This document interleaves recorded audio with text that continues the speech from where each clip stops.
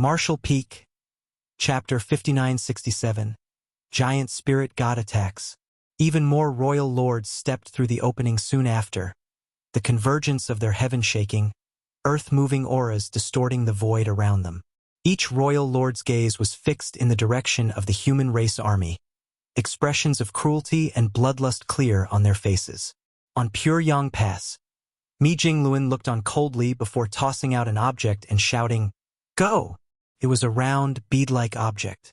Under the blessing of a Ninth Order Master's strength, the small round bead quickly broke through the heavy blockade of the Black Ink clan and reached the royal lords. The gazes of the many royal lords were attracted to the round bead, but after examining it, they found that despite its peculiar appearance, it was not worth much attention. One of the royal lords threw a casual punch out at the round bead, shattering it instantly. Suddenly, a surprise occurred that caught all the royal lords off guard. When the round bead was shattered, countless universe fragments appeared out of nowhere, as if they were the remains of the round bead. Strong space principle fluctuations followed suit before two massive figures that blocked the heavens and covered the earth appeared. Each royal lord's face was filled with shock. On the other hand, Ada and Aer, who were prepared beforehand, did not give the royal lords any time to react, launching a violent attack at them as soon as they appeared.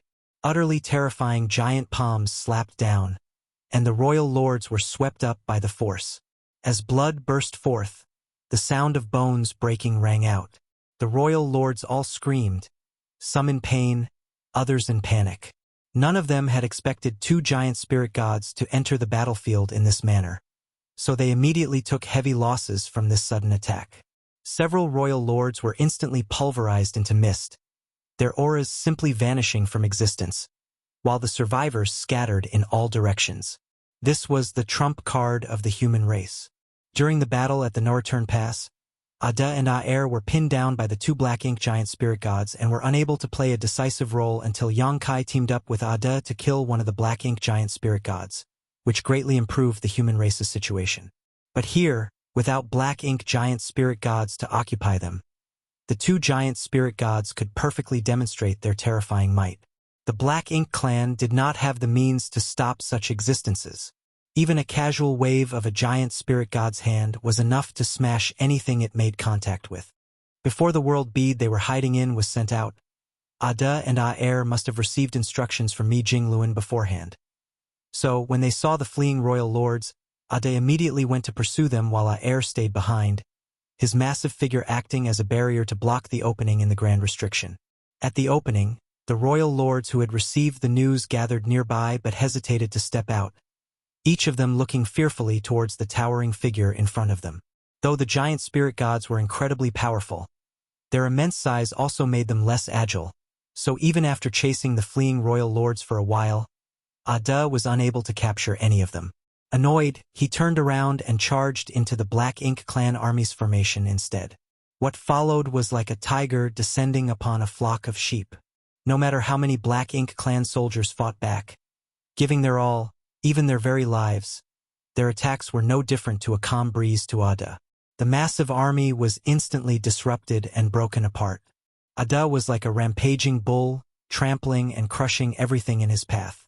Giant gaps had now been opened in the Black Ink clan army, which was already somewhat scattered to begin with. Mi Jingluan was overjoyed when he saw this and immediately gave the order for the entire army to attack.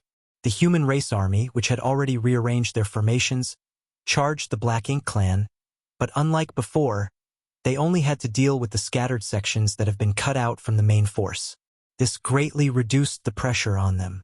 Just as the human race army was launching their second attack, 10 figures flew out from the suppressing Black Ink fortress, but they did not head to the battlefield and instead flew in the opposite direction.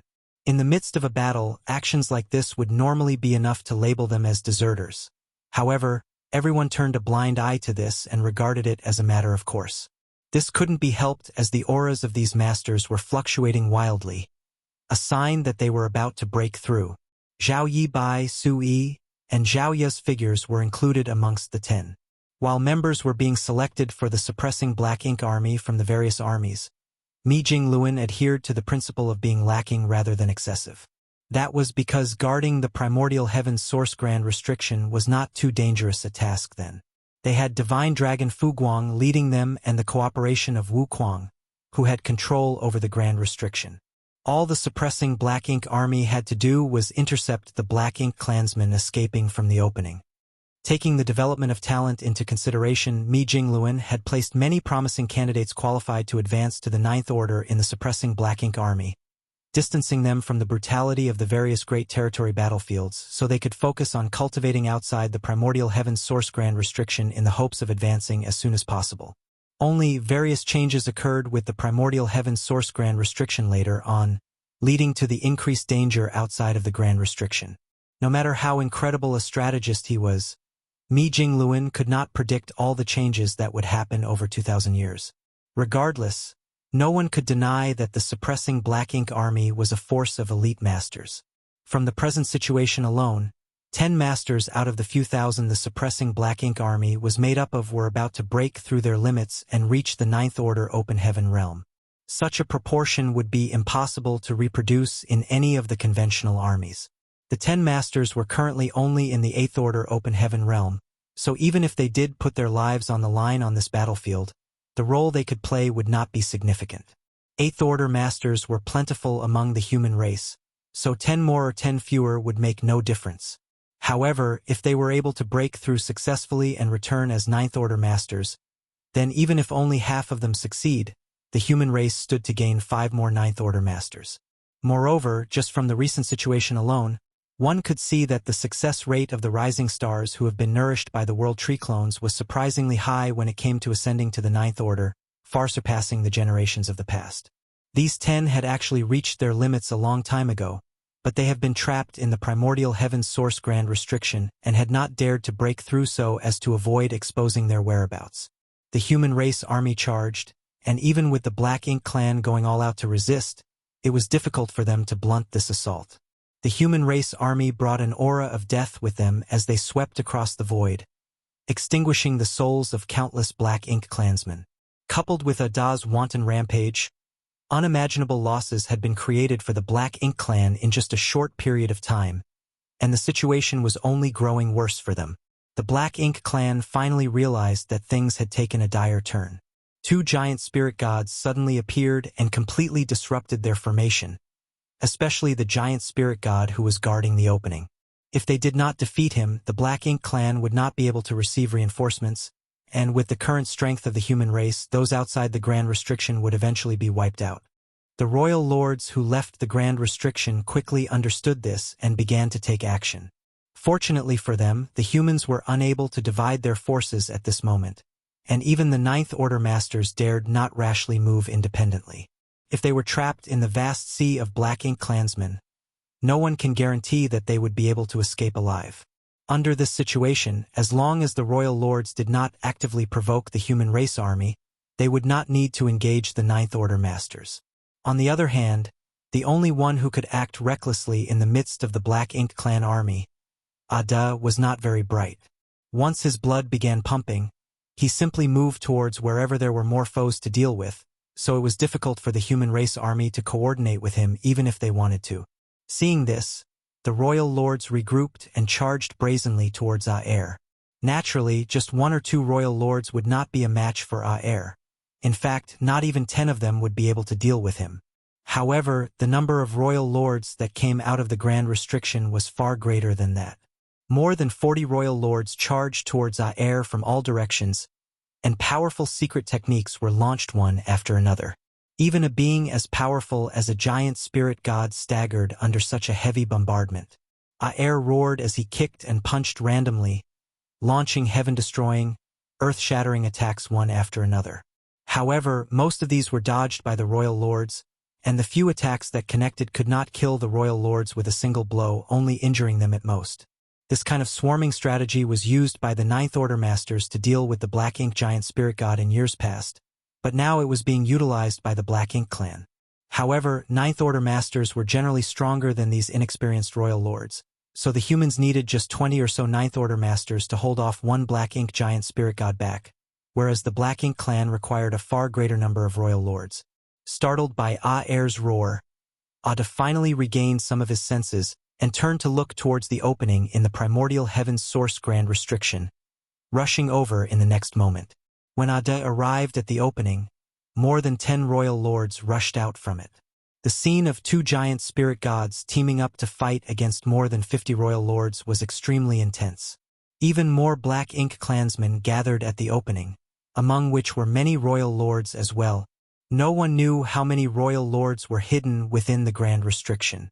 Their numbers within the dark space seemed to be endless, and they never stopped coming no matter how many were cut down.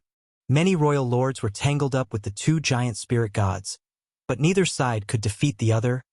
Meanwhile, the Black Ink clan soldiers behind the opening found opportunities to flood out and join the massive battlefield. On pure Yang Pass, Mi Jing Luan's expression was solemn. The human race's only trump card had already been played, but apart from the initial success they gained against the Black Ink clan, it hadn't been able to play a decisive role. Right now, Ada and Aer were blocking the opening together, but all they were really doing was delaying the speed of reinforcements coming out. If this continued, the situation would become unfavorable for the human race as more time passed. No matter what strategies he could come up with, the key to winning or losing a war was still the balance of power. Compared to the Black Ink clan, the human race army was undoubtedly an elite force, but their numbers were just too limited. Casualties were inevitable in war, and once their army reached a certain critical limit in their losses, their momentum would collapse. When that time came, the human race army's fate on this battlefield surrounded by enemies would be tragic. And this was merely a war against the Black Ink clan army. The Black Ink clan army were not the only ones the humans had to fight against. The main enemy they were up against was the one who stood behind them, Mo. It was an unbelievably terrifying foe. Was there any hope for victory in this war? Mi Jing Luan had no idea. All he knew was that as a human, one had to give their all in battle in order to leave no regrets behind. And, through the information coming in from Wu Kuang's side, what Yang Kai was doing would also be a key for them. If Yang Kai could succeed, then the situation may not be as bad as he imagined it to be. Just like the giant spirit gods Ada and Aer, Yang Kai was also a trump card for the human race. Oh! In the vast and desolate void, a faint light suddenly blossomed, quickly growing into a dazzling brightness that persisted for a long time before gradually subsiding. A graceful figure stood quietly in the void. She opened her eyes, revealing a pensive expression, as if she had vaguely understood something. It's time to end this once and for all. Saying so, a pair of glistening and beautiful wings suddenly spread out on her back.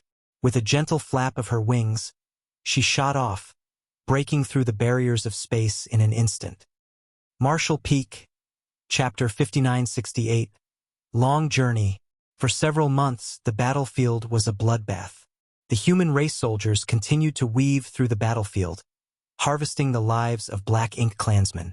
Their charge was unimpeded at first, but as more and more royal lords left the grand restriction, the pressure on the humans grew stronger and stronger. Ada and Aer were still blocking the opening of the grand restriction, but they could not stop all of the Black Ink clansmen, and when they were surrounded and attacked by dozens of royal lords at once, there would eventually be leaks in their blockade, and every time that happened, a large number of Black Ink clansmen would swarm out of the grand restriction. Many of the Black Ink clansmen who were unable to escape the circle of battle were caught in it, and were annihilated without even a single bone left behind, but many more escaped unharmed to support their brethren on the battlefield. The entire void was flooded with rich Black Ink strength and bodies, which may be fine for the Black Ink clan, but for the humans, such an environment was brutal. Since the soldiers were constantly consuming purifying Black Ink pills, their medicinal efficacies were falling steadily. Ordinarily, the medicinal efficacies of a single purifying Black Ink pill would last for a few days, but after a months-long high-intensity fight, the medicinal efficacies of purifying Black Ink pill were only lasting less than 6 hours each now. Despite how many purifying Black Ink pills the humans had stockpiled beforehand, there was still a limit in the end. The same went for purifying light. Once the purifying Black Ink pills and purifying light ran out, regardless of how much of an advantage the humans had at that point, it would be hard to maintain it going forward. After fighting for so long, the human race army could no longer maintain the same intensity in battle. Now, when they charged, only half of the soldiers fought while the other half took the opportunity to rest and recover. This was the only method that Mi Jingluan could employ to maintain the combat capabilities of the human race army. But this plan would not work in the long term. As the number of royal lords increased, the pressure was also increasing for the humans, and the casualties were also rising at an alarming rate. The only comforting thing was that 8 of the 10 rising stars from the suppressing Black Ink army were able to advance to the Ninth Order. Including the Ninth Order masters they had before, the total number of Ninth Order masters now broke through the 40 mark. This was probably the final number of Ninth Order masters for the human race. Before this war ended, no one else would be able to safely break through again. Among the 8 newly advanced Ninth Order masters, Yang Kai's 3 legacy disciples were the most conspicuous. The 3 of them joined forces to perform Yang Kai's unique secret technique, the Sun and Moon Divine Wheel, killing more than 10 royal lords over the course of this battle. One should know that all 3 of them were in the Ninth Order now, so together, the might of the Sun and Moon Divine Wheel that they executed was even more powerful than even Yang Kai's. Moreover, Yang Kai's Sun and Moon Divine will only contain space-time strength. But their version also had the power of Zhao Ya's spear principles mixed in, which made it even more domineering. Even though the trio had just broken through, this secret technique was not something that the royal lords could resist. Unfortunately, the consumption of this secret technique was too great for the 3 of them, and they could only use it once a day. However, every time they did, a royal lord had died. The royal lords naturally took note of this, and whenever the trio appeared, multiple royal lords would move to engage them in a fight to the death. The human race army kept wandering the battlefield and fighting, slaughtering countless Black Ink clansmen. But the losses they sustained were also shocking. This seemed to be a war that would not end until both sides were wiped from existence.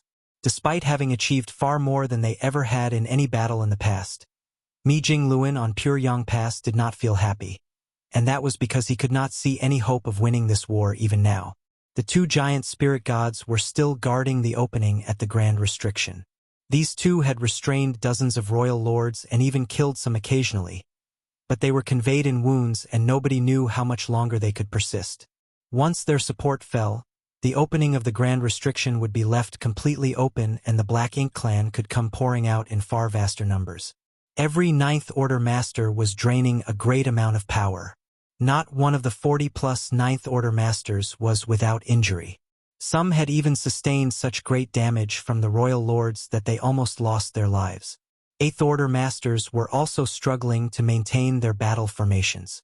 While the battle formations allowed the Eighth Order masters to become more powerful, it was also a burden on them, especially for those acting as the core of the formation. The pressure they faced was much more compared to that of the other Eighth Order masters. It was not a problem for a short period, but it was difficult for even the Eighth Order masters to maintain a battle formation for an extended time. At the beginning of the war, the Eighth Order masters were still able to form 7 stars and 6 paths formations, but even the 6 paths formation could no longer be seen now. The strongest battle formations they were using were now just 5 elements formations, while most of the Eighth Order masters were only maintaining the lowest 3 fortunes formation to fight against their enemies. It was not that they did not want to form stronger battle formations, but they were truly strong in will but weak in strength. As for the soldiers under the Eighth Order, many had died when their warships were destroyed. The purifying black ink pills and purifying light were constantly being consumed, and no matter how much they had been saving up, they would see the bottom of their stock sooner or later. Even the small stone race army, which Yang Kai had distributed to the human race army beforehand, had been decimated. The geography of the battlefield was also a major hindrance for the humans. The ever-growing black ink clouds and black ink strength that filled the entire void seemed to be turning the battlefield into a black ink ocean. The Black Ink clan were like fish in water in this environment, while the humans were being heavily restricted. The divine spirits roared as they fought, but even they could not change the course of this war. As the fighting progressed until this point, not only were the humans unable to see any trace of hope, but they were gradually being submerged in despair. However, no one retreated, because they all knew that this was a war that could not be lost. If this war was lost, then the human race was likely to be wiped from existence. Everyone was holding on, waiting for a chance to turn things around. That glimmer of hope was now inside the primordial heaven's source grand restriction. Naturally, it was the person who could create all kinds of miracles, and the one who has led the humans on the path of survival for the past few thousand years. It could be said that the current heritage and capital that the human race possessed that allowed them to carry out a second crusade had to be credited to him. Nevertheless, he had not appeared yet.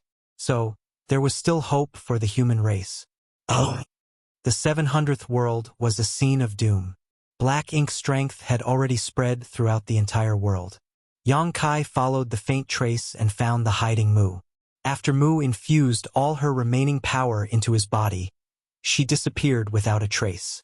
In the 800th world, Yang Kai did not sense Mu's presence at all. Without hesitation, he activated the power that Mu's other shadows had left in his body and left this universe world. In the 900th world, peace reigned and everyone lived in harmony. Yang Kai successfully reunited with Mu and, with the help of the profound source gate, suppressed and sealed Mu's source piece before leaving quickly. The 1000th world, 100th, 200th, the cycle continued in a seemingly endless journey which Yang Kai was treading alone. Sometimes, Yang Kai needed only to follow the faint sensation to find Mu, and then use the profound source gate to suppress and seal Mu's source piece. However, there were often times when things didn't go as smoothly as he hoped. There were universe worlds where black ink strength had spread everywhere, and even Mu's source piece had escaped. In these universe worlds, there was not much that Mu could do. She hid and waited for Yang Kai to arrive, so that she could infuse the power of her shadow into his body. To make matters worse, there were some universe worlds where Mu had already been killed. Even though she was the most powerful of the martial ancestors, her shadows were only a state from a certain period of her life, and within those periods her strength was limited. For example, in the 800th world, black ink strength dominated everything and Mu's shadow was missing. There was no reason for Yang Kai to even stay in such a world. There were also some worlds where black ink strength and Mu's powers competed against each other, similar to the situation in the primordial world. If Yang Kai had enough time, he wouldn't mind lending a hand to Mu, cutting off the wings of Mo and suppressing and sealing pieces of its source. However, through the messages transmitted by Wu Kuang from the jade pendant that he wore on his chest, Yang Kai knew that the situation both inside and outside the primordial heaven's source grand restriction was dire. He didn't have any time to waste, so he could only give up when he encountered worlds like these. Mu's shadow in these worlds did not object to any of his decisions, always imbuing their power into his body. Passing through one world after another, Yang Kai soon lost track of how many source pieces he had suppressed and sealed. He only knew that the further he went, the greater the likelihood that an unexpected encounter would happen. Often, he would pass through many universe worlds in a row and still find it difficult to suppress and seal even one of Mo's source pieces. He knew that his journey would most likely come to an end soon. Once he had suppressed and sealed enough pieces, Mo would awaken completely, and then he would have to face the most powerful existence in the world. Yang Kai didn't dare to linger. Besides wanting to suppress and seal even more pieces, he also wanted to take away all of Mu's shadows from each universe world. This predecessor had done enough for the human race. Even though she had fallen, her life had been divided into 3,000 pieces and continued to protect the human race in the form of shadows. How lonely those shadows must have been over the years. Taking them away was also a kind of liberation for them. The power that the shadows infused into Yang Kai's body at their final moments seemed unremarkable. It couldn't even enhance Yang Kai's strength in the slightest, but this inconspicuous power was proof of Mu's existence and sacrifice. This was the greatest kindness his predecessor had given to the human race, so it was only right as a successor to show how grateful he was. There was little he could do for Mu. He could only try his best to free more of her shadows from their endless loneliness and waiting. It wasn't that he was unaware of the urgent situation the human race was facing outside the primordial heaven's source grand restriction. The information conveyed by Wu Kuang had already indicated that the humans were not in a good state currently. The prolonged intensity of this war had made it difficult for them to hold on any longer. Without external intervention, the human race would undoubtedly be defeated in this war. But Yang Kai was in no hurry to leave the space-time river despite knowing that. because the enemies that the human race had to face were not only the Black Ink Clan army, but also Mo. Nobody had any idea just how powerful the legendary creator realm was. So Yang Kai could only suppress and seal as much of its source as possible to weaken its power and increase the chances of the human race's ultimate victory. Martial Peak, Chapter 5969. It's her. The towering bodies of the giant spirit gods were covered in wounds.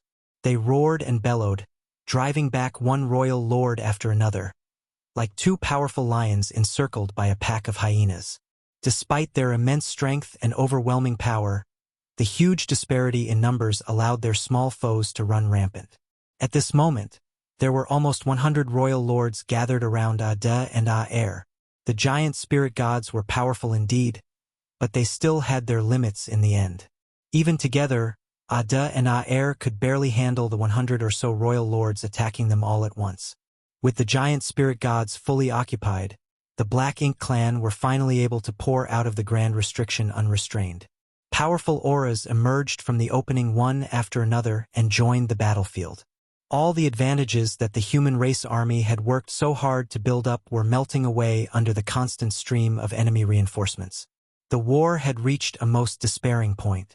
Yang Kai still had not shown up.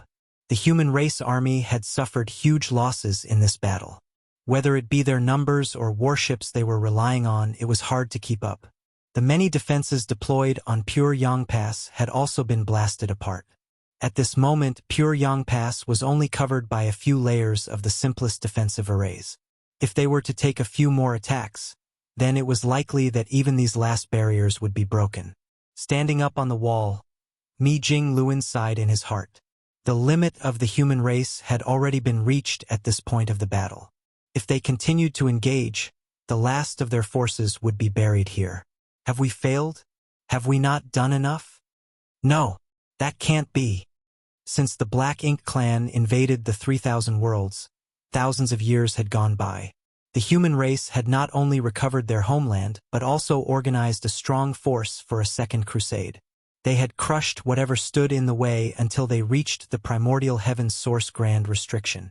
They had done well enough.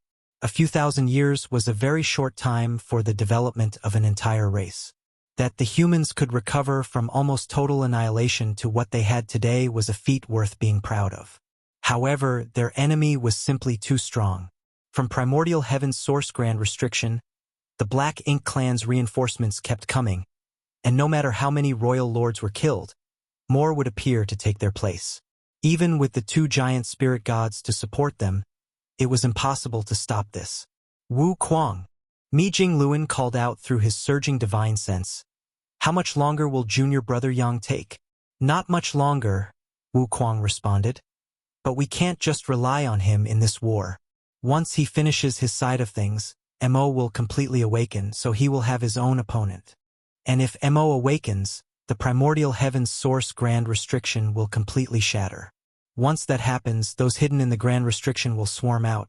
When that happens, you will see the scale of the Black Ink Clan army is much more than what you are currently seeing now. Then, is he a match for Mo? Mi Jing Luan asked another question. Wu Kuang answered without hesitation. Naturally not. If he were to face off against Mo with his current strength, a death without burial is sure to await him. Mi Jing Luan was silent for a moment. So to say, what we, the human race, are up against is an unscalable wall. Wu Kuang responded. You could say that. Then there's no other way. What are you planning to do? A bitter look appeared on Mi Jing Luan's face. Nothing. Junior brother Yang told me about his encounters in the universe furnace previously, and he also mentioned something at the edge of the universe. He anticipated the situation today before the war began, so he left a path for the human race to retreat to. Wu Kuang was surprised. The edge of the universe? It's a long story. Mi Jing Luan did not have the time to explain in detail. Junior brother Yang told me that if the human race really was no match for the Black Ink Clan, there was no need for us to go down fighting. He told us to preserve our power as much as possible, and he will bring our remaining kin to another world where we can find a suitable place to live. Wu Kuang wondered. Such a place exists? Mi Jing Luan was honest. I don't know. But if junior brother Yang says it does, then it definitely exists. If it does exist, it's not a bad choice. I will try to buy you some more time. If you want to retreat, then go quickly. We can't predict what will happen if things continue to drag on. Many thanks, Mi Jingluan thanked him, knowing that Wu Kuang might put himself in danger by doing so. After all, the ones in charge of holding back the enemy while the army retreated were always in the most dangerous position. After coming to a decision, Mi Jingluan did not hesitate any longer. In this current situation, every moment of delay would further increase the casualties to the soldiers. However, to be forced from their homeland like this, to a new world in a place they did not know, it really was shameful. But reality did not give the humans much choice. As he was about to pass down the order, Mi Jingluan suddenly sensed something and turned to look into the distance. He didn't see anything at first, but in the next instant, a bright light swept over from that direction, and in the next instant the distance grew much closer, and the light also became clearer. So fast! Mi Jingluan was astonished. Right now he was a Ninth Order Open Heaven Realm Master, and if he exerted all his strength, he could reach immense speeds, but even at his best, he would probably not be able to reach a tenth of that light's speed. Such speed was not inferior even when compared to Yang Kai's instantaneous movement. Who is that? The direction the light came from was from beyond the spiritless land, where the human race army had also come from. In other words, the one arriving was most likely a human race master. But was there such a master among the human race?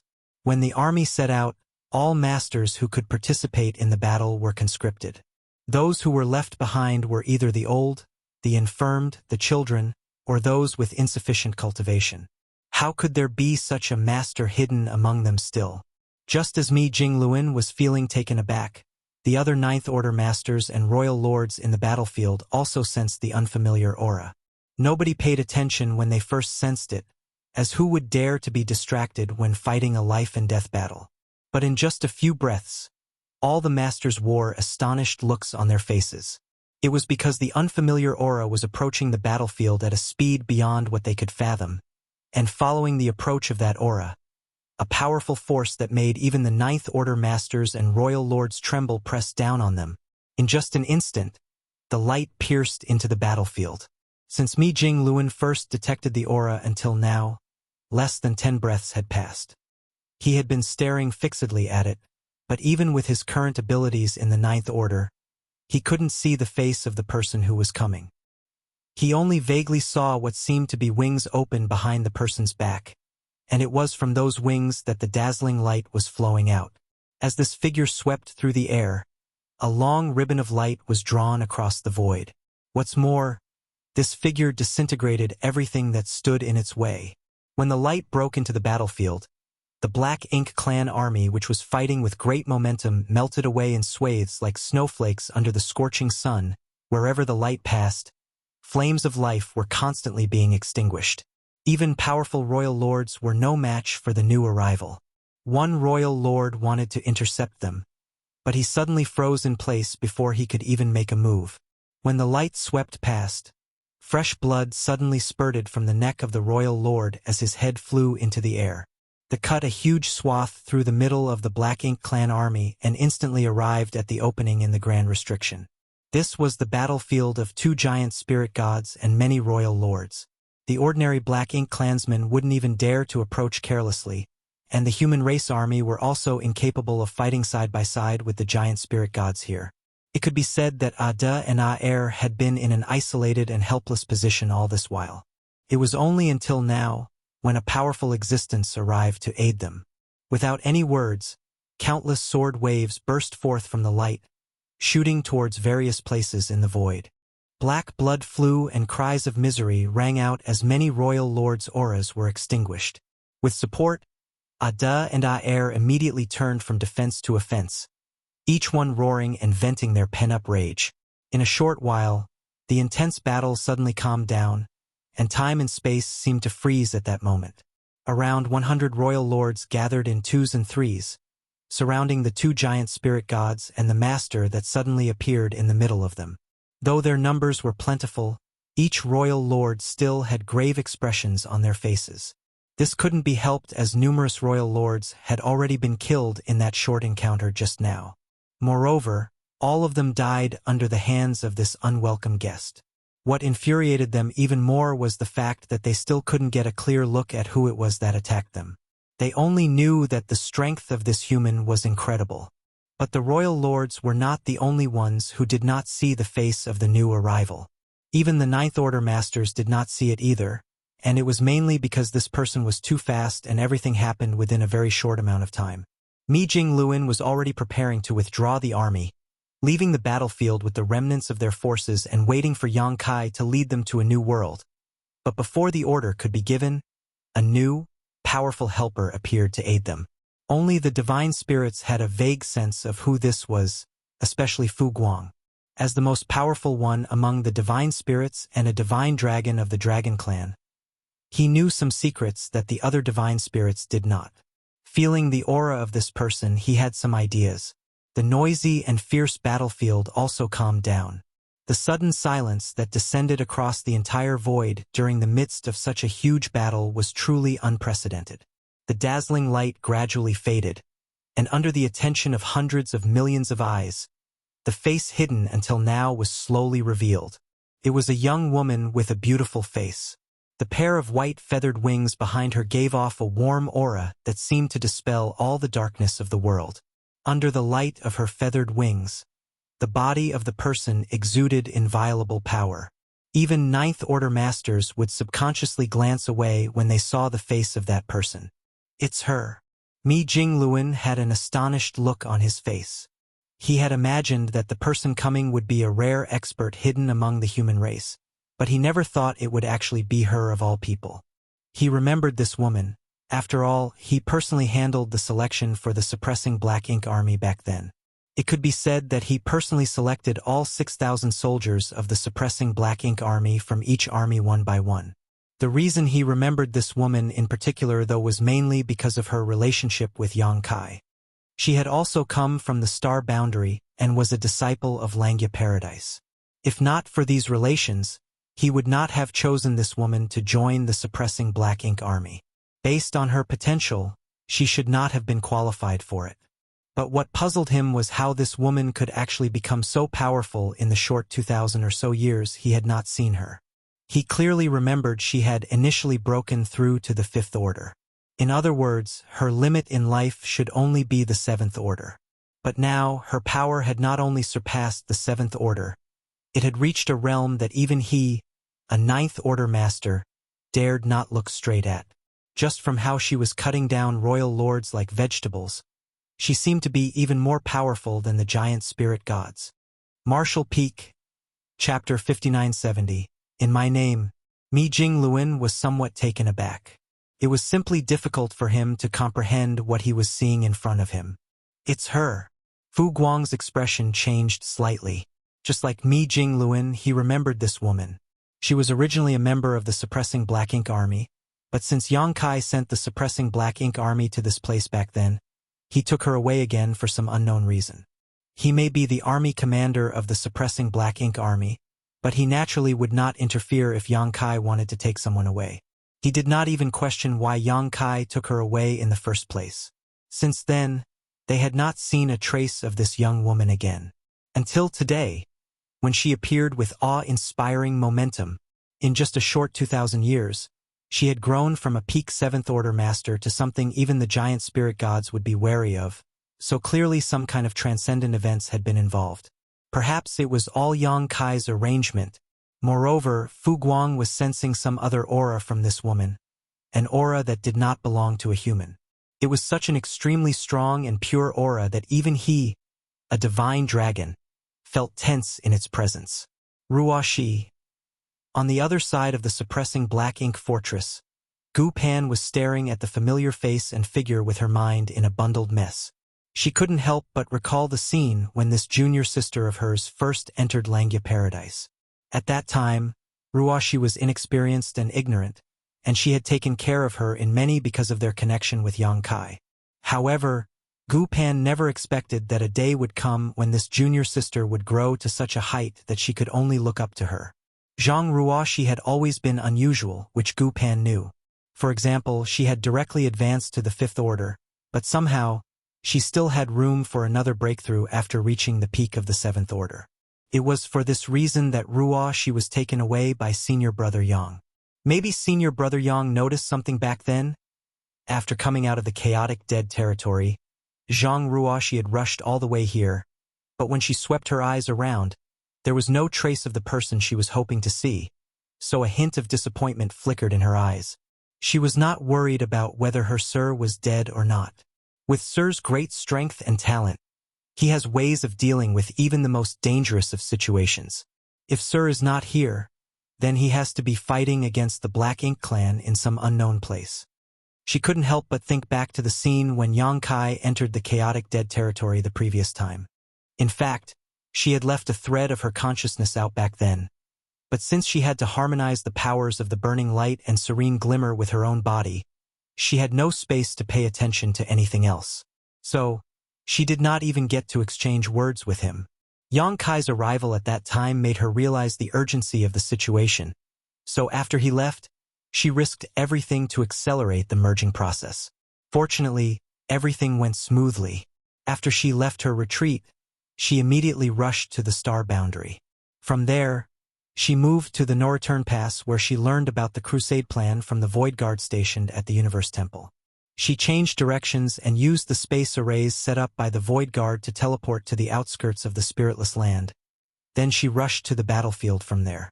If not for that, it would have taken half a year to rush all the way here from the chaotic dead territory even with her current ability. Fortunately, I didn't arrive too late. She cheered inwardly to herself. Scanning the battlefield with her beautiful eyes, she observed the difficult situation the human race army was in. Lifting her broadsword up high, which was the source of the sword waves that cut down the royal lords earlier. In the quiet center of the battlefield, under the attention of hundreds of millions of pairs of eyes, she slowly brought her hands together, holding the hilt of her broadsword with its tip pointing down, before she thrust it into the void at her feet. A soft murmur came from her mouth, and though her voice was not loud, every living creature on the battlefield could hear it clearly. In my name, dispel the darkness. The wings behind her suddenly flapped open, and the aura emanating from the woman with her head down became even more resolute and inviolable. A point of light bloomed where the sword point touched before it exploded out like a great sun, spreading in all directions at an incredible speed. It was purifying light. Since Yang Kai brought the purifying light out of the chaotic dead territory, the humans had used it to reverse many declining situations for thousands of years, and even used it to refine weapons like the evil purging divine spears, but no one had ever witnessed such a large-scale eruption of purifying light. Even when Yang Kai sacrificed millions of small stone race soldiers to condense a burst of purifying light, that was like comparing a firefly to the bright moon that was the eruption today. The roughly 100 royal lords gathered nearby were the first unlucky ones to be hit. When the light spread out, they were all immediately engulfed by it. The pure light brought endless warmth and brightness to the human race, but it was like the vilest poison to the Black Ink clan. Howling, the royal lords tried to retreat, but the light was everywhere, enveloping them fully. Rich Black Ink strength was continuously bursting forth from their bodies, fighting against the erosion of the purifying light. The light continued to spread out in all directions and countless Black Ink clansmen wailed in agony. The auras of every Black Ink clansman, from innate territory lords, acquired territory lords to feudal lords, all were visibly weakening at an alarming rate. Meanwhile, the thick Black Ink clouds that had been built up on the battlefield these past months were wiped away, quickly melting away like snowflakes under the scorching sun. The dazzling light soon enveloped the entire battlefield. For every passing moment, the energies in large numbers of Black Ink clan soldiers were purified, causing them to fall in droves. The light gradually faded, and the situation on the battlefield had undergone a remarkable reversal. 30% of the Black Ink clan army that numbered in the hundreds of millions had been wiped out by the eruption of the purifying light, and their previously tight formations were now filled with holes. Worse still, the Black Ink clouds and Black Ink strength that had been accumulating all this time were basically gone. These Black Ink clouds that filled the battlefield had been severely restricting the human race army's performance, creating a hostile environment that hindered their movements. But now, the black ink clouds were swept clean, and the terrain advantage that the Black Ink clan enjoyed no longer existed. In terms of environmental advantage, both sides were back now to square one. And all of this was achieved with just one secret technique from Zhang Ruoxi. It was an astonishing feat. Even though the royal lords, who had been repelled by the purifying light, had suffered severe damage to their foundations, they were now even more determined to kill Zhang Ruoxi after witnessing her terrifying power. They had no idea where this woman had come from, but they knew she possessed a tremendous power that could completely restrain the Black Ink clan. If this woman was not dealt with, the Black Ink clan would be in great trouble. What was more, the radiance of the wings behind Zhang Ruoxi dimmed significantly after she brought out that burst of purifying light, and her delicate face was tinged with an unusual scarlet from her exertion. It was obvious that activating such a mighty purifying light explosion came at a cost to her. Now was the time when she was at her weakest. If they didn't kill her now, when would they? So, despite being extremely wary of Zhang Ruoxi, the royal lords still swarmed towards her.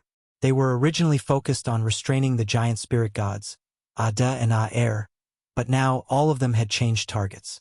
Compared to the giant spirit gods, Zhang Ruoxi was their true nemesis. Figures in all directions rushed towards Zhang Ruoxi, aiming for her life. Ada and Aer roared in anger, and though they were able to hold down a group of royal lords with their powerful strength, they couldn't stop all of them. Even the group of royal lords that were stopped had volunteered to stay behind to pin down the two giant spirit gods. The remaining royal lords only had Zhang Ruoxi in their eyes, each one displaying intense murderous intent. Amidst the human race army, many Ninth Order masters grew anxious at this sight. Zhang Ruoxi was able to change the course of the battle with her power as soon as she appeared. Being able to control purifying light at will was the most vital weapon the human race needed at the moment. If she were killed like this, then even the last hope of the human race would be gone. Even if Zhang Ruoxi had previously demonstrated strength that surpassed even the giant spirit gods, it was obvious that bringing forth purifying light of such a scale consumed a lot of her strength. While she was now weakened, dozens of royal lords rushed towards her at once, and no one knew if she still had strength left to defend herself with.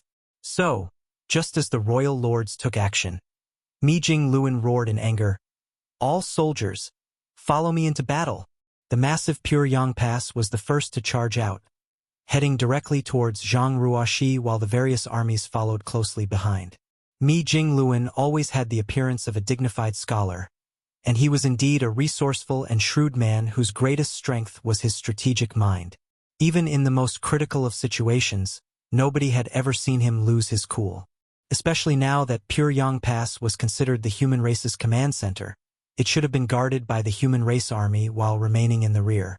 However, how could Mi Jingluan care about such things in this critical situation? One could even say that this was a gamble. Pure Yang Pass's mobilization had disrupted the human race Grand Army's tight formation. If they failed to save Zhang Ruoxi now, then the first one to be annihilated when the Black Ink clan surrounded them would be Pure Yang Pass. However, time waited for no one on the battlefield. Mi Jingluan could not afford to wait and make preparations and plans. Urgently, he compelled Pure Yang Pass forward in hopes that he could arrive at Zhang Ruoxi's side in time. Pure Yang Pass and the royal lords moved at the same time, and Zhang Ruoxi was clearly able to sense this. Understanding what her allies were thinking, she couldn't help but laugh as she called out, "No need to be anxious, Supreme Commander Mi. Since I've come, I have the ability to protect myself. Don't forget, it was Sir who taught me everything I know." While she was speaking, the royal lords had already closed in on her, hoping to kill her off quickly. The royal lords who were wounded by the purifying light did not hold back in the slightest. Each one of the attacks they used was the strongest in their arsenal. Instantly, terrifying powers broke out, and they were all converging on Zhang Ruoxi's position. This was different from their fight with the giant spirit gods earlier, where they were mainly focusing on restraining them. That was because the royal lords knew that trying to quickly kill the giant spirit gods would cost them a lot. The lives of many royal lords would have to be sacrificed if they were to attempt such a thing. What was more, Once the Supreme One awakened, what would these trivial giant spirit gods count for?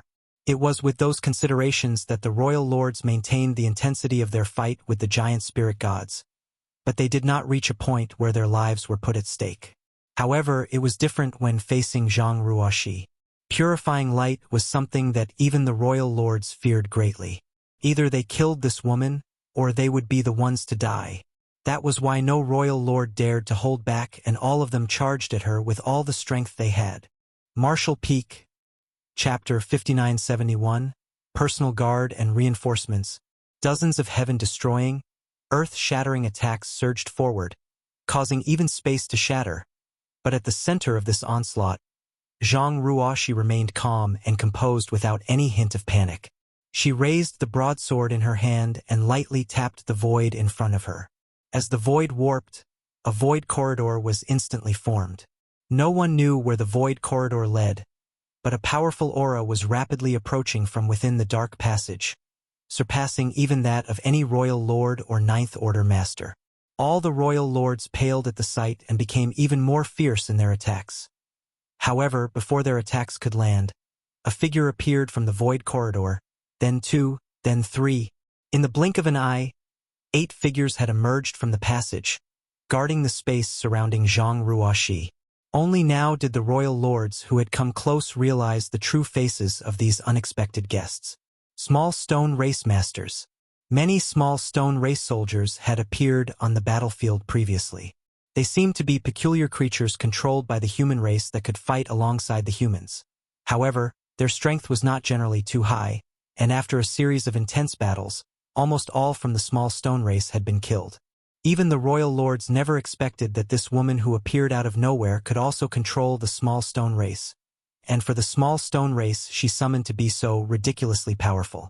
The aura emanating from each of these small stone race masters was comparable to that of a Ninth Order master, or possibly even more powerful. Moreover, there were 8 of them. These were Zhang Ruoxi's personal guard, a force that had never been seen before. Yang Kai was the only one who knew about the existence of these Ninth Order small stone race masters. When he went to the chaotic dead territory last time, he had experienced their might, and he knew that they were created through the harmonization of yin and yang by Zhang Ruoxi using her Heaven's Order bloodline. However, even Yang Kai did not fully know how many Ninth Order small stone race masters had been born in the chaotic dead territory. He only had an estimate.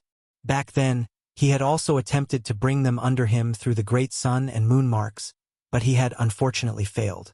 At that time, he speculated that the only person who could control them was Zhang Ruoxi. So, even though he thought it was a pity, he ultimately gave up on them. As it turned out, he was right. There were a total of 8 Ninth Order small stone race masters, and their auras were linked as soon as they appeared, instantly forming a magnificent battle formation. At the center of this battle formation was Zhang Ruoxi, who was being protected by them. The eyes of the Ninth Order masters who rushed over were bulging when they saw this, with Ouyang Lai exclaiming, "An 8 trigrams formation!"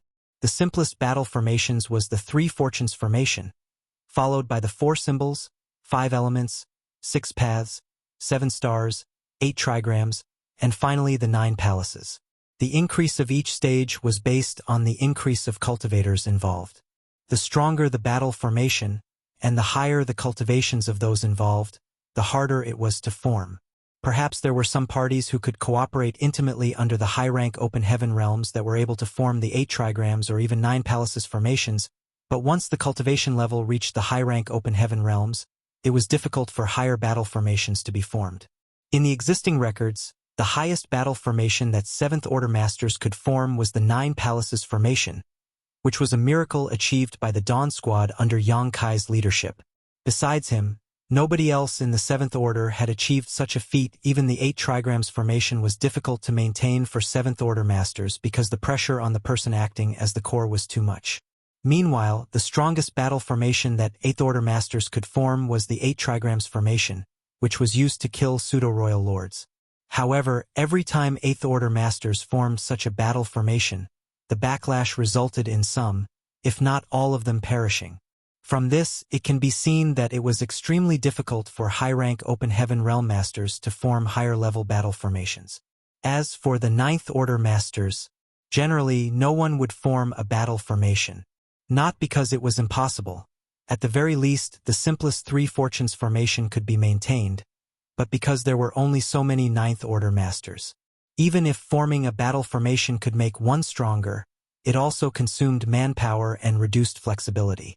The ninth order masters were already the strongest fighting force of the human race, so rather than concentrating all their power in one formation, it was better to let them act independently, which could better bring out their abilities. Theoretically, however, ninth order masters should be able to form 4 symbols formations, but anything higher may not be possible unless they had someone like Yang Kai to act as the formation core. With his divine dragon body, he should be able to bear the burden of a 5 elements formation. As for a 6 paths formation, the possibility most likely only existed in theory. But what were the ninth order masters witnessing at this moment? 8 ninth order small stone race masters had instantly formed an 8 trigrams formation. Even though they were separate individuals, they could perfectly form into a single entity without any strain. Such an incredible feat would be hard to believe if one did not witness it with their own eyes. 8 ninth order small stone race masters joining forces formed an impenetrable barrier around Zhang Ruoxi. Despite the attacks of the dozens of royal lords connecting as was expected, their heaven-destroying, earth-shattering techniques could not even budge the small stone race in the slightest. One should know that an attack of this level would injure even a giant spirit god. The royal lords were shocked beyond measure, but before they could react, a bright sword beam began to flicker, and the figure of Zhang Ruoxi, who was protected in the center by her personal guards, suddenly blurred. This just happened to be a moment when the royal lords were putting their all into delivering their most powerful attacks, so they did not have time to circulate energy into defending themselves. As a sword light flickered, black blood and heads flew. In an instant, the auras of nearly 10 royal lords swelled up before fading away. The surviving royal lords all retreated in shock. They had been living in the primordial heaven's source grand restriction for their entire lives, so they had little understanding of the human race. However, they had been fighting against the giant spirit gods for months now, and they had the assumption that the giant spirit gods were the last trump cards of the humans. It was not until this moment that they realized that there was a more terrifying existence in this world besides the giant spirit gods. An existence of this level was something that perhaps only the Supreme One could defeat. The surviving royal lords wanted to escape, but soon enough, they realized that they were not only being pursued by the winged woman, but also by the ninth order small stone race masters. The moment Zhang Ruoxi took action, so did the 8 who had formed the 8 trigrams formation. They spread out the battle formation and all charged towards the royal lords. The royal lords were caught in an extremely unlucky situation, but even though they had been injured by the purifying light before, they still had the heritage of royal lords and were not afraid of a single ninth order small stone race master. However, they soon realized that something was not right as they clashed with these small stone race masters. There was something unusual about the strength displayed by them, and it seemed to far exceed what should be expected. Upon closer inspection, they were shocked to discover that the aura of these small stone race masters were still closely connected to each other despite the fact that all of them were seemingly fighting alone. Most crucially, their auras were constantly changing and they could form different battle formations at any time or switch which one served as the core of that battle formation at will. The masters who had rushed over to help also noticed this, and all of them had incredulous expressions on their faces because what they saw before them was impossible according to everything they understood. When human race masters formed battle formations, they had to take great care in maintaining the connection of their auras. The worst possibility was if a battle formation collapsed due to the link being broken. Each time humans assumed battle formations, the masters had to divert some of their attention to maintaining its operation. However, when they looked at these ninth-order small stone race masters, it seemed that their control over their auras had reached an instinctual level. They could disperse or form any battle formation in an instant. One might think they were alone, but in fact, they had 7 other brothers behind them who could help to crush their enemies at any time. They were just like parts of a single entity. As the group of human masters watched on, they felt both amazed and ashamed. They had no idea how these ninth-order small stone race masters did it, but they knew that the humans could never achieve such a thing. Even if they had full and complete trust in each other, each individual among their race had their own way of thinking.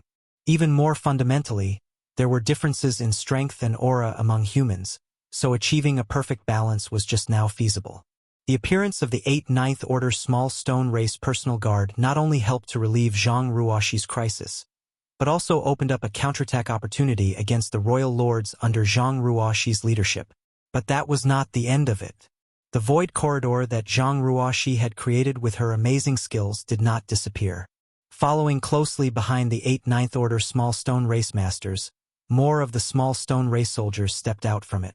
They continued emerging in an endless stream, too many to even be counted. In just a short amount of time, an army of millions had gathered outside the void corridor. Even though there weren't many masters among them, their numbers were still a sight to behold. And all this was just the beginning. As even more emerged, they soon began covering the void, filling one's field of vision. Previously, when they were facing the constant influx of Black Ink clan reinforcements from the Primordial Heaven Source Grand Restriction, the human race were at a loss, and there were even those who wished that they had their own reinforcements too. At this moment, that seemingly impossible wish was being fulfilled. Moreover, these small stone race soldiers were somewhat different from the ones that the humans had encountered before. Due to their low sentience, the small stone race acted almost entirely on instinct. This meant that without being refined and controlled by the humans, they were just like scattered sand, and it was difficult for them to unleash their full potential in large-scale warfare. However, those that walked out of the void corridor at this moment had formed one imposing and uniform army.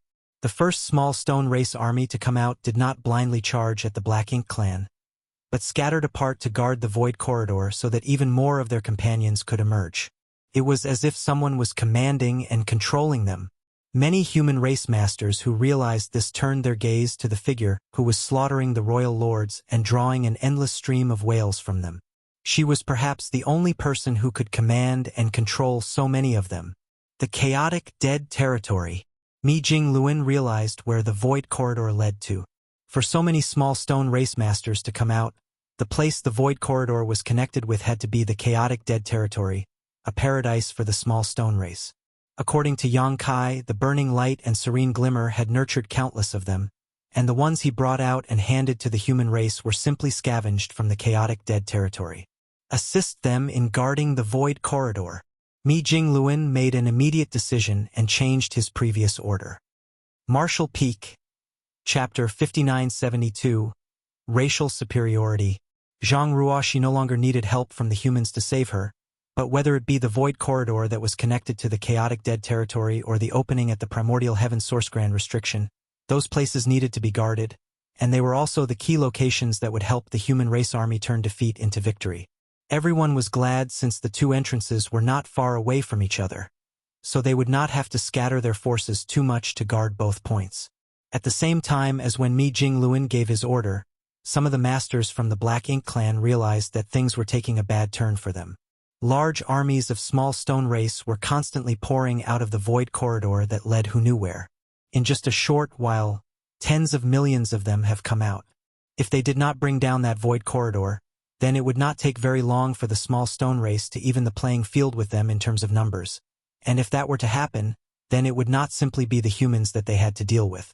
While the human race army were rushing to the void corridor, many masters from the Black Ink clan led their own subordinates in the same direction.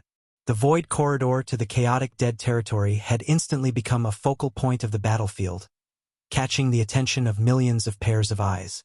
Even though the human race army moved sooner than the Black Ink clan, they were also further away. So, when they were only halfway there, the Black Ink army had already surrounded the void corridor in all directions, but the emergence of the small stone race had also diverted much of their attention, which resulted in the situation becoming much safer for the human race. A war that was even more intense from the fight between the human race and the Black Ink clan broke out. Although the human race army was completely made up of elite soldiers, they were very limited in numbers. During the previous confrontation, the human race army's strategy was to use superior mobility to slaughter as many enemies caught in their path as possible. Rarely would they engage in large-scale head-to-head confrontations with the Black Ink clan. The current situation with the small stone race was different. They were desperately defending the void corridor, so there was simply no way to retreat or escape. Once the Black Ink clan army were to come in from all directions, both sides would immediately break out into a stunning battle. Both sides were like two colliding torrents with countless bodies caught in the rolling waves. Those from the small stone race were constantly incurring casualties, but their numbers were also being replenished continuously. Even though they were far inferior to the Black Ink clan in terms of numbers with battle formations and momentum, they managed to hold their ground. It was as if there was an invisible hand that was controlling everything about the small stone race, so that these creatures that were supposed to have little sentience and could only act on instinct could now be molded into a single strict army that knew when to advance or retreat. There were not too many masters among the small stone race, and the drawbacks of that were soon apparent. This was Yang Kai's inadvertent mistake when he took so many 8th Order and 7th Order small stone race masters with him on his last trip to the chaotic dead territory, resulting in the small stone race army lacking masters among them. The small number of 8th Order small stone race masters here were no match for the pseudo-royal lords, so no matter how much they replenished their numbers, it took only a few moments of fighting before the Black Ink army were able to find opportunities to rip several openings into their line of defense. Fortunately, the human race army arrived just in time. Under Mi Jingluan's command, the humans immediately split into several groups and plugged into the different openings to fill them. With the help of the 9th Order masters, they were able to hold their line, albeit only barely. The situation was still not looking optimistic. The Black Ink clan army's attack was growing increasingly intense, and if the small stone race army couldn't gather enough mass, then there was still a risk of their lines being broken through. The small stone race in the Void Corridor were already gathering their troops at the maximum speed possible, but they could only barely keep up with the rate of their casualties. The defensive line kept on shrinking, and the space for the joint forces of the small stone race and the human race to move around in was constantly being constricted. Black Ink clan seemed to have found a ray of hope and was attacking more and more aggressively. Originally, Zhang Ruoxi's emergence and ruthless slaughter were enough to deter the royal lords who were eager to attack, and now no royal lord dared to come out from the Grand Restriction, fearing that they would be killed next. However, one royal lord saw the situation from the opening of the Grand Restriction and rushed out without care to hold back the 9th Order masters and put pressure on the opposing forces. Now, the defense line being held up by the human race army and the small stone race army was in danger of collapsing at any moment.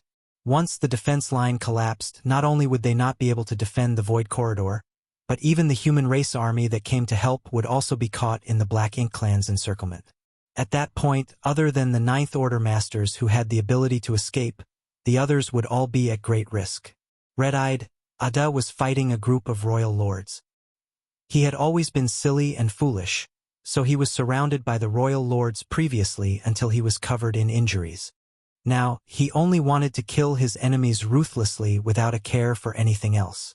On the other hand, Aer, who was smarter, noticed the situation on the human race army's side, but he was powerless to help even though he wanted to. Just like Ada, he was surrounded by royal lords and was simply unable to divert his attention unless he could get rid of them. The only ones they could put their hopes on, Zhang Ruoxi and her 8 personal guard, were still chasing after the royal lords who had scattered and fled in all directions. There were dozens of royal lords at first, but only a little over 10 of them remained, all of whom were agile with their movements and had good luck, but under her pursuit, they would also fall sooner or later. She did not seem to have any intention of coming to their rescue. Just as the battlefield on the joint army's side reached a limit and their defense was about to collapse, Zhang Ruoxi, who was chasing after the royal lords, suddenly stopped in place and without even looking, lightly clenched a fist in the direction of the Void Corridor. With this clenched fist, heaven and earth hummed and trembled. All over the battlefield, yellow and blue lights suddenly started moving. These lights came from the remains of the small stone race soldiers that were scattered among the Black Ink clan army. Since they did not possess flesh, if they were torn to pieces, not a drop of blood would flow out. They would only turn into pieces of stone like this. The power that nurtured them still remained in the debris.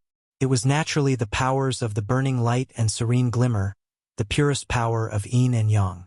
As the light emerged, all of the Black Ink clansmen who were enveloped by it had frightened looks on their faces. They had no idea what the yellow and blue colors represented, but they had witnessed the power of the purifying light that Zhang Ruoxi had brought forth before. That was why the Black Ink clan had gained an instinctive fear of this strange light. Most of the Black Ink clan were still shocked by the changes around them. A few of the sharper masters wanted to retreat when they noticed the situation turning against them, but how could they have the time to run? The defense line of the human race and the small stone race had been suppressed again and again. The Black Ink clan army surrounded them on all sides and were pressing hard, passing through the remnants of countless fallen small stone race along the way. It could be said that the Black Ink clan's frontline army was now fighting amidst a sea of the small stone race soldiers' broken remains. The yellow and blue colors swirled together, quickly turning into a dazzling pure white light that was scattered at first, but in the blink of an eye, condensed together. The white light was like an ocean, covering the vast battlefield. From within that white light, the countless screams and wails from the Black Ink clan rang out. Regardless of their cultivation, all of their bodies began to sizzle as if they had fallen into a wok of boiling oil, and following that phenomenon, the Black Ink's strength in their body began to dissipate and become purified. Those caught in the center of the white light were the most greatly affected, and soon, those with insufficient cultivation perished. Even if some managed to survive, their foundations were severely damaged. The best time to cull them was now, when they were weakened, and the counterattack of the human race and small stone race armies commenced in an instant. The small stone race members were being controlled by Zhang Ruoxi, who naturally would not miss such a good opportunity, and when the humans saw the flowing yellow and blue lights, they realized what was about to happen. After all, they had witnessed this kind of scene before from Yang Kai. So, before Mi Jingluan could even give the order, the human race army had already blown the horn to begin their attack alongside the small stone race army. On pure Yang Pass, Mi Jingluan sighed in his heart. No wonder Zhang Ruoxi said that she was taught everything she knew by Yang Kai. This manner of dealing with her enemies is carved from the same mold. The Black Ink clan army suffered grave losses due to being caught off guard in this unexpected situation, and the troops on the front line were completely annihilated almost instantaneously. Even several of the royal lords, who had jumped into the battle from the primordial heaven source grand restriction, died in this trap. The defensive line that had been suppressed to the limit began to expand in all directions, and with the collapse of their army in the front lines, the Black Ink clan's rear also quickly withdrew. By the time the dazzling light subsided, the intense exchange of offense and defense had ended as well.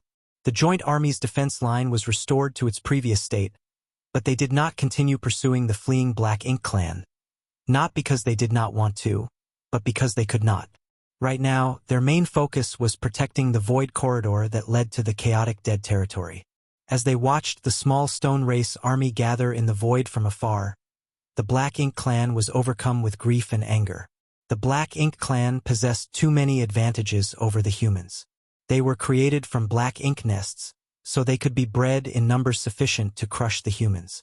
Moreover, their black ink strength was also extremely disadvantageous for humans.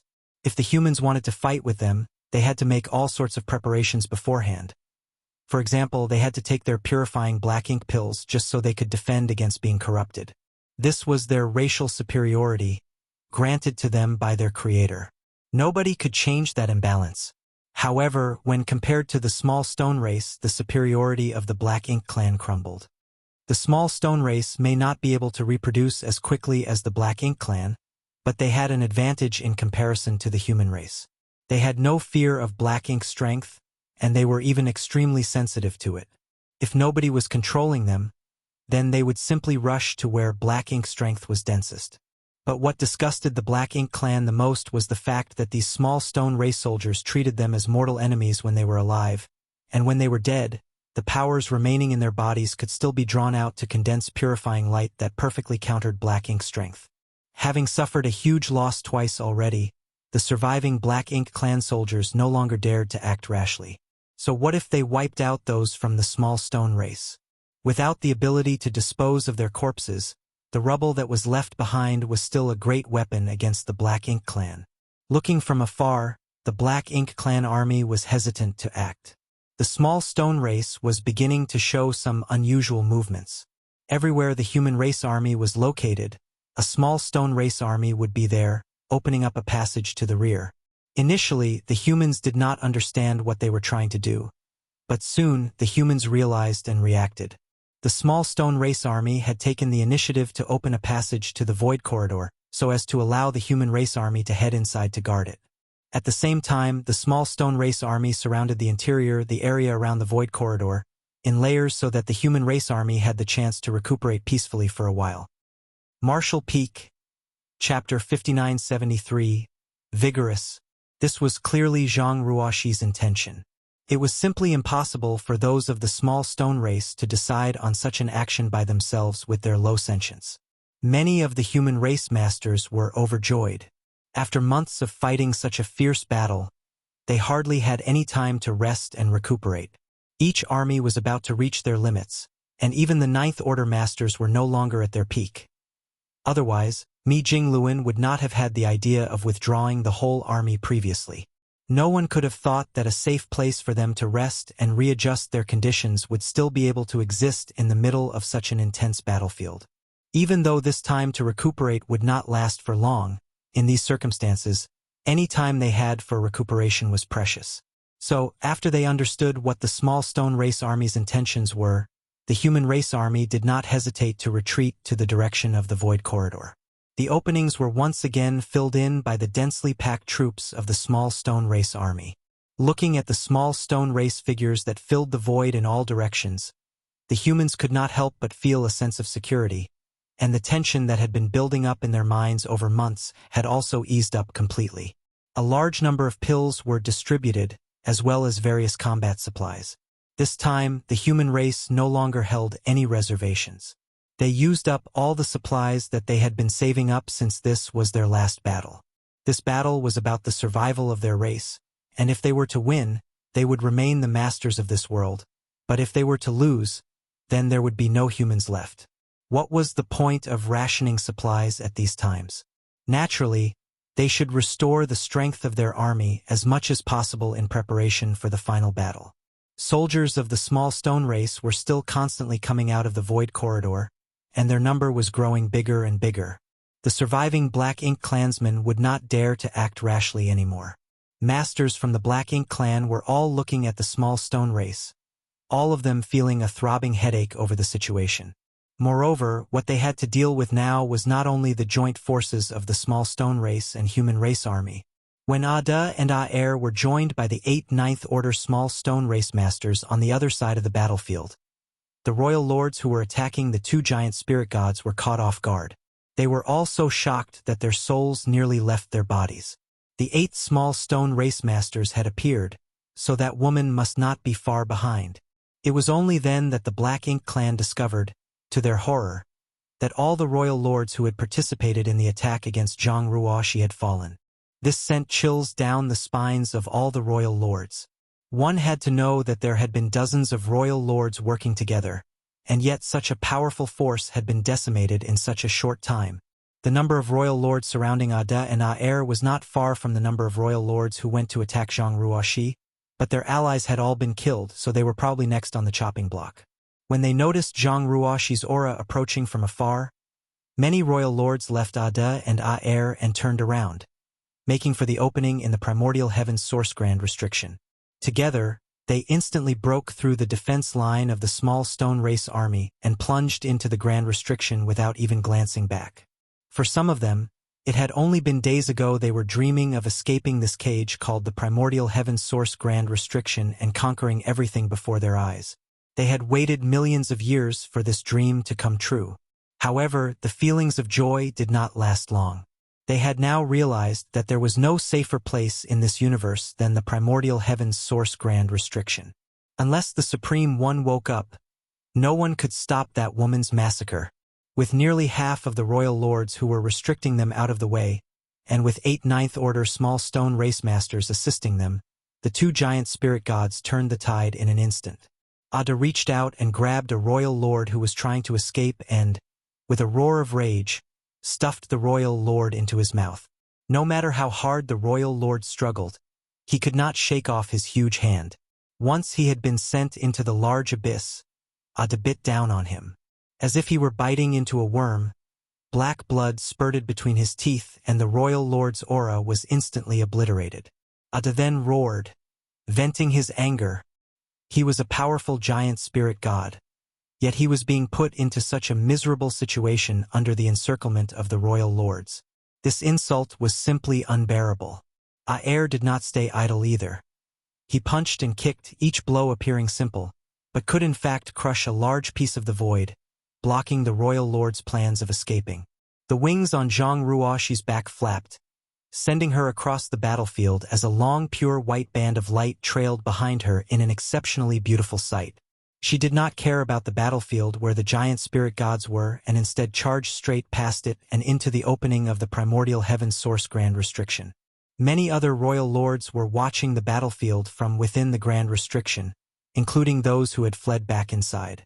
They thought that they were safe inside the Grand Restriction, but then disaster followed. A commotion erupted at the opening, and royal lords were being slaughtered rapidly, their miserable screams ringing in the void. At the center of the small stone race army's defenses, among the human race soldiers who were recuperating near the void corridor, countless masters looked on in awe at this amazing scene. They had never felt as good and as happy as they were at this moment. Now that gets the blood going. Ouyang Lai quietly wiped the sweat from his forehead as he refined the medicinal efficacies of his spirit pills. Even he did not expect Zhang Ruoxi to enter the Grand Restriction. It was truly an attention-capturing event, especially since that was where the Black Ink clan's mother nest or source was located. Who knew how many royal lords were gathering inside? He had met Zhang Ruoxi a few times before and knew that this woman was very close to Yang Kai, but he had never known that she was this powerful. But what tickled his curiosity even more was how this woman's shocking cultivation had come about. The power that she wielded had already surpassed that of the giant spirit gods. There were still an indistinct but large number of figures standing around at the opening, and many more of the Black Ink clan's reinforcements were pouring out to provide support on the battlefield. However, Zhang Ruoxi rushed in and cut them all down like vegetables, sweeping the entrance clean until no more of their figures could be seen, and the Black Ink clan's reinforcements also came to an abrupt halt. It was not until an hour later that a figure emerged from the opening, the wings behind her back still as glossy as jade, a sight that dazzled all that beheld it. "Damn woman, have some consideration for the elderly." The voice of Wu Kuang rang out beside Ruoxi's ears, sounding slightly helpless. He was tasked with controlling the primordial heaven source Grand Restriction and was united as one with it in a sense, so every time the Grand Restriction was ripped open, he would suffer a certain amount of backlash. The openings that happened previously were mostly done of his own accord, so he could control them to a certain extent. However, when Zhang Ruoxi suddenly rushed in, the large opening in the Grand Restriction had been torn apart 3 times before, and though royal lords could pass through it, it was still not enough for someone like Zhang Ruoxi to pass through. Just now, Wu Kuang had almost shrieked when he saw Zhang Ruoxi rushing over. From his standpoint, it was as if an unstoppable force was charging at him. Even though he expanded the opening as fast as he could, he was still caught off guard by Zhang Ruoxi's sudden charge and he could not regain control for a while. The feeling was just like having his entire being ripped apart. And that was why he had to complain. Zhang Ruoxi smiled, more or less understanding Wu Kuang's meaning. She then apologized. "Forgive me, senior. It was Junior who was reckless." She was strong, beautiful, had a sweet voice and a pleasant demeanor. So what could Wu Kuang say? After holding it in for a while, he let out a sigh and muttered, "You did well." While others could not see what was going on inside the Grand Restriction, he could still feel a thing or two since he was in control of it.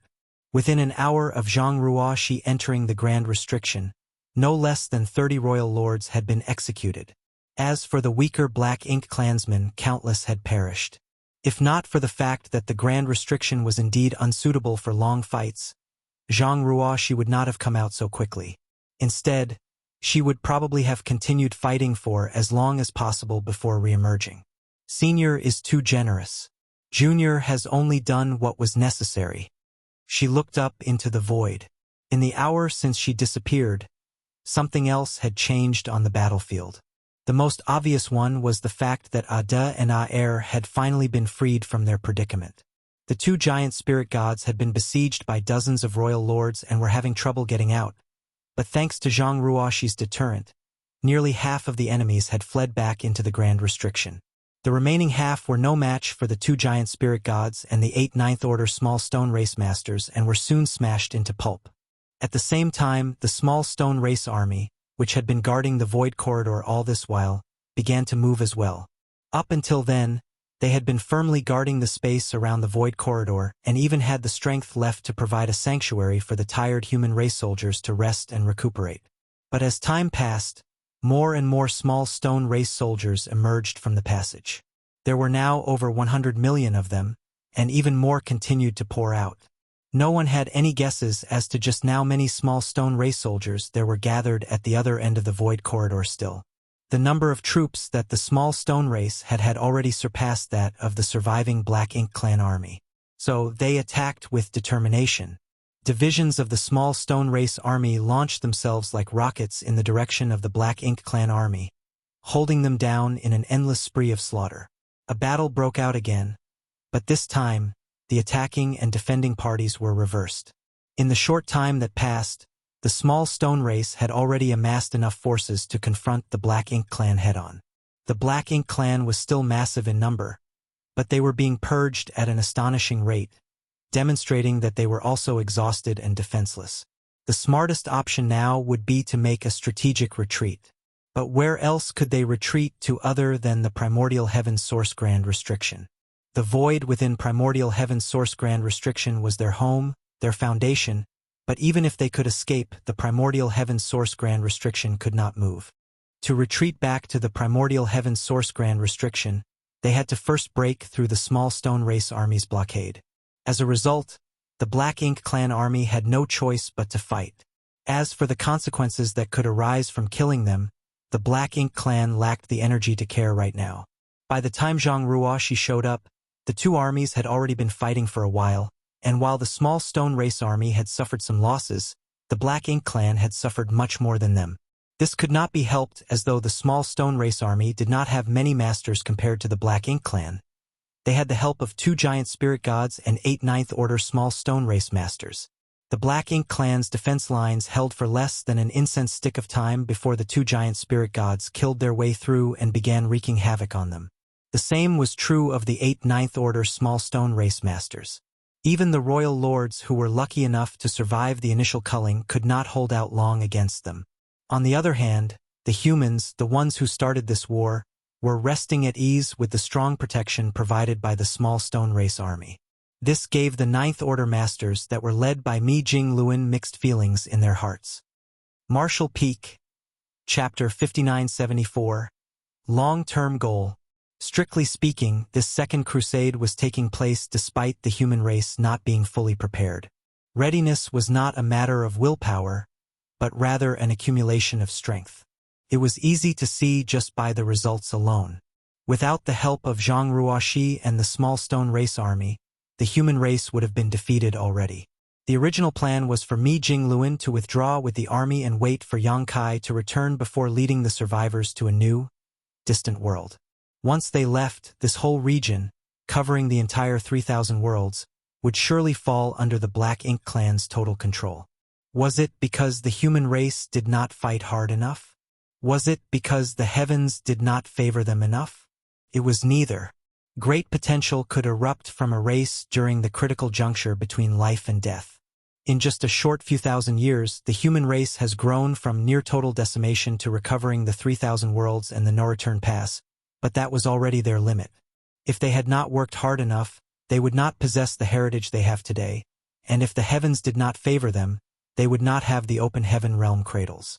However, when it came to facing powerful foes like the Black Ink Clan, what ultimately mattered was strength. The time given to the human race was too short, so no matter whether or not they were ready for this crusade, they had to go on. That was because Mo was about to awaken. Under such circumstances, it was better to be proactive than reactive. After all these years of fighting, the human race army had already been tempered into one entity after going through the baptism of war, but it was still not enough. As the battle raged on, Mi Jingluan weighed his options before deciding to give up on supporting the small stone race army. The battle had not reached an end yet, and the small stone race army should have enough troops to hold their own. What's more, after this battle came to an end, there would be an even more treacherous one waiting for the human race army. The current human race army had to recover its strength for that impending moment. On the battlefield, cloud after dazzling cloud of purifying light erupted and filled the vast void, dispersing not only the scattered black ink strength, but also the black ink clan soldiers that were enveloped in it, severely damaging their foundation. The current situation on the battlefield was extremely bad for the Black Ink clan. The primordial heaven source grand restriction was no longer providing reinforcements, and even the royal lords did not dare to go near the opening to check out the situation for fear of being seen by Zhang Ruoxi and drawing her wrath upon themselves. On the other hand, the small stone race soldiers still had a steady stream of reinforcements pouring endlessly out of the void corridor and entering the battlefield. Even though the Black Ink clan had tens of millions of troops left, it was still difficult to hold off their enemies effectively after losing the few royal lords and pseudo-royal lords they had to the 8th Ninth Order small stone race masters. The two giant spirit gods rampaged, and the 8th Ninth Order small stone race masters were also advancing like they were chopping down bamboo. Division after division of uniformed small stone race troops swarmed in from all directions. The circle was constantly shrinking, and lives from the Black Ink clan dissipated alongside its progress. It wouldn't be long before the small stone race army was able to wipe out the Black Ink clan forces scattered outside of the primordial heaven source grand restriction. On the 2306th world, where Yongkai was suppressing and sealing Mo's source, a large battle was similarly going on. Mu's shadow was holding back the many Black Ink disciples of this world on her own so that Yongkai could suppress and seal the source piece in peace.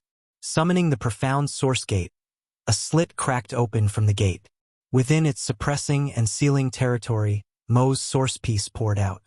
As with all the times before it, the source piece seemed to be pulled by an inexplicable force towards the open gate.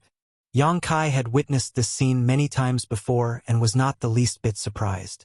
According to Mu, the profound source gate was a supreme treasure born alongside the universe, outside which the primordial light was born, and behind which the primordial darkness was nurtured. The primordial light was symbolic of all the brightness and wonderfulness of this universe. Not bound by the profound source gate, it left after its inception, but the darkness born within the profound source gate could not as easily escape. That was until the primordial darkness gained sentience of its own after accumulating for endless years. That was Mo. For Mo, the profound source gate had the natural power to suppress and seal it, which was why Mu hid the profound source gate in the primordial world. Only the profound source gate could suppress and seal Mo's source. Each of the previous attempts was uneventful. Once the profound source gate was summoned and opened up, the source piece would be drawn into it and sealed. But this time, things were not quite the same. Yongkai could clearly sense Mo's source piece struggling violently, as if it had a consciousness of its own, trying to escape the pull of the profound source gate. However, it was still only a small piece of a whole, and in the end, it could not resist the profound source gate's power. As the source piece was about to pour through the gate, a pair of eyes suddenly opened in the darkness. The eyes were so indescribably black that they seemed to contain all the darkness in existence. Even Yongkai could not help but feel a chill run through his body as they stared at him. Fortunately, it was just for a moment before the source piece disappeared into the gate, and the chilling sensation disappeared without a trace. We're reaching the limit. Yongkai had a feeling. He had traveled through more than 2,000 worlds on his journey, and had managed to suppress and seal almost 1,000 pieces of Mo's source. Mu had divided Mo's source into 3,000 pieces and sealed them into 3,000 different universe worlds, and through his journey, Yongkai managed to suppress and seal a lot of them despite all the twists and turns he encountered along his way. This amount was almost 30% of Mo's source pieces, which was already a very fruitful number. The more source pieces that were suppressed and sealed, the greater of an impact there would be on Mo. Even if Mo were to awaken completely at this moment, its strength would still drop drastically from its peak due to its compromised source. But it was still not enough. After all, Mo was said to be in the legendary creation realm. Without facing it directly, nobody could predict just how powerful it really was. Even without 30% of its sources, its remaining strength was still great enough that it was not something the current human race could contend with. Yang Kai was slightly relieved to have gotten some news about Zhang Ruoxi from Wu Kuang. Wu Kuang's thread of consciousness only had a faint connection to his true self outside, so his perception of things was not very clear.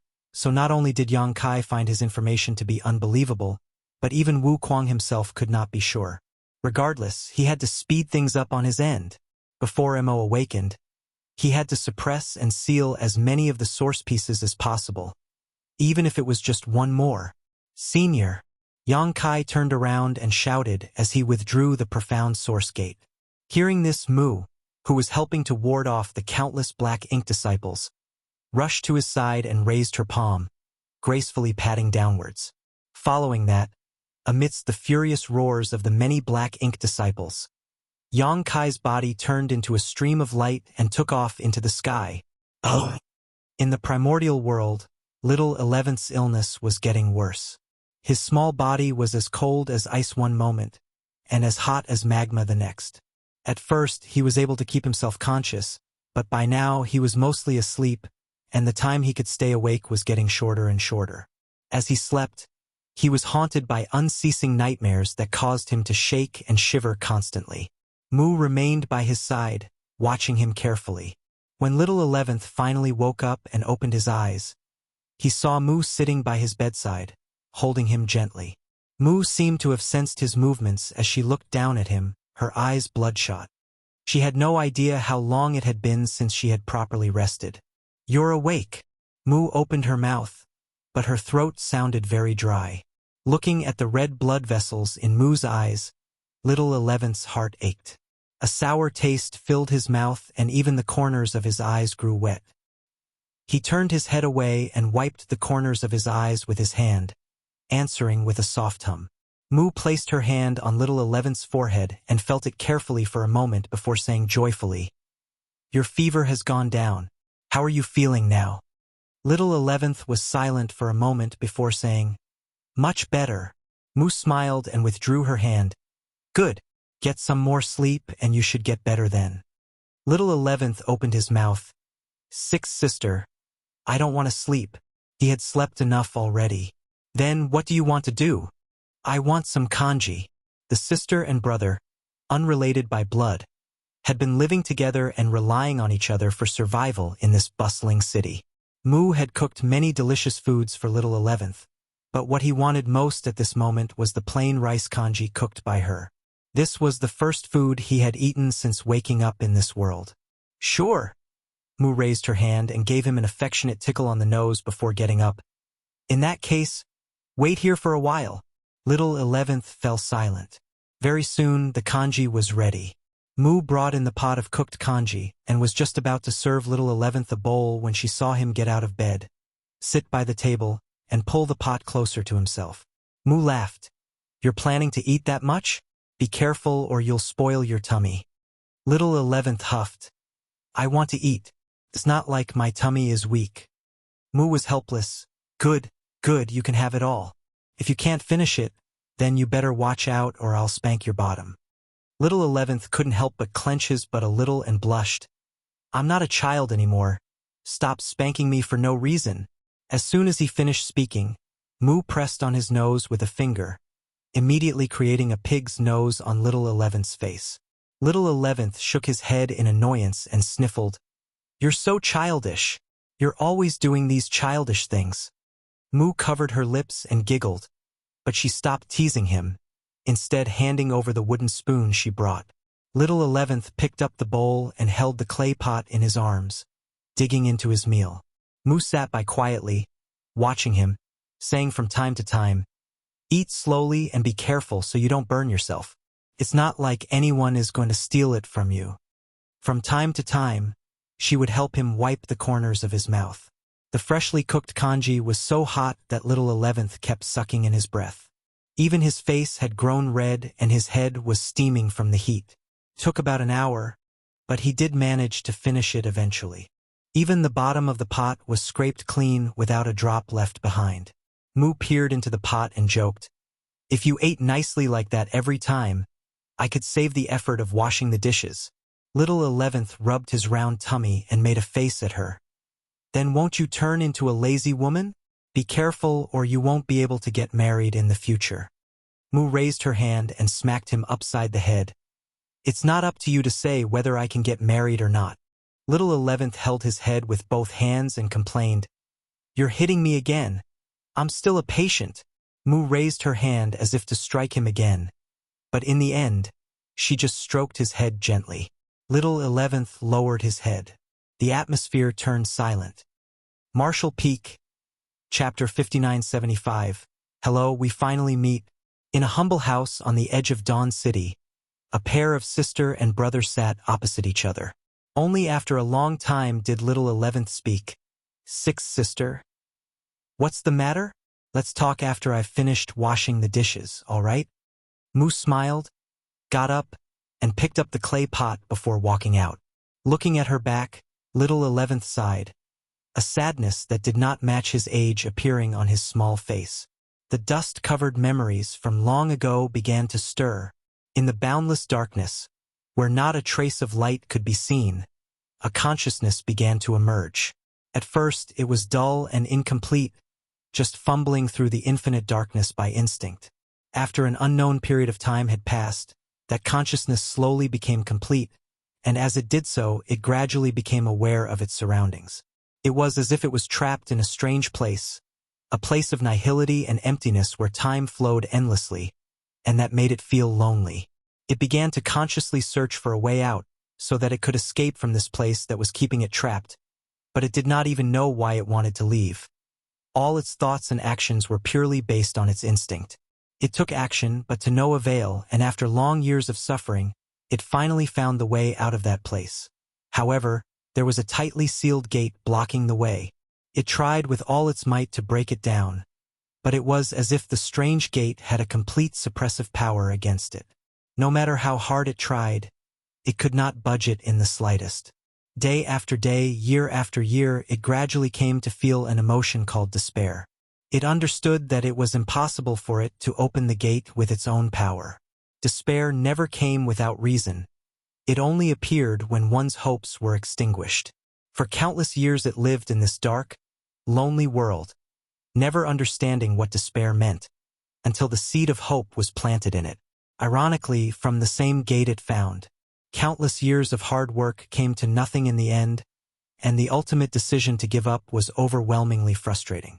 Perhaps it was destined to live in this dark world forever, it thought. That was until one day, it suddenly heard some strange noises when it was sleeping peacefully behind the gate. Until then, it had never even known that such a thing as sound existed in this world. Where it lived, not only was there no light, there was not even a hint of sound. Complete and utter silence. It was awoken from its slumber and listened to the sweet sound of that voice. At that time, it had no idea what that voice was saying. It was not until later that it understood that the person was knocking softly at the gate, asking in a loud voice, "Is anyone there? Hello? Is anyone home?" The flames of hope were rekindled in the ashes of despair that had been tormenting it for countless years. It fought hard to make as much noise as possible from behind the gate, hoping that it could reach the outside. The person at the gate must have noticed it and said gleefully, "Ah, someone's home? Could you please open the gate?" But how could it? It would have done so already if it could. Moreover, it could not even understand what the person was saying at the time.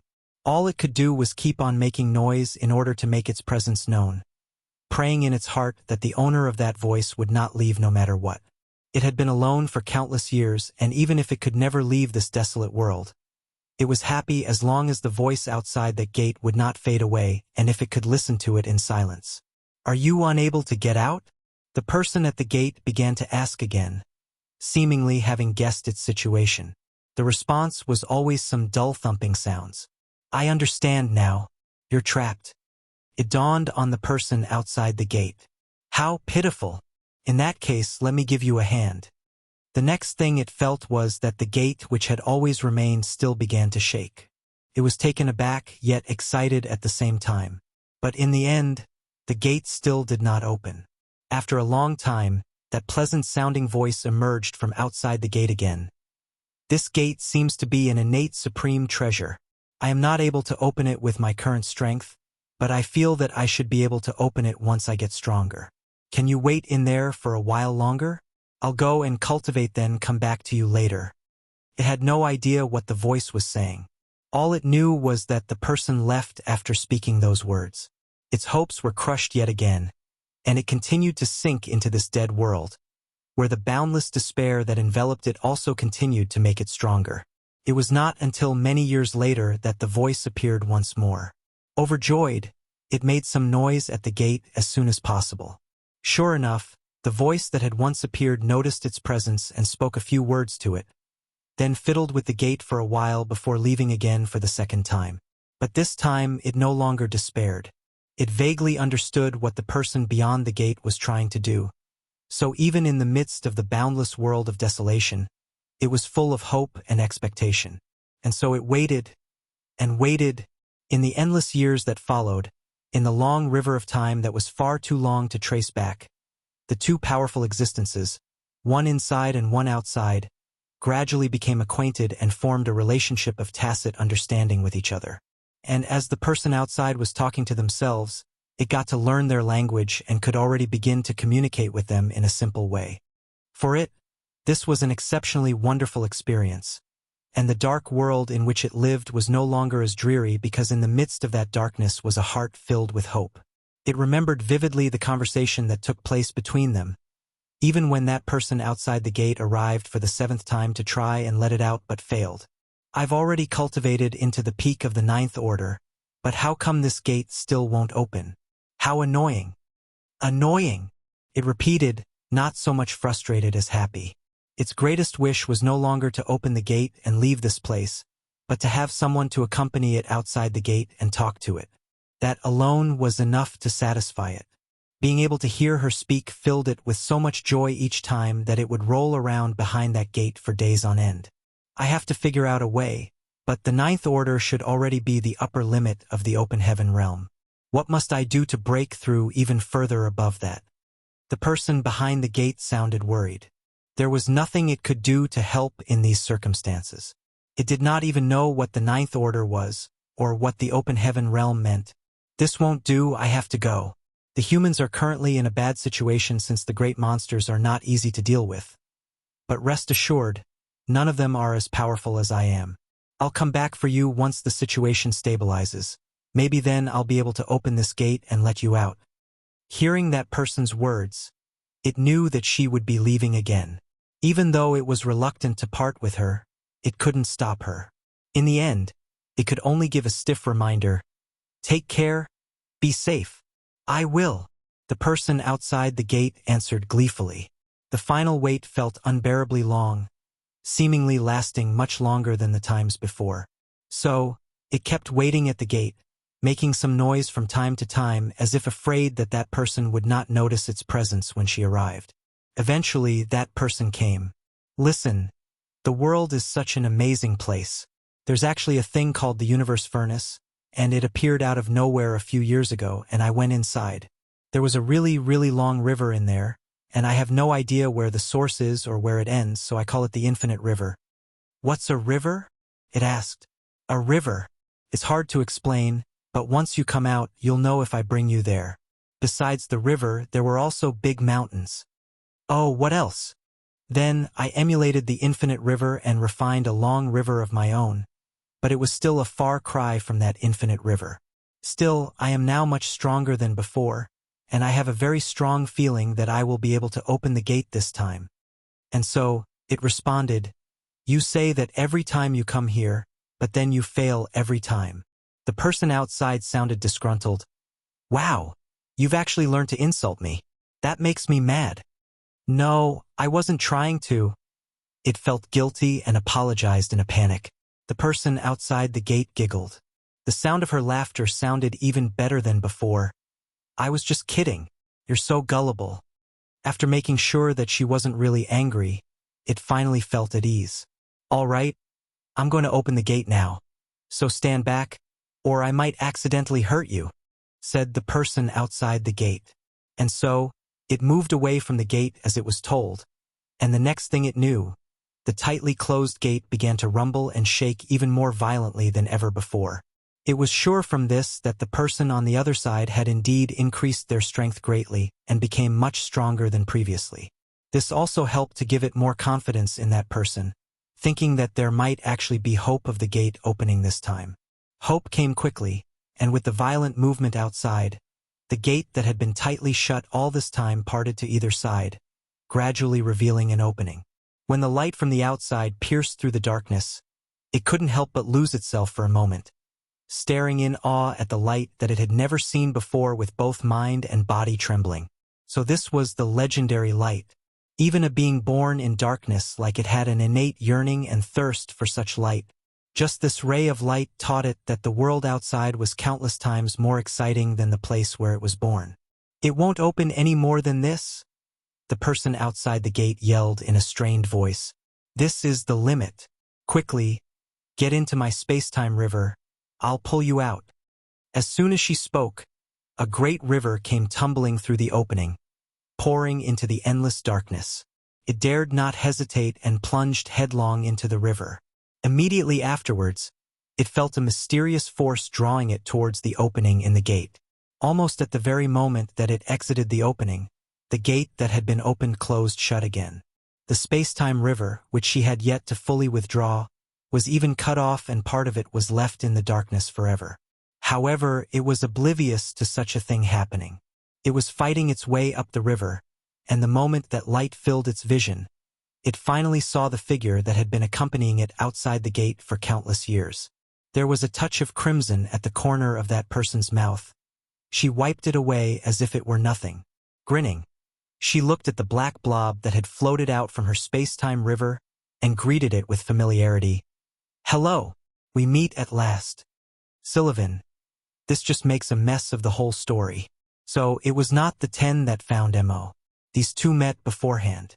"Not sure how I can fix this equals okay. So I went back and changed it in a way that made Mu hesitate to say what had happened. Since we have Tsang also telling the same story as Mu, let's just pretend that the 10 agreed upon this story so that Mu won't get blamed." Marshall Peak, Chapter 5976, Siblings. "Speaking of which, I haven't asked for your name yet. My name is Mu, what's yours?" It would never forget their first meeting.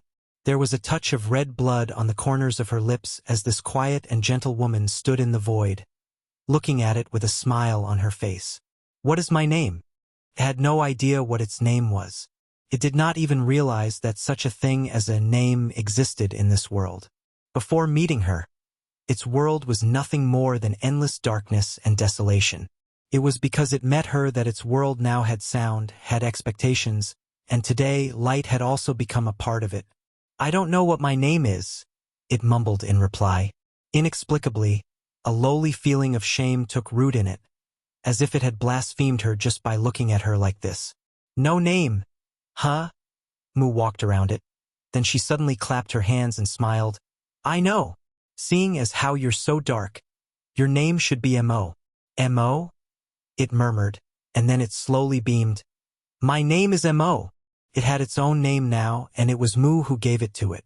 It was determined not to lose it in its life, and one day it would let everyone know its name. But soon it realized that its appearance was not quite the same as Mu's. Mu had arms and legs, a head and a body, and she was even wearing pretty clothes. She was such a pretty person.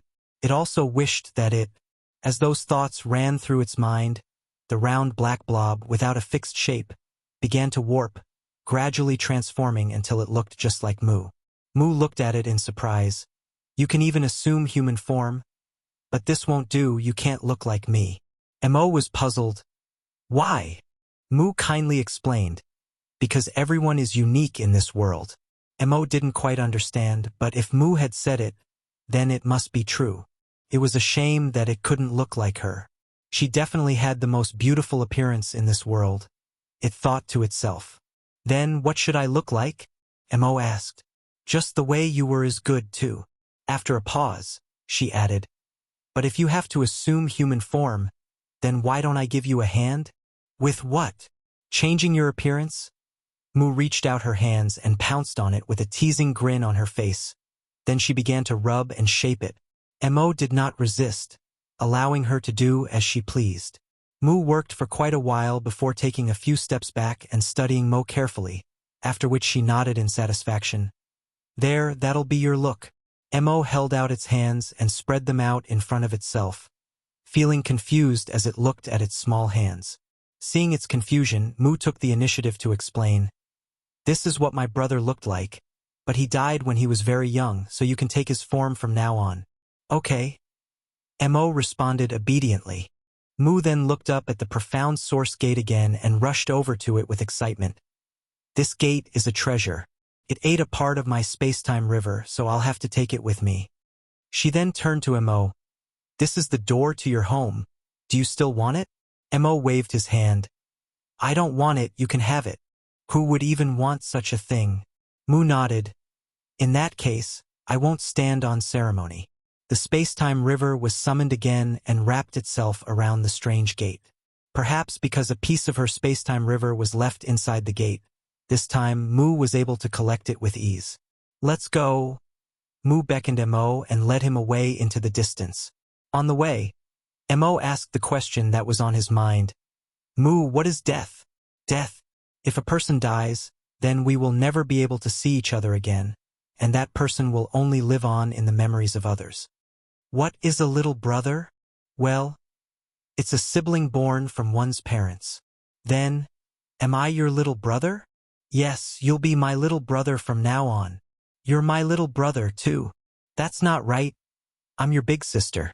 Sixth sister, to be exact. What is a big sister? A big sister is a sibling born from one's own parents. But isn't that what a little brother is? Hey, listen.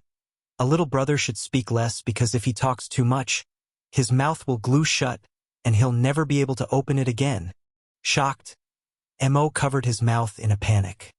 Mu, where did this little friend come from? This is the one I told you about, the one who was shut behind that strange gate. You got him out of there? A crowd of people surrounded Mu and Mo, their eyes filled with scrutiny and curiosity.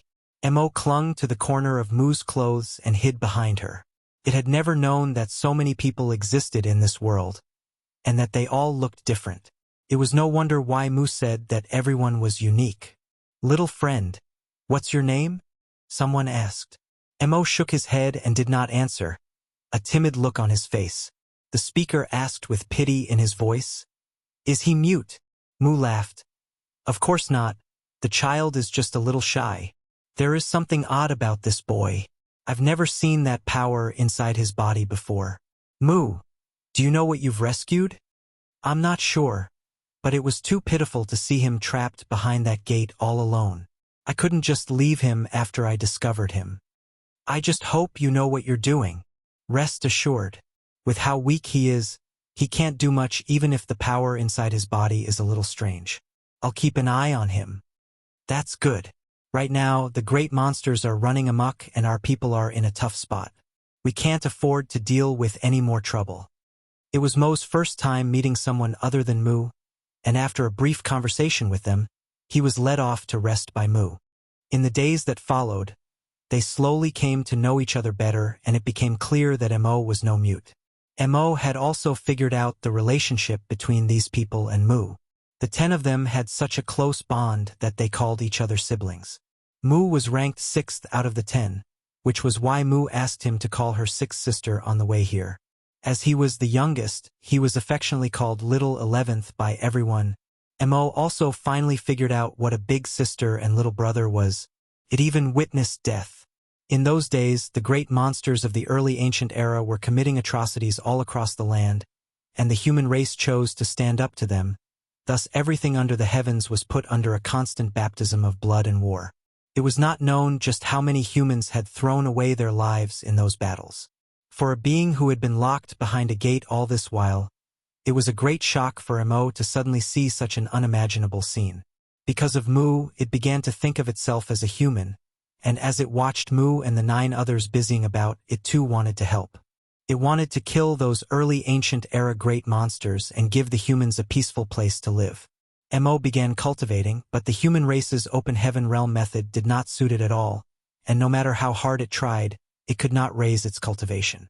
That was until one day it unwittingly felt the power surging deep inside the bodies of some of the humans, and almost instinctively, it drew that invisible and formless power into its body, refining and absorbing it.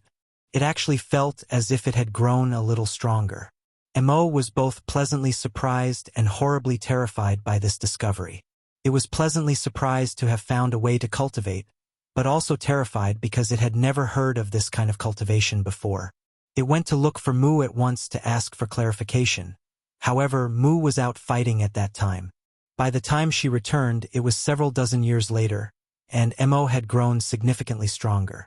Mo could not forget the joy on Mu's face. How happy she was that it became stronger. The words that reached its mouth were stuck there. But Mo suddenly realized that this was not so bad. As long as Mu was happy, what else mattered? Having found the right path to cultivate, Mo's strength soared by leaps and bounds. One day, it would finally become strong enough to step onto the battlefield. Mu did not give it any preferential treatment just because of who it was, and Mo simply participated in its first battle against monster race as the most ordinary of human soldiers. After all, Mu was one of the 10 commanders of the human race of that era and had more important things to do than babysit. It was impossible to keep Mo by her side and watch over it at all times. During Mo's first battle, the army that it was in was ambushed by the early ancient era's great monsters and torn to pieces. The casualties they suffered were severe. Mu rushed to provide support when she received the news, but by the time she reached the battlefield, the fighting was over. Originally, she thought that Mo was already no more, but what she saw instead stunned her. The human race, which had been at an absolute disadvantage in terms of military strength, had won the battle at a huge cost, with just 30% of their forces surviving in the end.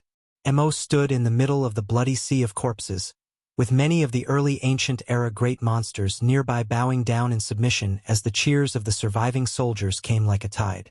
It was only after this that Mu learnt that Mo had used its power at the most critical moment, causing monster race masters to change sides, leading to their eventual victory. It was only now that she realized the special nature of black ink strength, which seemed to have the ability to twist the mind and spirit of living beings. Mo had no choice but to confess to Mu about its years of cultivation, and that subduing monster race masters with its power was just an idea that happened to crop up. It had never done it before. For the first time, Mu reprimanded him. Mo panicked, not knowing what it had done wrong, but seeing Mu's reaction, it knew it had to have done something wrong. After scolding Mo, Mu couldn't help but sigh, saying that it wasn't its fault before leaving with a grimace. As it watched Mu's somewhat sullen back, Mo vowed to itself that it would never use that method of cultivation again, nor would it ever use its power to subdue any living creature. However, things rarely went as one wished in life. As the battle between the humans and monster race raged on, the fighting only became more and more fierce. Even if the human race had the 10 martial ancestors, the early ancient-era great monsters had a considerable number of powerful masters of their own. Things were looking increasingly dire for the human race, and there were even many who had submitted to the monster race, willingly becoming their slaves in order to survive. Battle after battle, Mo, who had witnessed countless deaths, could no longer resist the urge to use its power once more, twisting the hearts of the humans who turned against them. Not one person on the entire battlefield was spared during that event. Even those of the monster race were subjugated by it. In that battle, the human race army, which had not seen glory for a long time, received an overwhelming victory. Marshall Peak, Chapter 5977, The Right to Live. Once the darkness was unleashed, it was difficult to seal it up again. While the 10 martial ancestors were fighting against the early ancient-era great monsters at the forefront of the battlefield, Missouri subordinated batch after batch of helpers, leading the human race at the back and obtaining victory in every battle. As time passed, it became stronger and stronger. Mo had achieved what it vowed to do back then, to spread its name and make itself known to all of the humans. There was not much that it wanted from this. Mo just wished to end this war as soon as possible. Then Mu would have more time to accompany it again. It was willing to use any means to achieve that goal, bestowing great power on the humans who feared and avoided the war so that they could become fearless. It even began to spread its power to the various universe worlds, so that those people could become strong as quickly as possible. All its hard work and dedication had been worthwhile. Mu and the other 10 martial ancestors slayed many of the early ancient era great monsters at the battlefront, achieving a full victory. Meanwhile, the human race army that Mo led was also very successful on each battlefield. The living space for monster race was constantly being shrunk. The human race was about to usher in their final victory. Mo was overjoyed to see Mu again, whom it had not been able to see for many years. With great excitement, it told her about his efforts and achievements over the years, not noticing the troubled look in Mu's eyes. Mo made a wish in front of Mu, that they would never have to be separated again once the war was over. Rubbing its head, Mu agreed. From then on, Mu would bring Mo along wherever she went. Mo was no longer allowed to use the power it had used before, and it was no longer allowed to set foot on the battlefield, but it did not care. Compared to being extolled by countless humans and bending the disobedient ones to its will, Mo preferred simply staying quietly by Mu's side. The war finally came to an end and the human race emerged as the final victors, becoming the masters of the universe while the early ancient era great monsters were almost slaughtered to extinction. Even though there were still great monsters left, it was no longer possible for them to stir up any waves. Mu took Mo on a journey to witness the beauty and peace of the universe, acting like true brother and sister. During that journey, Mu showered it with nothing but care. Mo felt that even if it died at that time, it would have no regrets. Many years later, Mo would ask itself many times why it really didn't die in that beautiful memory, because its life would have been perfect if that was the case. One day, Mu said she would bring it home, to visit the place where it was born. Though it was reluctant to return to that place that had trapped it for so many years, Mo could not deny her since it was Mu who requested it. The two of them traveled together, returning to that ancient land. The other 9 big brothers had already arrived and were waiting for them. After Mu led Mo there, it keenly sensed a massive array being activated, sealing the void in all directions. Mo did not understand what was going on, until Mu told him the truth. Mo never would have thought that Mu would one day trick it like this. Shock, anger, resentment, all sorts of complicated emotions overwhelmed it. The reason Mu led it here was just so they could suppress and seal it here again, and that last journey would be its final fond experiences. Mo's heart felt as if it had been stabbed. The dependence and trust it once had turned into grief, causing Mo to lose its rationale for a moment. The power that had been built up over the years was released, and Mo's mind became completely twisted. Under Mo's influence, all the beings previously corrupted by his power were turned into slaves. The human race, which had only been at peace for a few years, was once again thrust into an endless war. Inside the small house, Mo sighed faintly as its small figure grew rapidly, transforming into a handsome young man with delicate features in the blink of an eye. He got up, walked out of the house, and looked up at the sky, his gaze absent as his mind drifted. Such an innocent memory from so long ago. Mu came out of the kitchen, wiped her hands on her apron, and looked at him with a faint smile. "Are you leaving?" Mo turned his head and looked at Mu with a complicated gaze before nodding gently. Mu said to him, "All these years, it was Sixth Sister who wronged you." Mo raised his hand to interrupt her, smiling back. "You did the right thing, Sixth Sister." "Ha!" Mu cocked her head at it in confusion. Mo said, "I was too young then, mistakenly believing that I had full control of that power, but it proved to be too much for me to grasp. If you hadn't suppressed and sealed me back then, I'm afraid the human race would be no more." Mu was stunned for a moment, then as if understanding something, her face paled slightly. "You mean," Mo sighed, "that power is the root. I am only its consciousness that has been born through many long years of accumulation. Even though you have taught me about all the wonderful things in the universe, in the end, not everything is good in this world.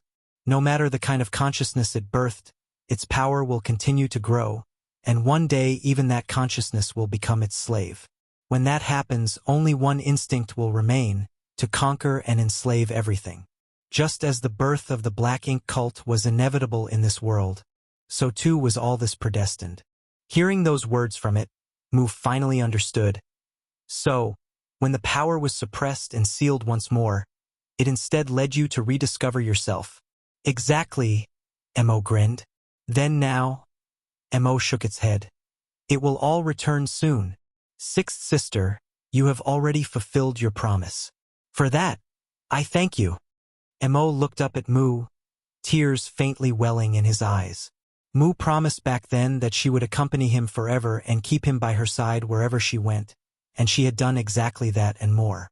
While she was alive, she was constantly watching over the primordial heaven's source grand restriction, and even in her death, the shadows she left behind continued to keep Mo company. Mu tried to make one last effort. If you like, we could go on like this. Mo shook his head sadly. I can't stop it, and besides, since I was born, I too should fight for my right to live. These words caused Mu's heart to clench. Every living being had the right to live since birth, to pursue the good things in life, but what if the existence of this being was in itself a sin? Mo looked at Mu with a deep gaze, as if he wanted to brand the figure before him into the deepest part of his mind, into his life, never to be forgotten. He then murmured softly, besides, a world without sixth sister no longer needs to exist. Mo opened his arms as if to embrace the entire world. Winds rose and clouds surged. A black ray of light suddenly descended and entered Mo's body, causing his aura to swell explosively. This was followed by a second, then a third. All the inhabitants of Dawn City looked up in shock, only to see an endless stream of black light coming from nowhere in the sky, falling incessantly towards a certain spot in the city where a terrifying aura was surging. The inside of the holy temple of the light spirit religion was a chaotic mess. The Order Lords wanted to go and find out what was going on, but they could barely even move their bodies when they felt that terrible power. Everyone's eyes were filled with horror. The turbulent wind blew the small house down, but Mu stood still, completely untouched as Mo had enveloped her in a force that was protecting her. In the 2639th world, Yang Kai managed to repel the attacking Black Ink disciples together with Mu's shadow, but not without difficulty. Just as he was about to use the profound source gate to suppress and seal Mo's source piece, the seal opened by itself before he could even act, and the piece inside turned into a black light that rushed into the sky, disappearing in the blink of an eye. This? Yang Kai looked on in astonishment at what had just happened. Mu's shadow paled and she raised her hand, pressing her palm against Yang Kai's chest before urging. He is woken up. Quickly go to the primordial world. That is the source of my power. Find the shadow I left there and she will tell you what to do. Mo has awakened. Despite knowing that this would happen, Yang Kai could not help but feel his chest tightening when the time finally came. Was it finally time to face the strongest existence in this universe? Yang Kai then silently comforted himself. Somewhere between 30% and 40% of Mo's source should be suppressed and sealed, so in other words, its black ink strength had also been weakened by that much. Even so, was there anyone among them who could be a match for Mo? If there was no way to defeat Mo, then all their previous efforts would be in vain. It was too late to ask any more questions though, so under the pull of Mu's power, he disappeared in a flash of light. By this time, the battle outside the primordial heaven's source grand restriction had subsided. Zhang Ruoshi had arrived, bringing with her not only the 8th Ninth Order Small Stone Race personal guard, but also a large army of hundreds of millions from the Small Stone Race soldiers. The Black Ink clan at the opening of the Grand Restriction no longer dared to come out to fight, so how could the ones left outside be any match for the humans? The Small Stone Race regiments cut through the battlefield one by one, firstly dividing the Black Ink clan army before gradually pecking away at their forces. With the two giant spirit gods rampaging through the battlefield, the Black Ink clan army was soon decimated. If this were the past, then the Black Ink clan army might have fled if they were being so steeply suppressed.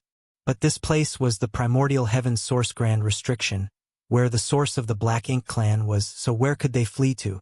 If they fought with their lives on the line, they could at least weaken the enemy and take some pressure off those still inside the grand restriction. With this consideration in mind, the only end for those outside the grand restriction was death. The human race soldiers who were still recuperating watched this scene from afar with mixed feelings. What should have been a certain defeat had been turned around by the small stone race army. But this victory did not dictate the final outcome. It may take an even more grueling and brutal battle to actually win this war. Gotcha! Suddenly, a strange sound came from the void. Before the human race masters could figure out what was happening, they heard Wu Kuang's grave voice call out, "Watch out! The grand restriction is about to break." Gotcha! The sound began to overlap more and more. The human race army stopped for a moment before immediately getting into formation. As countless pairs of eyes watched on, cracks appeared in the endless darkness of the void, the lines becoming as dense as a spider web in the blink of an eye. A figure had also emerged from somewhere in the grand restriction, hurriedly moving towards the human race army. It was Wu Kuang, who had been standing guard at the grand restriction for thousands of years. Martial Peak, Chapter 5978, The Way Forward. As the primordial heaven source grand restriction was about to break, it was pointless for Wu Kuang to stay connected to it any longer. In fact, he would even have to suffer the backlash if he remained. So, the moment he realized that the situation was irreversible, he left the grand restriction as soon as possible. With this, he could at least ensure that he would not be injured. As for Yang Kai, who still remained inside, he was no longer able to provide much help to him regardless. What caught the attention of the many Ninth Order Masters, however, was the aura that Wu Kuang was displaying at this moment. Wu Kuang's existence was known only to a few human race masters. They knew that he was sent here by Yang Kai to guard the primordial heaven source grand restriction, but no one knows how strong he was, not even Yang Kai. After all, when he sent Wu Kuang here, he was only in the 7th Order open heaven realm. Even though he later broke through to the 8th Order and then the 9th Order, no one had any close contact with him, so they could only speculate on his strength. At this moment, Wu Kuang's strength was finally revealed to the world. He was at the peak of the 9th Order. He was even stronger when compared to Xiao Xiao and Wu Qing, the oldest veteran masters of the human race. In the situation they were facing, having another peak 9th Order master would be of great help. However, something unexpected happened before the humans could even rejoice. Wu Kuang's departure from the grand restriction sped up its destruction. Even more cracks appeared, and soon, the primordial heaven source grand restriction, which had persisted for millions of years, shattered like a broken mirror. Glowing dots of light filled the void, and as the light dissipated, boundless black filled one's vision. The blackness seemed to possess a life of its own, writhing and rolling as the auras of an uncountable number of beings could be felt inside of it. Before the grand restriction broke, the Black Ink clan could only leave through that one opening, so even at the height of the Human Crusade Forces crisis, not too many Black Ink clan reinforcements could get out at once. This allowed them to maintain a degree of control over the situation. But now things have changed. With the complete destruction of the grand restriction, all of the Black Ink clansmen hiding inside of it were instantly released. No one had any idea just how many Black Ink clansmen were still hidden in that abyss of darkness. The only thing that the humans could feel glad about was the fact that they had killed many of the Black Ink clan masters before, which relieved some of the pressure they had to face at this moment. The human race army waited with bated breath, but to their surprise, not a single Black Ink clansman emerged from the sea of Black Ink strength even after some time had passed. They seemed to be fearful of something. Soon, the human race masters realized what it was. It was Zhang Ruoxi that the Black Ink clan was afraid of. The power she had shown earlier was beyond comprehension, surpassing even that of the giant spirit gods, allowing her to kill royal lords like she was cutting melons or chopping vegetables. At the moment, Zhang Ruoxi stood at the very forefront of the small stone race army. Despite standing alone, her presence was still intimidating enough that the Black Ink clan did not dare to move rashly. Even though the white wings spread behind her back were small in the face of the darkness that covered everything the eye could see, the light emitting from her was far too bright for any darkness to truly cover. The Ninth Order Masters could not help but feel a little embarrassed at this. If Zhang Ruoxi had not soared across the skies to their aid, their second crusade would have already failed. If that were to be the case, then they would have no choice but to retreat through the path that Yang Kai had prepared for them, to follow him to seek a new life in a new world. But who would know what that new world would be like? In front of the massive enemy army, Zhang Ruoxi remained calm and steady. On the other hand, in the void before her, the Black Ink strength surged. The Black Ink clan were too terrified to even move. The power of a single person could actually be so terrifying. All of a sudden, Zhang Ruoxi's expression changed. Her eyes narrowed slightly as she stared into the depths of the black abyss. Seemingly noticing something, her wings flapped behind her, and she turned into a stream of white light, instantly disappearing into the sea of darkness. From afar, a voice reached me Jingluan's ears. "Sir's inside. I'll go and check on him." In an instant, the Black Ink ocean became even more agitated. It was clear that Zhang Ruoxi was not merely going over to check out the situation. Inside the void that was filled with all the Black Ink clansmen, she couldn't reach Yang Kai without cutting a bloody path through them. In the primordial world, the aftermath of the chaos in Dawn City was still lingering. Just now, everyone saw a figure at the edge of the city soaring into the skies before disappearing without a trace. And after that person disappeared, the black lights that fell from the sky also disappeared. Even though the unusual phenomenon was gone, the panic it caused would not ease for some time. The Saintess and Li Fei Yu looked in that direction together, a pondering look in their eyes. They knew that the first Saintess lived in seclusion at that location, and they had a sneaking suspicion that what they saw was related to her. Shortly after Mo departed, Yang Kai returned to this place, drawn by the power of Mu's shadow.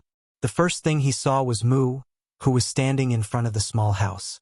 "Senior," Yang Kai shouted. Mu turned to look in his direction, seemingly expecting him. "You're here. Where's little 11th? Yang Kai looked around, though he had a vague guess when he did not see his small figure around. "Sure enough," Mu replied. "He has awakened, and the sealed source pieces have all returned one after the other. This universe world cannot withstand his power, but he was unwilling to destroy it, so he has left my space-time river already." Yang Kai nodded lightly. "I understand. The final battle was upon him, and he had done all that he could. Whether they won or lost would depend on the final fight. Senior, since Mo has awakened, it is time for me to go. The power that the human race has at this time may not be enough to hold him back, but we will do our best. The last shadow of yours I met told me to come back and see you, and that you would show me the way forward, so I hope that Senior can enlighten me." "You have already found your way forward." Mu looked at him with a smile in her gaze. "Huh." Yang Kai did not understand. "You've chosen the same path that I have," Mu added. Yang Kai was thoughtful. Condensing 10,000 grand das in one's own body and manifesting the space-time river? Mu nodded lightly. "As I told you before, everyone has their own space-time river, which starts flowing from the day they are born and ends at the day they die. However, since the start of time, few have been able to manifest their space-time river. I was the first, while you are the second." Saying so, she suddenly asked Yang Kai a question. "The open heaven realm method cultivated by the human race is flawed. You must have noticed, yes?" Yang Kai nodded. "The ninth order is the limit of the open heaven realm method, but I had a vague feeling that the ninth order open heaven realm is not the end of martial Dao. There should be a higher realm above the ninth order, above the open heaven realm." "There is indeed a higher realm above the ninth order." Mu gave him an affirmative answer. Yang Kai was astonished. "Has Senior reached it?" Embarrassedly, Mu shook her head. "If I had reached it, the human race would not be in this predicament today. Even though I have not reached it, I did touch upon it." Yang Kai could not help but praise her in his heart, as expected of the strongest among the martial ancestors. Song told him back then that the martial ancestors were still only in the ninth order, but they were stronger as they had gone further along the path. It was just that they had still yet to leave the bounds of the open heaven realm. However, Mu told him today that she had touched the profound realm above the open heaven realm. Even if she had only touched it and not reached it, it was still an extraordinary achievement. Mu recalled an old memory and slowly began. The open heaven realm method was born out of necessity at a time when the human race was in a difficult situation. The early ancient era great monsters were rampaging throughout the universe, and without the open heaven realm method, the human race would have been nothing but food and slaves for them. During that time, the heavens were quietly beginning to favor the human race, so it devised a way out for them, the open heaven realm method. Only with it can the human race give rise to a constant stream of masters, which gave them the capital to contend with the early ancient era great monsters. However, even the heavens have their selfishness. For example, the primordial world. Once one's cultivation surpasses the immortal ascension realm, they would receive its repulsion and hostility. That is the selfishness of the primordial world. One can also see it as its instinct for self-preservation. The universe is not unchanging, as its blessings were first concentrated on the divine spirits before moving to the early ancient era monster race, then finally to us, the human race. Over time, the three races became the favored of the heavens and were given the right to dominate all beneath it. She turned to Yang Kai. Why do you think this happened? Yang Kai pondered for a moment. If one race becomes too powerful, then they are no longer fearful of the heavens, and once the power they hold becomes strong enough to oppose it, it creates a sense of crisis in the heavens. Hence, there will be a transfer of its blessing. He had considered such a thing before, so he was able to give a quick answer to Mu's question. Mu nodded. Precisely. The universe lives, and it has its own will. Principles are a part of its will, but it is not the same as us living beings. It is above us, as all beings are under its will. If any power that surpasses its control were to come to be, it would move to remedy the situation, but it does not take action itself, and it certainly does not have the power to do so. So, it uses the power of other beings to restore order from chaos and ensure that everything remains on the predetermined path. This is reflected in history from long ago, when the early ancient era monster race overthrew the divine spirits, and when the human race freed itself from the slavery of the early ancient era monster race. But Senior, what does this have to do with my path? Yang Kai looked perplexed. Mu continued, naturally it is all related. Because the open heaven realm method was a gift willed by the heavens, it is also a kind of shackle. It is impossible to break free from these shackles of the open heaven realm method by using the open heaven realm method. In fact, there is only one place in existence that the heavens cannot cover, and everything that happens and is obtained there is not under the control of the heavens. Yang Kai's eyes lit up and he blurted out, the universe furnace. He could just about understand what Mu was getting at now. I've never understood what the universe furnace is, but it is definitely a place beyond the heavens' influence, Mu asserted. Yang Kai thought to himself, of course the heavens can't interfere with it because the universe itself was created inside the universe furnace. It could even be considered the origin of the heavens.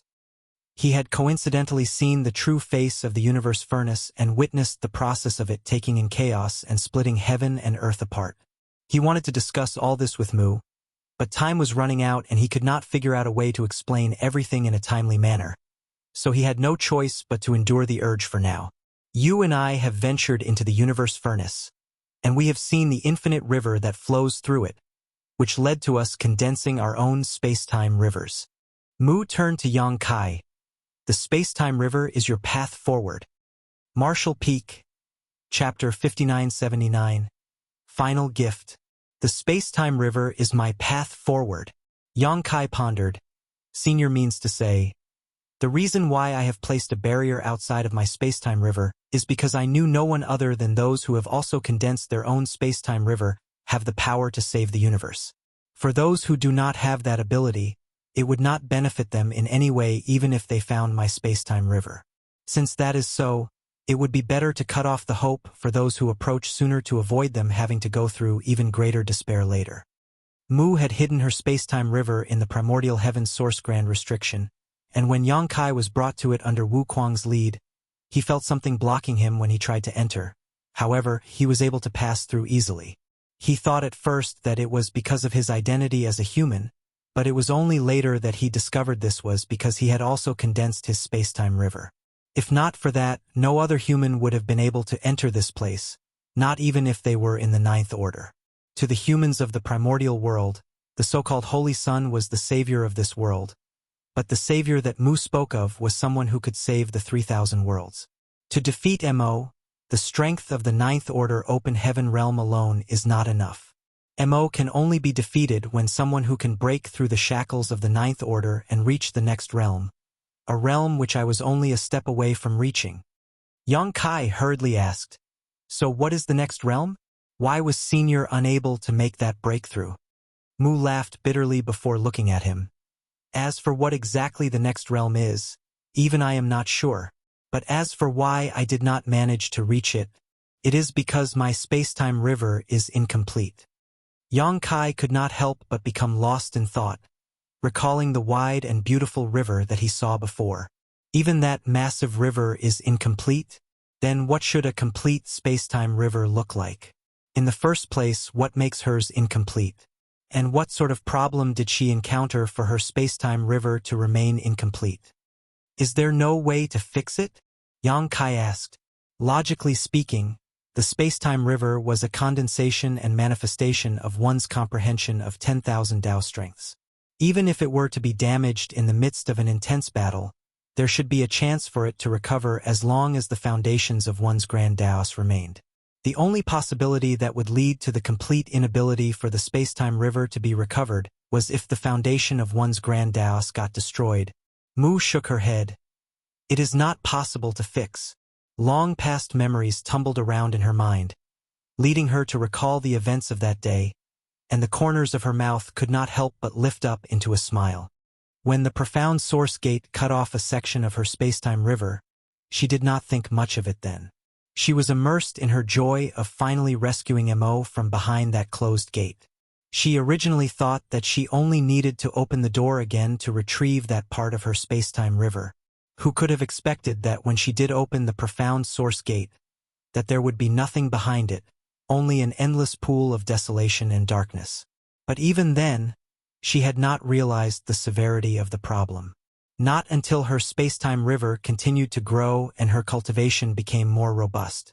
When she tried to break through to the next realm, it was then that she helplessly realized that the damage to her space-time river had cut off all her hopes of taking that final step.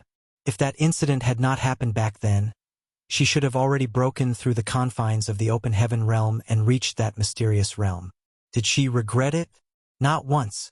She only blamed herself for not teaching Mo properly when she saved him from the profound source gate. By the time she found out about what happened later, the situation was already too far gone to be salvaged. And compared to that, it was not as if she was completely without any harvests. If the profound source gate had not devoured a part of her space-time river, she would not have been able to refine it so easily. It was one of the most profound, innate, supreme treasures, after all. As she dispelled the memories from her mind, Mu withdrew her smile and looked seriously at Yang Kai. You have already set foot on the path, and you will reach the end point sooner or later where you will have to open up the new way forward, but not much time is left for you now. I hope that you can achieve what I failed to back then. At once, the pressure that Yang Kai felt weighing on him was like a mountain, but he still gave a firm answer. Junior will try his best. Mu smiled and walked up to him. Just like the other shadows that Yang Kai encountered in the many universe worlds, she gently pressed her hand to his chest. Go! Put an end to it all. The human race has suffered since the late ancient era until now. As the favored children of heaven, it is time for us to have our own peaceful world to live in. The reason why Yang Kai came back here was because the previous shadow had sent him here, but after talking for so long, Yang Kai still did not get a clear answer from Mu. What did he have to do in order to defeat the current Mo? Mu did tell him that he had to make a breakthrough to the next realm, but he had not even reached the door to the next realm yet. How could he make a quick breakthrough at such an urgent time? Mu continued to smile at him as her figure gradually started to fade. I left you something. You will find out what to do soon enough. As she disappeared, Yang Kai's body rose involuntarily into the sky and soon plunged into the vast and beautiful space-time river. This time, however, he did not feel anything pulling him. He had traveled across about 90% of the 3,000 universe worlds in order to suppress and seal the pieces of Mo's source, and he had succeeded in sealing more than 1,000 of them. Right now, Mo had already awoken. The source pieces that Yang Kai was not able to suppress and seal had returned to Mo, so there was no longer any point in visiting those universe worlds. Yang Kai's body bobbed up and down in the river as the currents inside of it stirred. Then, a strange feeling suddenly arose in him. He felt an indescribable sense of affinity and recognition by the space-time river that should belong to Mu. What's more, it seemed as if he was able to mobilize its power. Yang Kai was astonished by this discovery. This was, after all, Mu's space-time river, the culmination of her lifelong cultivation. Even if Mu had departed from the world of the living long ago, even if he himself had his own space-time river, it did not make sense for him to feel this affinity and recognition from it. Scenes flashed before his eyes, scenes of him in each universe world at the moment when he parted with Mu. Whether Yang Kai managed to seal the source pieces or not in each universe world, as long as Mu's shadow still existed, he had not failed to find her and bring her away with him because he was unwilling to see this senior who had fought alone for countless years continue to wait and suffer endlessly. The way he brought her away was through taking the last shreds of energy from her shadows into his own body. Each one was a moment in Mu's lifetime. Mu had divided Mo's source into 3,000 pieces, suppressing and sealing them in different universe worlds, and she had also separated herself into the same number of shadows in order to remain by the source piece's side. Every person had their own space-time river from the moment that they were born, and it ended at their last breath. Each shadow injected the last of their strength into Yang Kai's body, which was equivalent to granting Mu's existence, during the time used to conceive the shadow to Yang Kai. During this long journey, the number of shadows that Yang Kai had encountered was over 2,000. In other words, out of Mu's many shadows, he had gained the recognition of at least 70% of them. Yang Kai finally understood what it was that Mu had left him. She had left him her own space-time river. With the approval and acknowledgement of most of its owner, Yang Kai could now refine her space-time river and use it for himself. This was Mu's last resort, as well as her final gift. A tidal wave of grief crashed over Yang Kai, overwhelming his entire being. However, he had no time for sorrow. Mo had awakened and escaped, so the human race was in danger of being annihilated at any moment. He had to receive Mu's gift as soon as possible and strengthen himself. However, Yang Kai was acutely aware that despite all of the hidden hands that Mu left behind, it was still not inexhaustible. She must not have thought about the problems with her own cultivation. Mu had gained enlightenment about her own space-time river at a point when she was no longer improving in her cultivation back then. But Yang Kai was different. He was merely at the peak of the 8th order when he trained inside of the universe furnace, before he even took the risk to use the 3-self source reconstitution art to break through to the 9th order. It was there where Yang Kai had condensed his own space-time river, long before reaching the peak of the 9th order. When the final war between the human race and Black Ink Clan broke out at the No-Return Pass, the time left for Yang Kai to cultivate was cut short, and even if he did borrow the power of the 2 open heaven realm cradles and diligently cultivated with the help of his space-time river at every opportunity, there was still a considerable distance left between his current cultivation and the peak of the 9th order. The reason Mu gifted Yang Kai with her space-time river was most likely in hopes that Yang Kai could borrow its power in order to break through the shackles of the open heaven realm method and reach the mysterious next realm in one step. As long as he could reach that realm, defeating Mo would not be an issue. But right now, the situation was that Yang Kai's cultivation was still a great distance from the peak of the 9th order, and even if he did receive Mu's gift, it was impossible for him to make a breakthrough in such a short amount of time. Mu's gift would undoubtedly help boost the power of his Tao strengths greatly, but it could not help to grow his cultivation. Mu might have considered that, or she might not have. Regardless, she had already done all that she could. As one of the 10 martial ancestors, she had left absolutely everything she had behind for her juniors of the human race. After working out Mu's plans, Yang Kai calmed his mind and summoned his own space-time river directly inside of Mu's. If Mu's space-time river was like a coiling grand dragon, then Yang Kai's space-time river was like a little snake. At the very best, it would be a big python. There was simply no contest. However, when Yang Kai's space-time river appeared, the waters stirring fiercely around him began to gather around it and merged into it, increasing the size and volume of Yang Kai's space-time river. Yang Kai could not help but grunt as his mind felt dizzy from the phenomenon. He was almost overwhelmed by all of the mysterious sensations that were crashing down on him, as if to drown out his very being. The space-time river was a condensation of many Tao strengths with space-time Tao strength as its foundation, and the river's water was all a manifestation of those Tao strengths. With the recognition of Mu's many shadows, Yang Kai did not feel any resistance when he was refining her space-time river, but its mass was simply too great, a manifestation of Mu's great attainments and insights into all the grand Taos, and all of it was being stuffed into Yang Kai. A sense of crisis came over him at that instant. Yang Kai realized that if he failed to withstand the impact of these Tao strengths, something terrible would happen to him. So, overall, for Mu and Mo's story, Mu and Mo met beforehand. A piece of Mu's space-time river got caught behind the gate. Mo met the other 9 through Mu, and they became close enough to be called Little 11th or Xiao Shuri. While fighting the war, Mo tried to help out and corrupted his allies and enemies. The 10 found out that they fucked up and planned to seal it. Mu made a plan on how to do it. After the war, she would take Mo around and sightsee. Meanwhile, the other 9 would build the Grand Restriction. Once it was time, she led Mo inside and they trapped it. Mo, unhappy, started the Great War of that era in an attempt to free itself. I guess during that time, the 10 agreed on this lie to say that they met Mo instead of Mu freeing Mo, else the other humans would target Mu in anger. Sometime later, war got pushed back to create the Spiritless Land. Mu went into the Grand Restriction. I believe she was trying to find the missing part of her space-time river. There, she found out that a part of Mo was still inside the gate. Doubt she was able to open the gate fully. But she found a better way to seal away its strength in hopes of defeating Mo anyways. She found out that she can't go above the open heaven realm. Since the space-time river is connected to one's life and death, she made the preparations to help the next guy get stronger. She had to kill herself. Else, the space-time river would not be able to split from her and be left behind. Well, that's how I made sense of the story so far. Marshall Peak, Chapter 5980. It's you.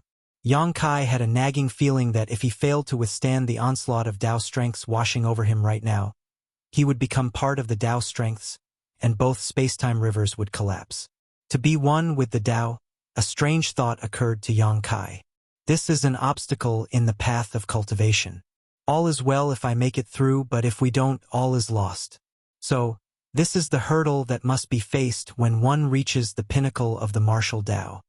He quickly used the power of the soul-warming lotus to protect his consciousness. The situation improved ever so slightly, but the soul-warming lotus, which had been infallible in the past, could not be of any decisive help this time around. If one were to describe Mu's final gift as a feast, then the soul-warming lotus was stomach medicine. In the past, whenever Yang Kai's soul was threatened by outside forces, the soul-warming lotus would keep it well protected. It ensured that Yang Kai's soul did not get destroyed and his consciousness remained intact. However, that was not the case with Mu's gift. The Tao strengths within her space-time river were not poison. On the contrary, they were the greatest of supplements.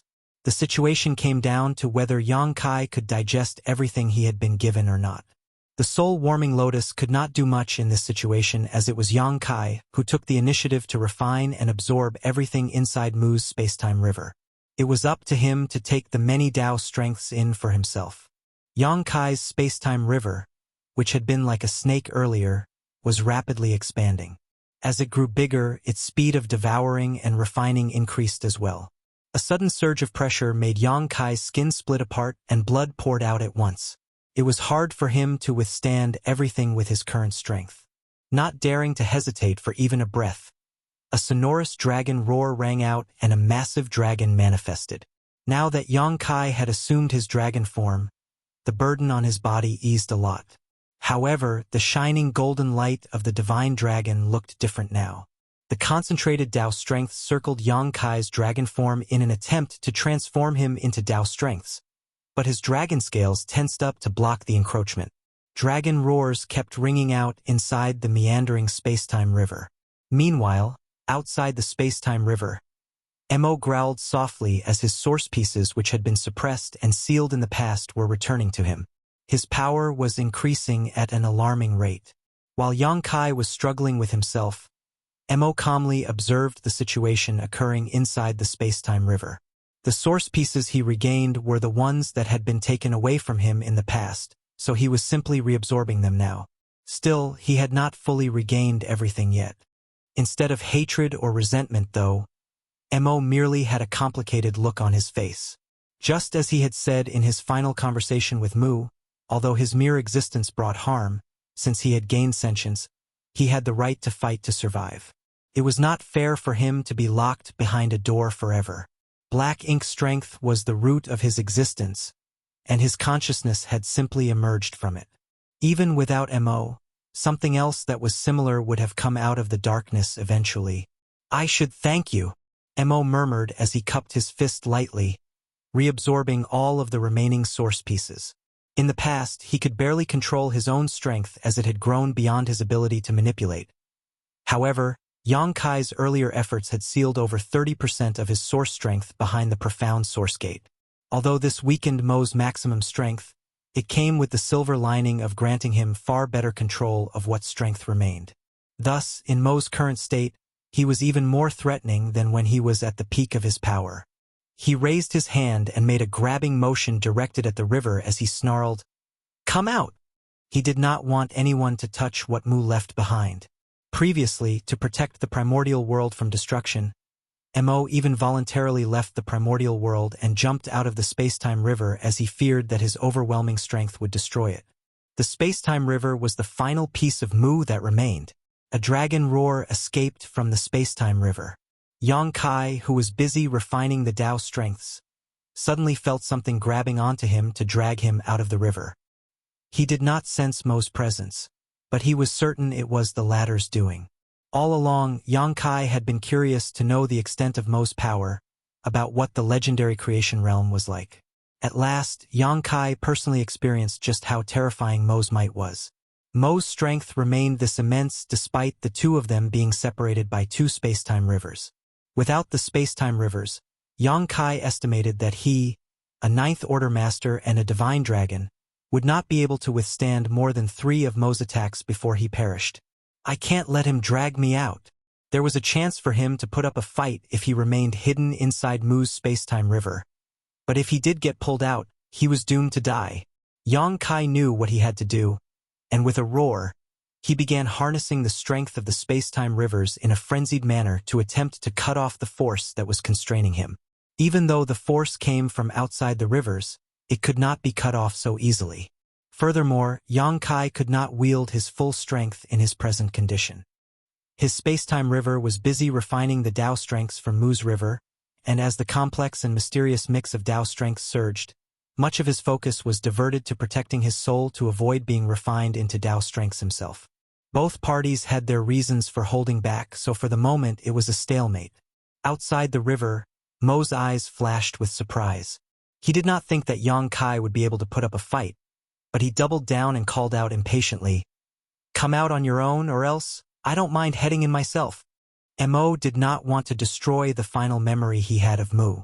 He knew that some shadows of Mu remained inside the space-time river, so he wanted to preserve them. If he entered the space-time river, he was undoubtedly going to inflict irreparable harm and the shadows could very well be destroyed. This was not an outcome he could accept. However, all Mo received in response was even more ferocious dragon roars that came from within the river. Mo's eyes flashed with displeasure. "How stubborn! I'm giving you one last chance. I can promise you that once this battle is over, I'll give the humans a great territory where they can carry on living free of the corruption from black ink strength, which will never enter that great territory." This was the most it was willing to compromise. Mu was gone and the remaining humans no longer mattered to him. He was only willing to give the humans the space of a single great territory for their race to survive for the sake of protecting Mu's space-time river. "In your dreams!" The dragon roar exploded out of the space-time river. Through the restriction of the Tao strengths, Mo could vaguely see a pair of large golden eyes staring in its direction. "Foolish impudence!" Mo coldly snorted in response. He then took a step forward to enter the space-time river. However, as soon as he stepped into the river, the water surged and the power of all the Tao strengths rushed about to block his path. He had to pause outside the river instead. It looked as if Mo was stuck outside the river as endless waves crashed down upon him. But he was still slowly making his way forward. Mo could not be stopped. Yang Kai's expression hardened. He had refined quite a lot of the Tao strengths from Mu's spacetime river in a short span of time and strengthened his own spacetime river greatly. He was even able to use a bit of the strength from Mu's river itself. But even so, it was not his strength, so he could not wield it freely. He had no way of keeping Mo out if the latter chose to force his way in. Soon, Yang Kai made up his mind. Since he could not keep Mo out, he was not going to even try. The spacetime river was a mysterious place made up of the solidified Grand Daos with spacetime Tao strength as its foundation. Even if Mo entered the river, it would not be easy for him to locate Yang Kai. The only thing Yang Kai could do now was to avoid Mo's attacks while doing his best to refine the river and strengthen himself. As long as he could grow powerful enough, he could put up a fight against Mo. Just as Yang Kai prepared himself for this final gambit, Mo, who was busy pushing his way into the river, abruptly turned his head around and looked over his shoulder. He had sensed something strange. A brief moment later, a spark of white light appeared in the distance where countless masters from the Black Ink clan were stationed. The white light shrouded a figure which was traveling at astonishing speed. Everywhere this figure passed, all of the Black Ink clansmen turned into a sea of black blood, be they simple soldiers or royal lords. In just a flash, the white light arrived at the spacetime river and Zhang Ruoxi's figure appeared. She looked around and immediately established the situation, her eyes flashing darkly as they fixed on Mo. When their eyes met, Mo froze in place. He did not expect a master like her to exist. Based on the information he had, the strongest humans were only the Ninth Order masters, and even among their other allies, the strongest were merely giant spirit gods. Yet, the woman who just arrived had an aura that seemed even stronger than that of a giant spirit god. When Mo sensed the clean and pure strength of the new arrival, his expression suddenly contorted as he roared, "It's you!" He recognized the source of that strength. Zhang Ruoxi understood what Mo meant. When the burning light and serene glimmer's strength finally harmonized in the chaotic dead territory, the memories of her Heaven's Order bloodline began awakening, so she was not completely clueless about the events of the ancient past. Thus, when she heard what Mo said, she coolly replied, "Yes and no. It is. It's you." Mo's expression had changed rather drastically. Even when Yang Kai suppressed and sealed over 30% of his source, he took everything in stride and could even thank the latter. However, when Mo saw Zhang Ruoxi, the darkness hidden deep within him overtook everything else. He leapt out of the spacetime river and murderously flew over to Zhang Ruoxi, but all of a sudden, he stopped and shook his head as he muttered, "No, that can't be." Black Ink's strength continued to surge through him before he suddenly lifted his head and leveled a vicious glare at Zhang Ruoxi and bellowed, "No, it is you." Mo behaved as if he had lost his mind and he began to mumble and contradict himself, seemingly completely out of sorts. All of a sudden, he flashed forwards and reappeared in front of Zhang Ruoxi, sending his fist flying as he roared, "Why?" Martial Peak, Chapter 5981, Light and Darkness. When the gate formed, primordial light and primordial darkness came into existence.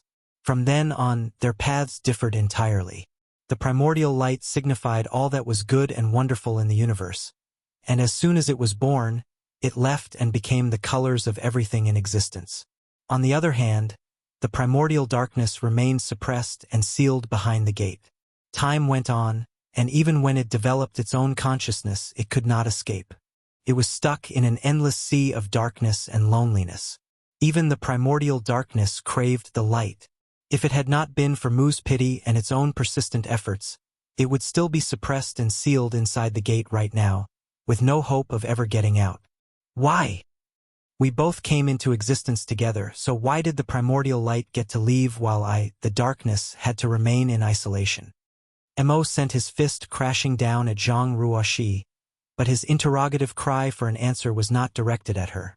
It was directed at the heavenly way which had been so unfair. Zhang Ruoxi's Heaven's Order sword rose to block Mo's furious strike, which sent her flying away in a flash of white light. A mere breath later, she flew back and stood in front of Mo, her brow furrowed as she studied him. She could sense that there was something amiss about Mo's present state. Just as Mo had previously said to Mu and the humans had made the right choice when they suppressed and sealed him inside the primordial heaven source grand restriction. As his power grew, his consciousness was barely able to control his own power. If Mu and the other humans had not suppressed and sealed him, everything would have already been wiped from existence. Yang Kai traversed across over 2,000 universe worlds and suppressed and sealed about a third of Mo's source strength.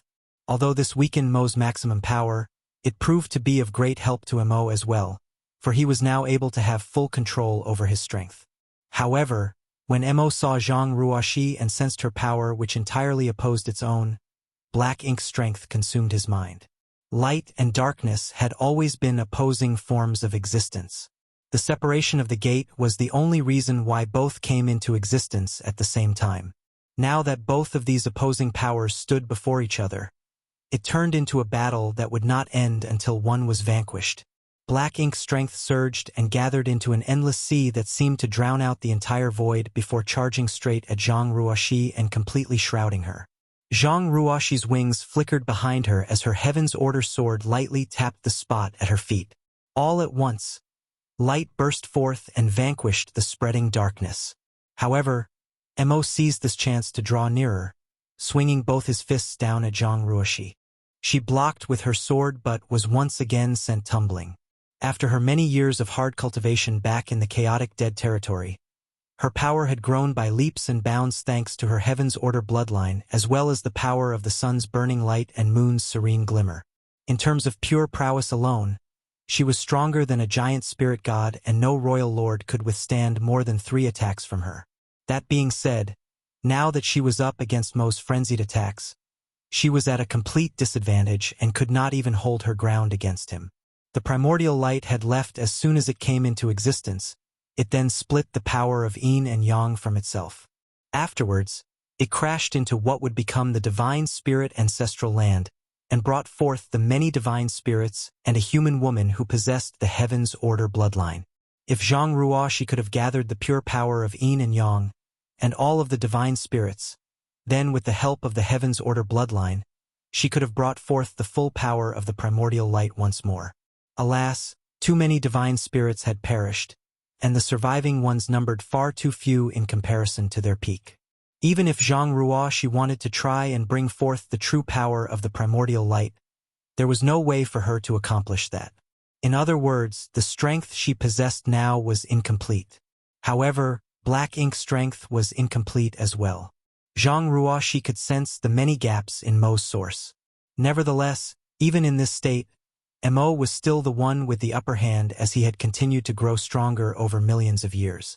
After just a brief exchange, Zhang Ruoxi knew full well that she was not Mo's equal. She could only hold out for another half hour or so before she would be defeated. And, from the ruthless, murderous look on Mo's face right now, if she were to be defeated, death was the only outcome that awaited her. She had no choice. Zhang Ruoxi let out a soft sigh, and after blocking yet another one of Mo's attacks, she raised her hand and made a grabbing motion as she cried out, "Come!" A devastating battle had broken out outside the primordial heaven's source grand restriction. When Zhang Ruoxi was around, her strength alone had been enough to deter the Black Ink clan, making them fearfully hide in the darkness. However, once she left, the Black Ink clan sensed that their Supreme One had regained its power, so they jumped into action. They emerged from the darkness and challenged the small stone race army. All at once, brutal fights exploded across the void. The small stone race army numbered in the hundreds of millions, but the Black Ink clan army that emerged from the endless darkness far surpassed even that. This was the result of Mo's accumulation over millions of years, so it was impossible to imagine just how many masters from the Black Ink clan there were right now. There was no lack of royal lords either. Faced with such a massive army, the human race army, which only numbered a couple tens of millions, was nothing more than a drop in the ocean. It was only now that the humans realized just how ridiculous their crusade was. If the human race had to face off against that many masters from the Black Ink clan alone, they had no chance of winning. Thankfully, Zhang Ruoxi brought the small stone race army with her. Hundreds of millions of small stone race soldiers bore the brunt of the battle, so the humans had a fighting chance. Though the human race army was far smaller in number, it consisted entirely of elite masters whose strength could not be underestimated. Under Mi Jingluan's command, the human army moved in an organized fashion to attack the Black Ink clan and grind down their power. If someone from the Black Ink clan was targeted by the humans, their fate was sealed as they had no means of escaping. The humans had grown stronger too and had dozens of Ninth-Order masters among their ranks. Furthermore, Wuquang no longer needed to control the primordial heaven's source grand restriction, and thus the terror of the heaven-devouring battle law was unleashed for all to see. Relying on the heritage of a peak Ninth-Order master, Wuquang weaved through the Black Ink clan army alone and killed all in his path. Even the royal lords could not stop him. The situation with the two giant spirit gods had changed as well. At the start of the battle, they had to guard the opening at the primordial heaven's source grand restriction, and had been besieged by swarms of royal lords as a result. Now that the primordial heaven's source grand restriction was no more, they were no longer pinned down. Nothing held Ada and Air back anymore, so they worked together to rampage through the Black Ink clan army. Everywhere they went, they crushed the enemy in their path. Furthermore, there were also the 8 Ninth-Order small stone race masters. These 8 were scattered across the Black Ink clan army as they slaughtered their opponents. Though it looked as if they were fighting separately, their auras remained connected in a battle formation that could bolster the strength of any one of them at any moment. Some of the more arrogant royal lords had suffered due to ignorance and died from a single blow from them as a result. Even though the royal lords might be as powerful as the Ninth-Order small stone race masters, their opponent could borrow the strength of their fellow masters at any time, completely blindsiding the royal lords. In this, the fiercest battle to have ever taken place in human history, huge swaths of soldiers from the small stone race and Black Ink clan died every second. The divine spirits who received the great sun and great moon marks from Yongkai weaved through the battlefield to wield the power of the two marks. Each time they did so, yellow and blue light would shoot out from the rocks left behind by the fallen small stone race members. The two lights merged and turned into dazzling purifying light that killed scores of the Black Ink clan army. At the same time, it cleared the Black Ink strength left behind by the deaths of the Black Ink clansmen, thus changing the environment of the battlefield. The human race army kept snaking their way around the battlefield without ever coming to a stop, as they would be surrounded by the Black Ink clan if they did. The situation was dire and fraught with tension. Even an old veteran like Mi Jingluan could not predict how this battle would ultimately go. The armies on both sides were too great in numbers. The battle had to proceed for some time before the chances of victory grew clearer. The human race and the small stone race armies simply had to work together to persistently slaughter their enemy and fight to emerge victorious. Everyone knew that this was the final battle. If they won, peace would return to all the lands, but if they lost, the humans had come to terms with the outcome of a defeat. All they could do now was give their all for one last time. Even though the humans focused on the outskirts of the battlefield, they were still under a lot of pressure. Now and then, the Black Ink clan army would try to cut them off, and they would have to carve out a path for themselves through blood and slaughter. One after another, numerous warships exploded and the human race masters died alongside them. Amidst this battlefield, even the divine spirits were at risk of peril. A clear phoenix cry echoed through the void as the 30 or so different colored phoenixes transformed into their true forms and spread their wings. They were the only remaining clansmen of the Phoenix clan. The Phoenix clansmen were carefully guarding the giant parasol tree in their center, their sacred treasure. They had not used their sacred treasure in any of their precious battles, as it was the foundation of their existence. All of the Phoenix clan came from the immortal parasol tree. However, this was the final battle, so the Phoenix clan no longer held back. A white phoenix, together with its clansmen, sat on the parasol tree and wielded the power of the sacred treasure, causing space to twist and contort. The contortions circled the human race army, and as the space rippled, the humans vanished.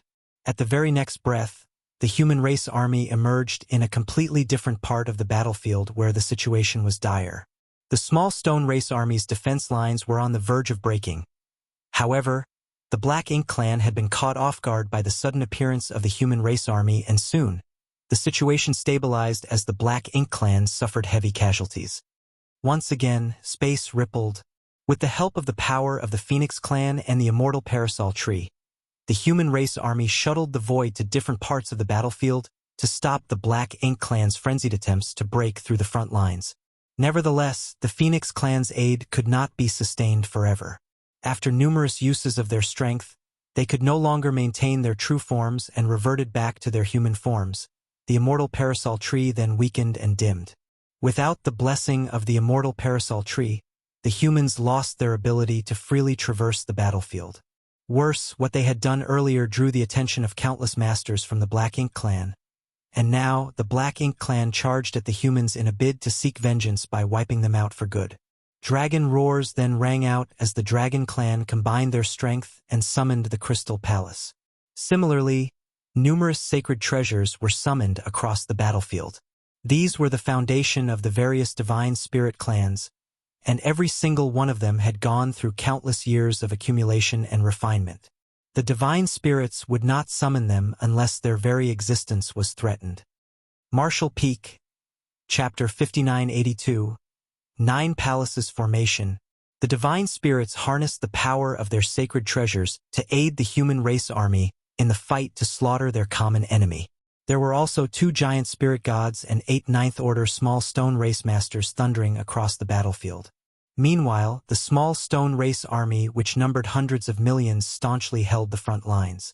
As a result, compared to the small stone race and the humans, the Black Ink Clan suffered far greater casualties on the battlefield. At some point, the human race masters began to see glimmers of hope for a victorious outcome. Alas, their hopes were soon dashed. The 8 ninth order small stone race masters who had been busy exterminating the enemy seemed to have been summoned by someone. With their aura connected, they charged through the Black Ink Clan army and headed deep within the darkness. Soon, they disappeared from sight. No one knew where they went exactly. However, Zhang Ruoxi had gone off in that direction earlier, and terrifying shockwaves were now rippling out from that area. Atop the tattered Pure Yang Pass, Mi Jingluan's heart sank as he realized that Zhang Ruoxi must have encountered some kind of trouble. Based on the strength Zhang Ruoxi exhibited earlier, the only threat against her had to be Mo. The primordial heaven's source grand restriction had been destroyed and Mo had awakened. Thus, the battle reached its final, most critical climax. The departure of the 8 ninth order small stone races greatly eased the pressure on the Black Ink Clan. The 8 of them had focused on killing off territory lords and royal lords, with many of the latter suffering or even dying to the targeted attacks. Now that the 9th order small stone race masters left the battlefield, there were only the 2 giant spirit gods remaining, and Ada and Aer could not kill off the royal lords as swiftly as the 8 ninth order small stone race masters. In the end, size was the deciding factor. Naturally, the 9th order small stone race masters were weaker than the giant spirit gods, but they were the same size as humans and could move around deftly. Any royal lord they had their eyes on could not escape from them. The same could not be said for the giant spirit gods. They were too massive, and though their strength was unparalleled, they were not nearly as nimble or flexible. Each time they attacked, large swaths of the Black Ink clansmen would die, but those who reacted in time could still escape. Thus, now that the 8 ninth order small stone race masters left the battlefield, the royal lords were a lot less hindered and could do much more, such as grouping up to besiege the human race army. The Black Ink Clan realized that even though the small stone race army made up the majority on the battlefield, the humans were the true driving force behind the battle. Furthermore, compared to the hundreds of millions of small stone race soldiers, it was easier to wipe out the humans, who only numbered in the tens of millions. As long as they killed off all the humans, they would emerge victorious, regardless of the casualties they suffered. All at once, the human race army was under great pressure as they became the primary targets of the Black Ink Clan. Deep inside the void, the intense battle between Zhang Ruoxi and Mo continued. It was the first time that the primordial light and darkness were together again since the dawn of creation, and as they clashed, the universe seemed to shatter and break. Mo seemed to have lost all reason as the fury that built up throughout all the eons poured out at once, leaving Zhang Ruoxi with barely any room to fight back. From a distance, The light and darkness could be seen clashing, with the ocean of darkness keeping the light completely surrounded. Only a feeble flicker of light could be seen coming from the center of the conflict. Darkness was constantly clawing at the light, and it looked as if the latter would be extinguished at any moment. Despite having over 30% of his source suppressed and sealed, Mo's might was still immeasurable and impossible to imagine. At the very least, he was more than what Zhang Ruoxi could handle.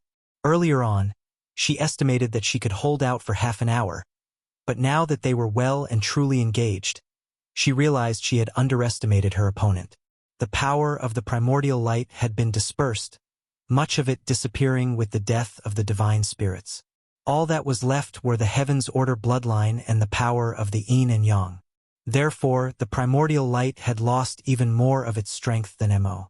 As the fight went on, Mo grew fiercer.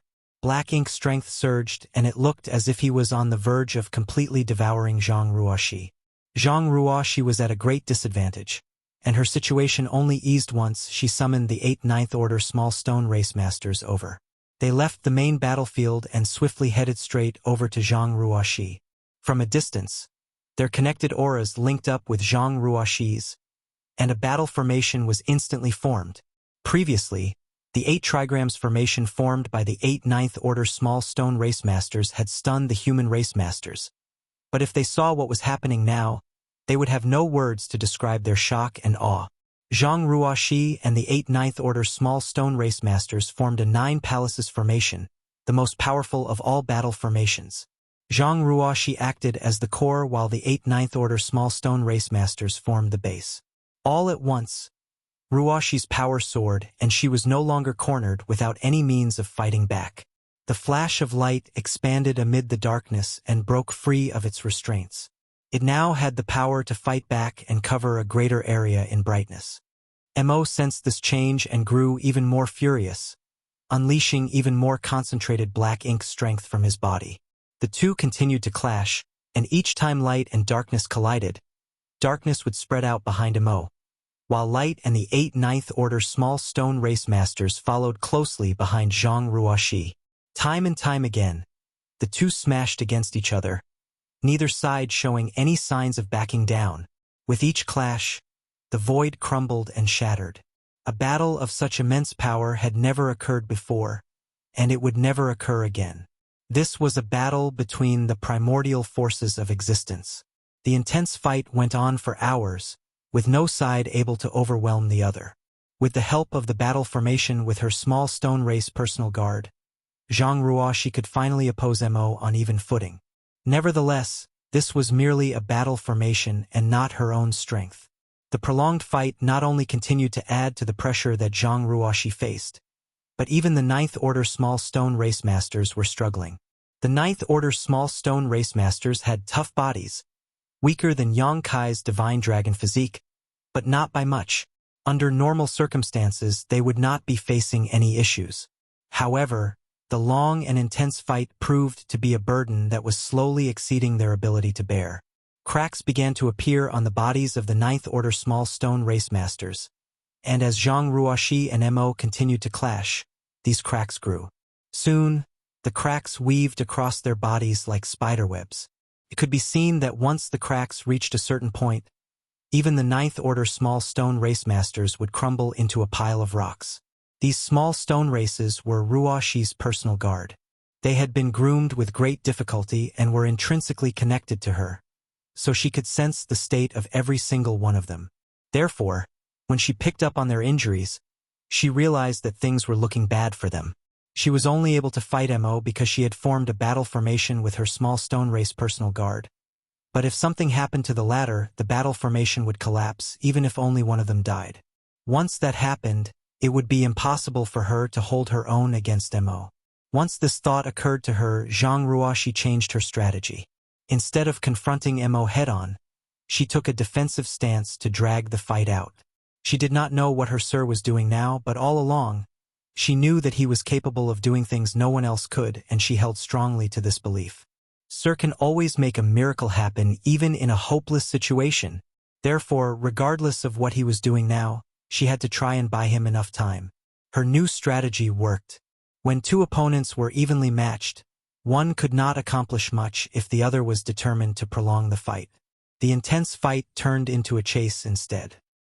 Wuxia and her 8 small stone race personal guard kept flitting about, and even though Mo wielded his immense power wildly, he could not pin down and suppress her. Mo, who had already lost his senses, became even more incensed, releasing bestial snarls and roars in an unending cacophony. When Mo first emerged from the space-time river, he looked no different from a regular human, apart from his black ink strength. However, when Zhang Ruoxi showed up, the black ink strength surged and overtook his mind. At this point, Mo no longer looked human. Ruoxi's appearance and subsequent actions seemed to have driven him mad. All of a sudden, Mo stopped chasing Zhang Ruoxi. As Zhang Ruoxi puzzled over this, Mo abruptly turned around and charged towards the space-time river. Ruoxi's expression stiffened. Although Mo had been so agitated that he lost his senses, his battle instincts remained. Since Zhang Ruoxi was equal in strength to him, he could not get rid of her, so he changed his target to Yang Kai, who was still within the space-time river. Even in his blurry state, he was still determined to protect the space-time river. He was not going to let anyone touch the final trace of Mu.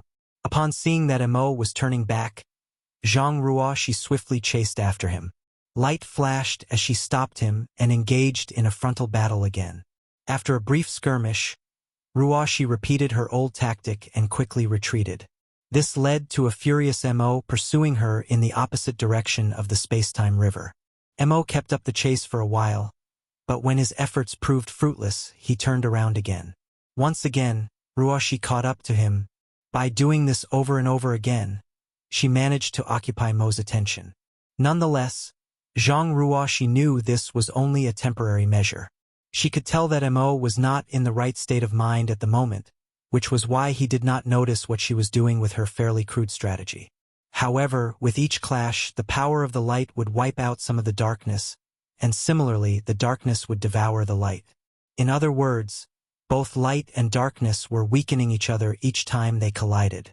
Zhang Ruoxi could clearly sense that she was greatly weakened by the many hours of fighting, and the same was true of Mo. Once the black ink strength was weakened to a certain extent, Mo would most likely regain his senses, and when that time came, she would no longer be able to use this strategy to keep him occupied. Furthermore, Ruoxi was even more worried by the fact that the 8th Ninth Order small stone race masters would not be able to hold out much longer. Their bodies were covered in cracks now, and it looked as if they would crumble at the slightest touch. She was doing her best to keep the head-on confrontations with Mo to a minimum, but if she wanted to stop Mo from heading to the space-time river, she had to resort to things that she knew she should not. Now that things had come to this, Zhang Ruoxi had no other choice. She could only do her best to keep Mo occupied as she fervently hoped that Yang Kai sped up whatever he was doing. Otherwise, once her personal guards could no longer hold out anymore, she would not be able to stop Mo alone. Martial Peak, Chapter 5983, 9th Level. Within Mu's space-time river, Yang Kai was shrouded in his own space-time river as he used it to greedily devour everything around him. The river was made out of Tao strengths. Every single undercurrent and wave surged with Tao strength, and as time passed, Yang Kai's space-time river grew bigger while Mu's river shrank. It was entirely by chance, but it could not be denied that Yang Kai and Mu had walked the same path. This gave meaning to Mu's countless years of patience and perseverance. Due to trying to open the profound source gate in the past, Mu's space-time river was no longer complete, which cut off her future path. She could not explore the deeper mysteries of the martial Tao. Therefore, she passed down her hopes to those who came after her. Among all the hidden hands she left behind, her space-time river was the final gift she had to offer. However, if a person wanted to harness this gift to make themselves more powerful, it would take time. Perhaps even Mu would not have expected Yang Kai to be approved by so many of her remnant shadows. Under normal circumstances, if black ink strength had the irrefutable advantage in any of the 3,000 universe worlds and there was no hope of suppressing and sealing that particular source piece, there would be no reason for Yang Kai to waste any time on that universe world. Nevertheless, during Yang Kai's previous travels, he did his best to find every single remaining shadow of Mu. He wanted to save them all from their suffering and take them away from the universe worlds. Each one that disappeared signified that the Mu of that time approved of Yang Kai. After moving through some 2,700 universe worlds, Yang Kai received approval from over 2,000 of them, which was a massive number. This allowed him to devour and refine Mu's space-time river with greater efficiency. As Yang Kai's river kept expanding, his command over the many Tao strengths increased as well. The enlightenment from the many mysteries exploded in his mind. Yang Kai was deeply engrossed and could not extricate himself from what was happening inside his mind. The joy of glimpsing into the mysteries of every Grand Tao was impossibly tantalizing for any master. Grand Taos were the basis behind all existence and the ultimate goal of all cultivators. If someone were to be entirely immersed in this, there was a chance that they would forget all else and transform into Tao strengths themselves. This meant that Yang Kai's situation was tricky as well. On the one hand, he had to resist the lure of the Tao strengths, while on the other, he had to do his best to take them in to strengthen his own mastery of the Grand Taos.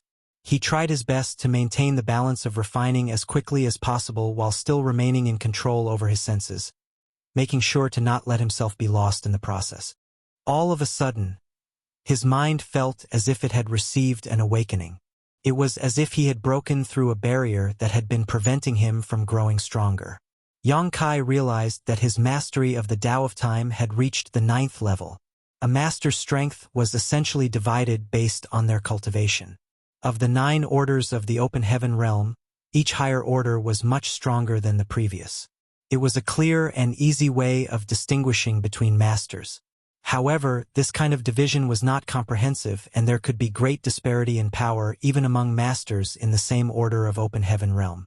The disparity came from the difference in accumulation of each master, the power differential in the heritage of the master's small universe, as well as the master's understanding of their Grand Taos.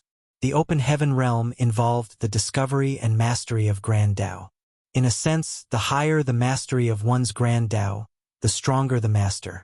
Since the dawn of existence, no one had a clear way of defining the levels of mastery of the Grand Tao. Thus, Yang Kai had split the mastery of Grand Taos into 9 levels based on his own growth. Superficial contact, peering through the doors, taking the initial steps, traversing a familiar path, attaining mastery through comprehensive understanding, exceeding the ordinary to reach the extraordinary, standing above all others within sight, summiting the peak, and finally shocking history and dazzling the present. This was merely his own method of division, one he shared with others, and some had adopted it. Until now, none tried to correct it. Yang Kai felt that he had differentiated them correctly. His primary Grand Taos were the Tao of Time and the Tao of Space. These were the Tao strengths that formed the basis of the space-time river. However, despite his many opportunities and his mastery over the Grand Taos, after all this time, he had only managed to cultivate the Tao of Time and the Tao of Space to the 8th level. All this while, Yang Kai did not know how to break through to the 9th level. However, he had a vague feeling that if his mastery of the Tao of Time reached the 9th level, an indescribable change was bound to happen. Finally, as Yang Kai refined Mu's space-time river, he was able to make a breakthrough on one of his primary Grand Taos, allowing it to reach the 9th level. To think it's the Tao of Time first, not the Tao of Space. Yang Kai had always thought it would have been the latter that would be the first to reach the 9th level of mastery. Yang Kai was a little taken aback as the Tao of Space was the first one that he truly cultivated. He had his dragon source to thank for his ability to cultivate the Tao of Time to its current level. The Tao of Time was the bloodline talent of the Dragon Clan. All at once, Yang Kai gained a mysterious sense of understanding. As he lifted his hand ever so slightly within the space-time river, he seemed to be able to grab onto the flow of time. In the past, he was able to make time flow quicker within his space-time river to cultivate 10 times faster, but he could not truly control the passage of time. But he could do so now. With the increase in Yang Kai's command over the Tao of Time, his dragon vein surged, and he could not stop himself from raising his head and letting out a dragon roar. His dragon scales rustled as his dragon form enlarged. His dragon vein had advanced even further. This was a great surprise. However, before Yang Kai could dwell on his joy, his mastery over his other primary Grand Tao broke into the 9th level as well. This time it was the Tao of Space. Once again, the mysterious sense of enlightenment flooded Yang Kai's mind. He felt his mind grow hazy. It was as if it had been stuffed full with the truth of the Grand Taos, which he did not understand in the past. The truth of existence was unfolding in front of him. He quickly harnessed the strength of his soul-warming lotus, even though he was uncertain whether it would help. The clarity that poured back into his mind made him feel a little better.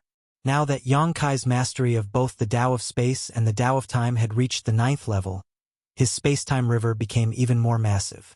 Previously, his space-time river looked like a blade of grass in comparison to Mu's river, which was like a tall tree. However, after all the refining he had done thus far, his river grew bigger and could now be likened to a shrub instead. While the tree was still a tree, it had grown a lot smaller. That was not the only difference. At first, Yang Kai had a hard time keeping up with his frenzied attempt to refine Mu's river to strengthen his own. The Tao strengths of space and time formed the foundation of the river, and without a strong enough command over both, it was hard for Yang Kai to control the colossal river. It was akin to a building. If a building's foundation had only been built for 5 stories, the building ran the risk of collapsing if 10 stories were built instead.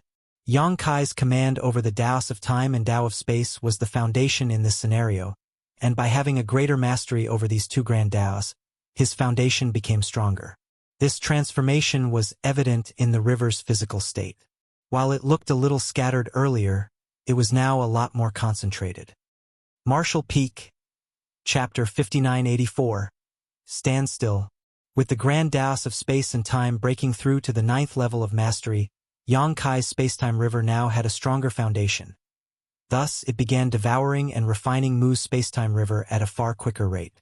As the frenzy of devouring and refining continued, Yang Kai's mastery over the grand Taos increased as well. Next was a breakthrough in the spear Tao, then a breakthrough in the sword Tao.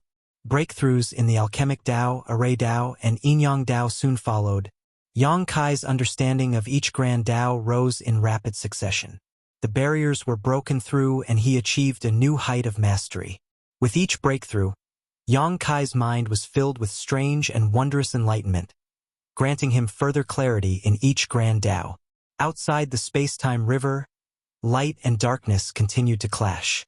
Both the primordial light and primordial darkness did not possess their full power anymore. But as the darkness remained whole and continued to grow over the years, Mo had become a lot more powerful than Zhang Ruoxi. This held true even when Yang Kai had used the profound source gate to suppress and seal a third of his source. Mo would have regained all of his strength and be even more powerful right now if it had not been for the many hidden hands Mu left behind. Zhang Ruoxi could only just barely challenge Mo to a fight with the help of the 9 palaces formation she formed with her 8 small stone race personal guard. In just a few hours, though, the 8 small stone race masters were littered with cracks. It looked as if they could crumble into a pile of rubble at any moment now. Zhang Ruoxi tried her best to buy time, but she did not know how much longer she could continue to hold out. All she could do was fervently hope that Yang Kai could hurry up. Each time light and darkness collided, their respective powers wore down the other. Light dispelled darkness while darkness devoured light.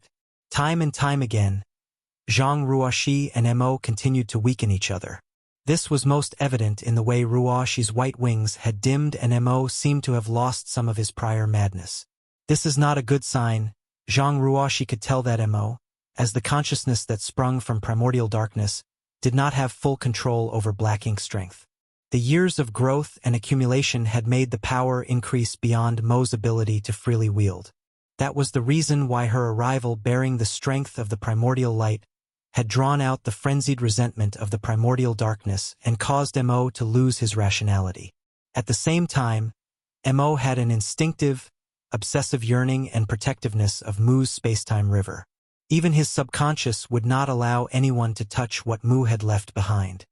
As black ink strength clashed with Mo's consciousness, his actions began displaying contradicting desires. At times, he fiercely chased down Zhang Ruoxi, but at times, he turned back around to head for the spacetime river. Zhang Ruoxi relied on this dichotomy to provoke Mo and keep him occupied. However, once Mo regained his senses, it would not be so easy for her to do so. Although Mo currently possessed strength that surpassed all others, he was currently behaving like a wild beast without a sense of rationality.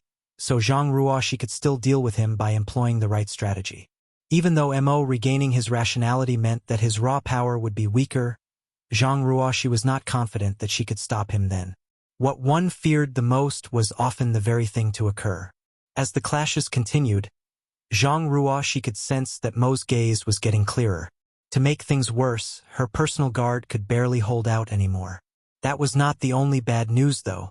Even her strength, which relied on her Heaven's Order bloodline to harmonize the powers of Yin and Yang, was beginning to show signs of instability. Her Heaven's Order bloodline was indeed powerful. It was the only thing that could bridge the powers granted by the burning light and serene glimmer.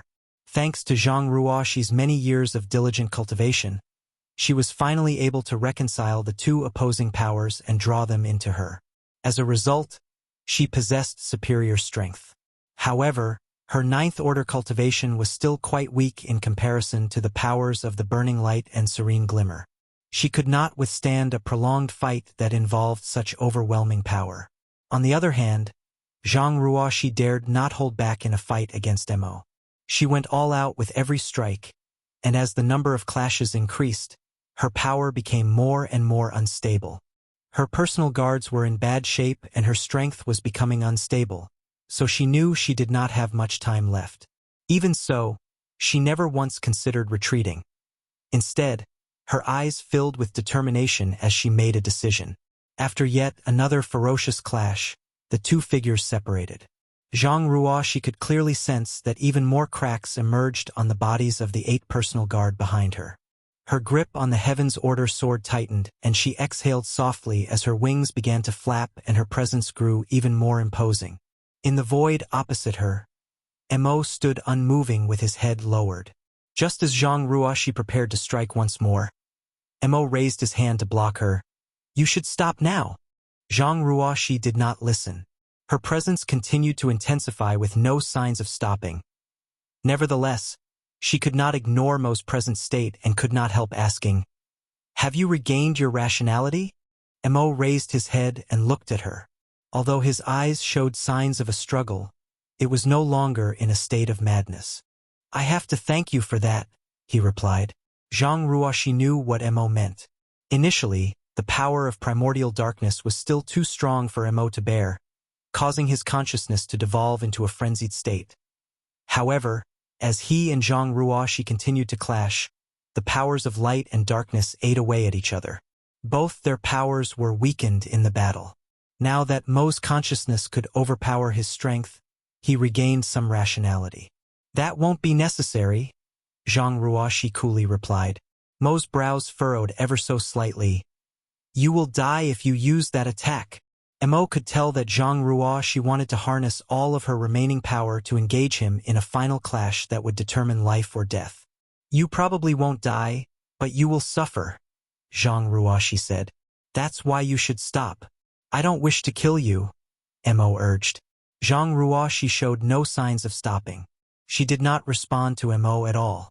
Instead, she continued to harness her power and strength to prove her determination with her actions.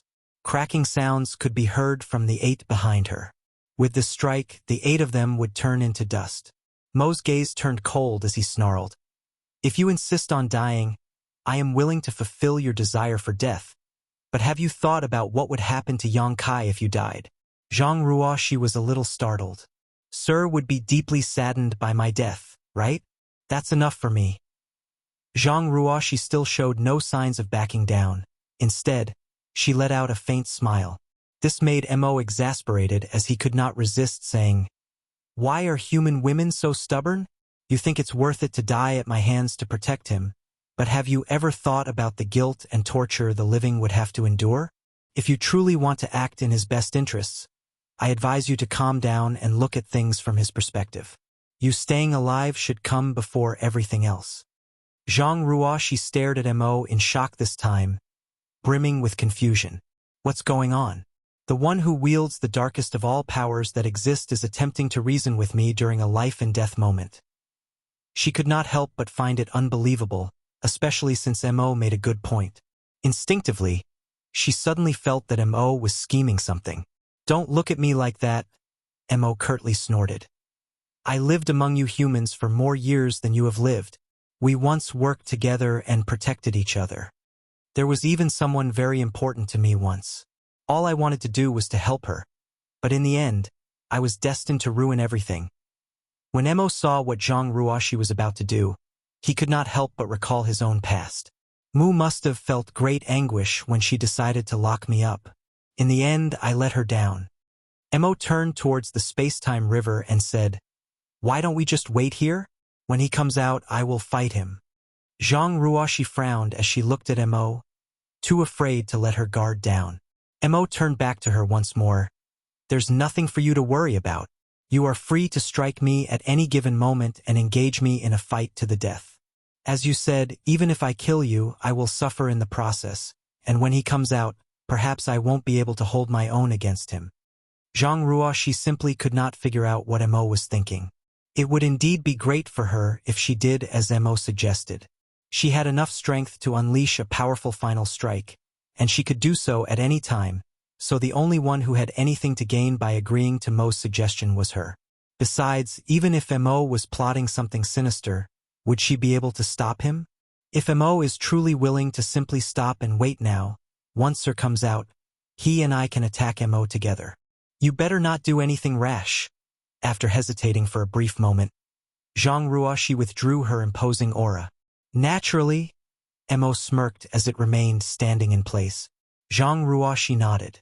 The two masters who had been dueling in a brutal, all-out fight to the death now stood together in the void, waiting in silence. Sure enough, life was unpredictable. Zhang Ruoxi was still on guard, so she led her 8 personal guards over to a spot between Emo and the space-time river to block Emo. Emo saw what she was doing and showed no inclination of stopping her, puzzling her even further. That being said, she had never encountered Emo before. She imagined Emo to be a brutal, sinister, and vicious existence, but after interacting with him herself, she realized that was not the case. Though confused, as Zhang Ruoxi stared into Mo's eyes, she had a vague inkling and could not help but ask, "What do you want to do?" Mo's gaze went past her and stared at the massive space-time river as he asked, "It's very grand and beautiful, isn't it?" Zhang Ruoxi did not answer Mo's question, instead frowning in doubt. "So what if it is?" "It saved me from endless darkness," Emo replied. "So, to me, it is the light.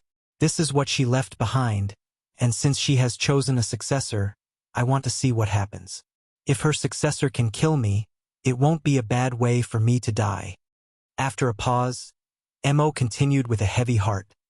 "When it comes down to it, I did something I shouldn't have. It only stands to reason that I pay the price for it. If you wish to die, I can fulfill your wish for you." Zhang Ruoxi shot back. Emo eyed her coolly. "Only the person who gave me my new life can kill me. No one else has the right to do so." Marshall Peak, Chapter 5985, Perseverance. Alas, the one who had the right to kill Emo was no longer around and nothing mattered to him anymore. Everything and everyone in existence was meaningless and he could kill them off as he desired without feeling any hesitance. Zhang Ruoxi and Emo stood opposite each other outside the space-time river. She remained vigilant at all times, but Emo did not do anything. He simply stared at the space-time river that cut through the void and watched as it churned. Meanwhile, the human race army was snaking its way through the large battlefield as it constantly attacked the Black Ink clan army's front lines to weaken them. The humans were actually able to make good progress. Furthermore, the small stone race army was fearlessly confronting the Black Ink clan. Many lives came to an end with every breath. A battle of this scale had never been seen before. The 3 parties out on the battlefield numbered into the billions when combined. The small stone race army consisted of hundreds of millions, while the Black Ink clan army was twice as large. On the other hand, there were less than 20 million human race masters left, which was not even a tenth of either of the other two. Despite being much lower in numbers, the humans came out on top when it came to the average power. Only 4th-order masters and above could directly join in the crusade, and after many millennia of cultivation, the human race now had a large number of 7th-order and 8th-order masters. In this respect, neither the small stone race nor the Black Ink clan could compare to the humans. Even though they had massive numbers, Weak soldiers who could not contribute much made up most of their ranks. This was especially true of the Black Ink clan. Whenever the human race army crossed paths with large groups of the Black Ink clan's cannon fodder, all of the latter would be exterminated in great sweeping waves of death. Nevertheless, being so few was still an undeniable disadvantage. Although the human race army was able to attack the Black Ink clan and wipe them out in large groups, they could not persist for long. The humans started this battle, but it was the small stone race army that enabled them to keep going. If Zhang Ruoxi had not brought the small stone race reinforcements over, the humans would have been defeated the moment the primordial heaven source grand restriction broke. These were sorrowful times. Many of the small stone race soldiers died and turned into rocks and pebbles that littered the battlefield.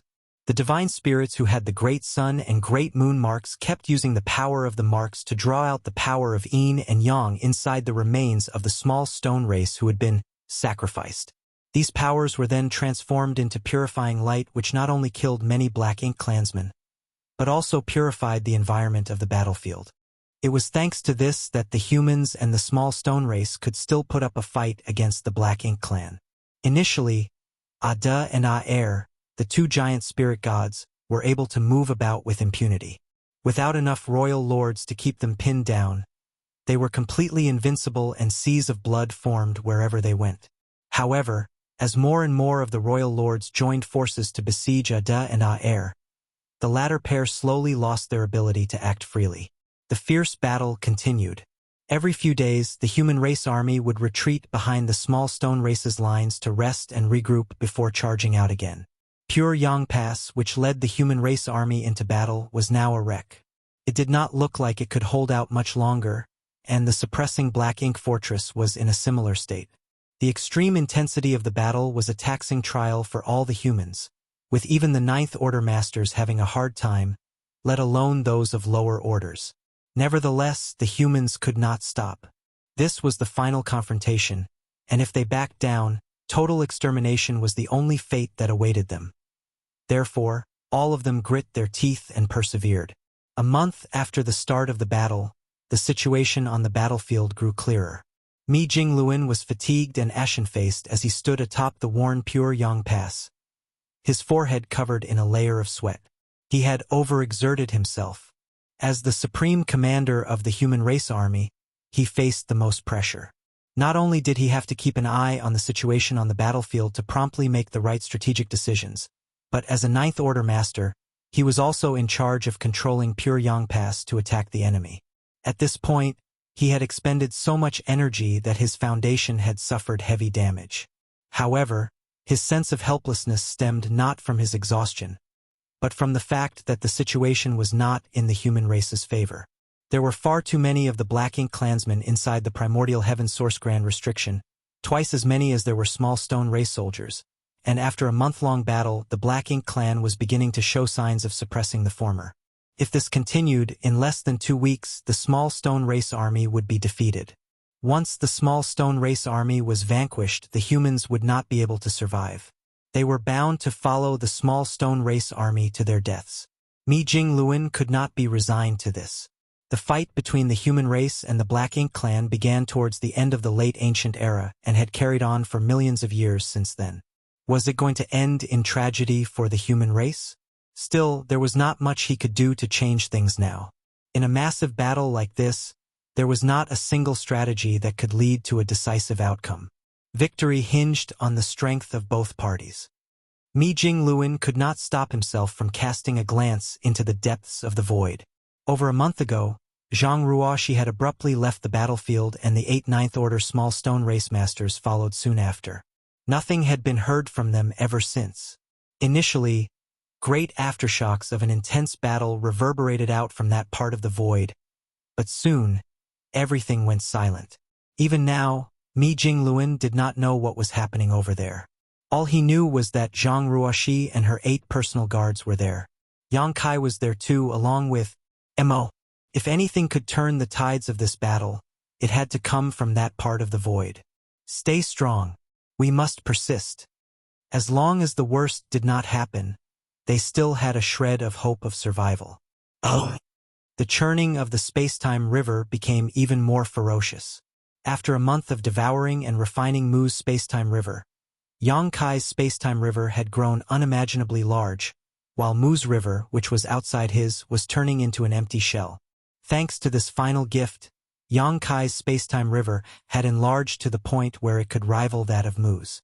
Outside the river, Zhang Ruoxi and her 8 personal guards were still in a battle formation. They were intrinsically connected and kept their guards up the whole time.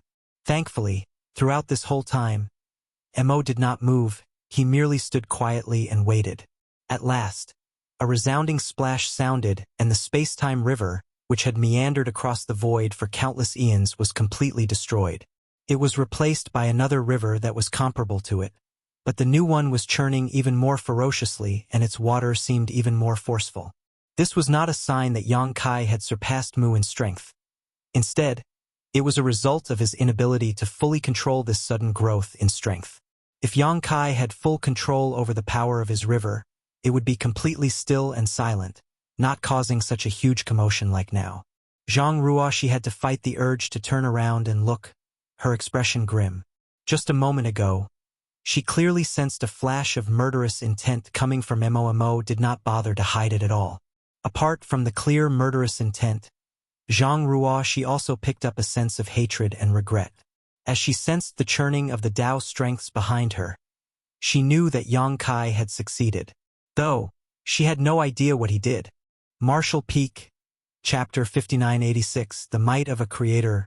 Amidst the churning waves, Yang Kai's figure appeared as the Tao strengths surged around him. Based on strength alone, he was stronger than both Mo and Zhang Ruoxi after their earlier fight. This was a result of his heightened mastery of Grand Taos. The clearest evidence of this was the size of his spacetime river. Yang Kai's spacetime river was comparable to the one Mu left behind, and it had grown colossal beyond imagination. A baby dragon was bound to become a divine dragon someday. Although Yang Kai's cultivation did not increase by much, his strength was leaps and bounds above what it once was. A piercing gaze shot over at him. Yang Kai immediately spotted Mo, who was standing in the distance. The abhorrence and murderous intent in its eyes were plainly visible. Mo looked a lot like Little 11th, whom Yang Kai met inside the primordial world. If Little 11th grew up as a normal human, he would resemble Mo's current appearance. Ruoxi stood between Yang Kai and Mo with a grim and vigilant expression. Yang Kai had been busy refining Mu's final gift and knew nothing of what was happening outside the river all this while. Upon sensing Mo and Ruoxi's present states, though, he realized that they had engaged in a fight earlier. Both seemed to have walked away injured, as neither one of them felt as powerful as he expected them to be. His divine sense tingled as it spread out like a gush of water. Soon, he picked up on the situation out on the battlefield in the distance. Yang Kai's brow furrowed slightly. Compared to the situation over here, the human race army and the small stone race army were in a bleak situation. If things continued as they were, they would certainly be defeated. Ruoxi, Yang Kai called out at once. "I'm here, sir," Zhang Ruoxi swiftly replied. "Head to the battlefield and help them." Zhang Ruoxi was startled. She figured that since Yang Kai had emerged, they could work together to take on Mo now.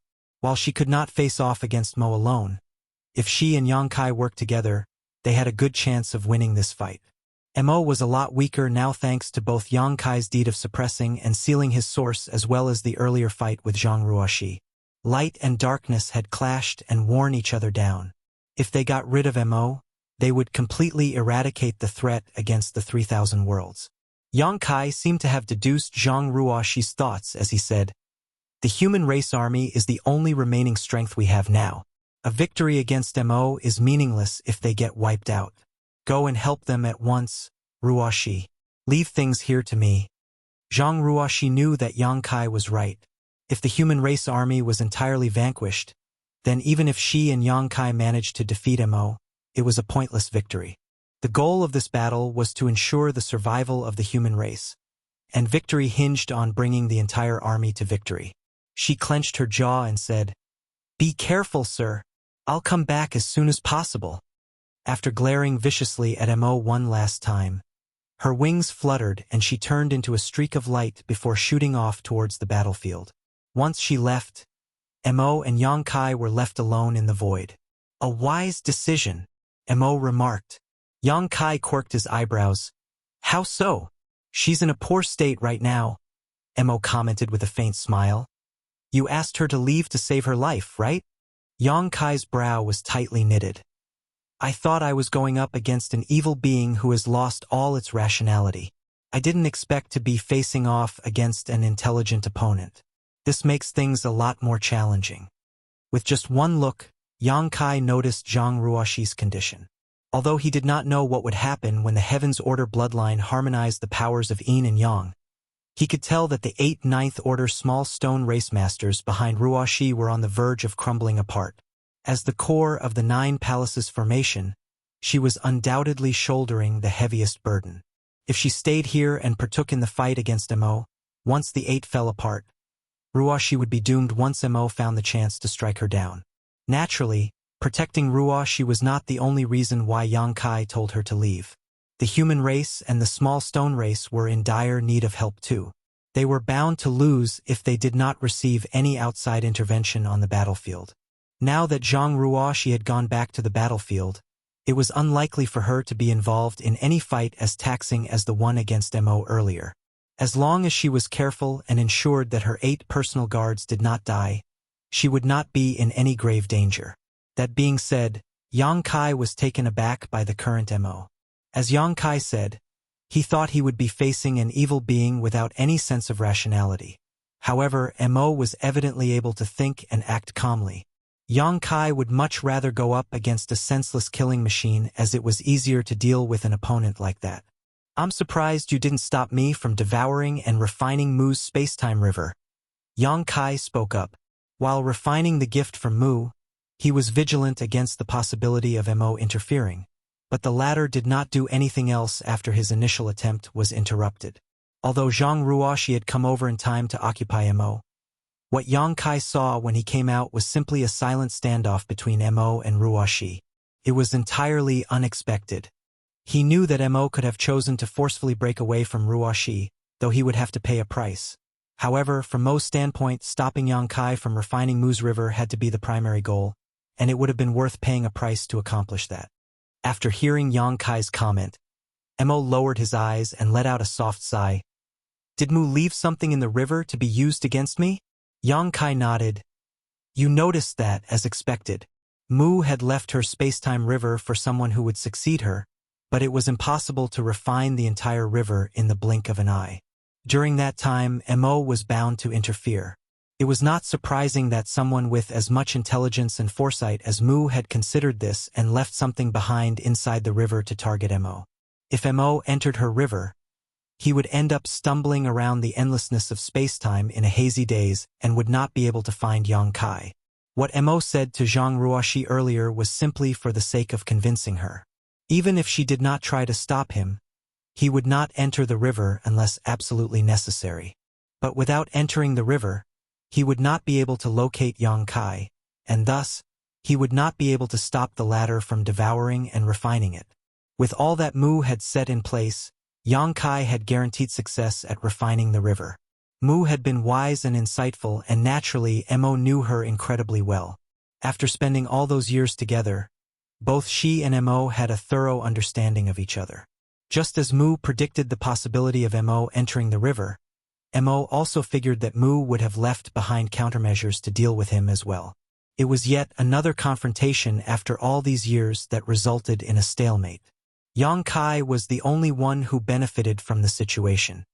He had a major leap in his mastery over the 10,000 Grand Daos, and his space-time river had grown to an indescribable size. Even if you obtained the power Mu left behind, so what? Mo's eyes were filled with disdain. Do you think that's enough for you to defeat me? Yang Kai smirked. Let me see what someone in the creator realm can do. As he spoke, he raised both his hands, and the space-time river beneath him began churning violently. It was as if the river turned into a rampaging dragon as the waves crashed in thunderous splashes while Dao strength surged. All at once, scores of rope-like water dragons formed from Dao strength shot out of the river and flew straight at Mo. Mo raised his fist and punched forcefully at the void. The space in front of him shattered, and the myriad of void cracks that formed as a result turned into a barrier that blocked the onslaught of the water dragons. Then, Mo took a step forward and moved past the shattered space, arriving right in front of Yang Kai as he stared down at him with an indifferent expression. Your ability to wield Dao strength is less than 1,000th of what Mu was capable of.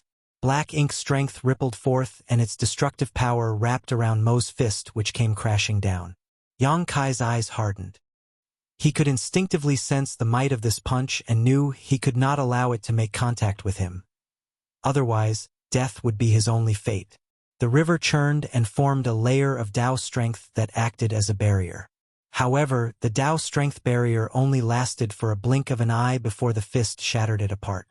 Thankfully, that had given Yang Kai enough time to summon his Azure Dragon Spear. Now that he had his weapon in hand, he harnessed the Dao strengths and sent his spear flying out at the fist. A gust of unstoppable power came at Yang Kai from the front, and he felt as if he had been struck by lightning. His body froze up for a brief moment before he went flying backwards.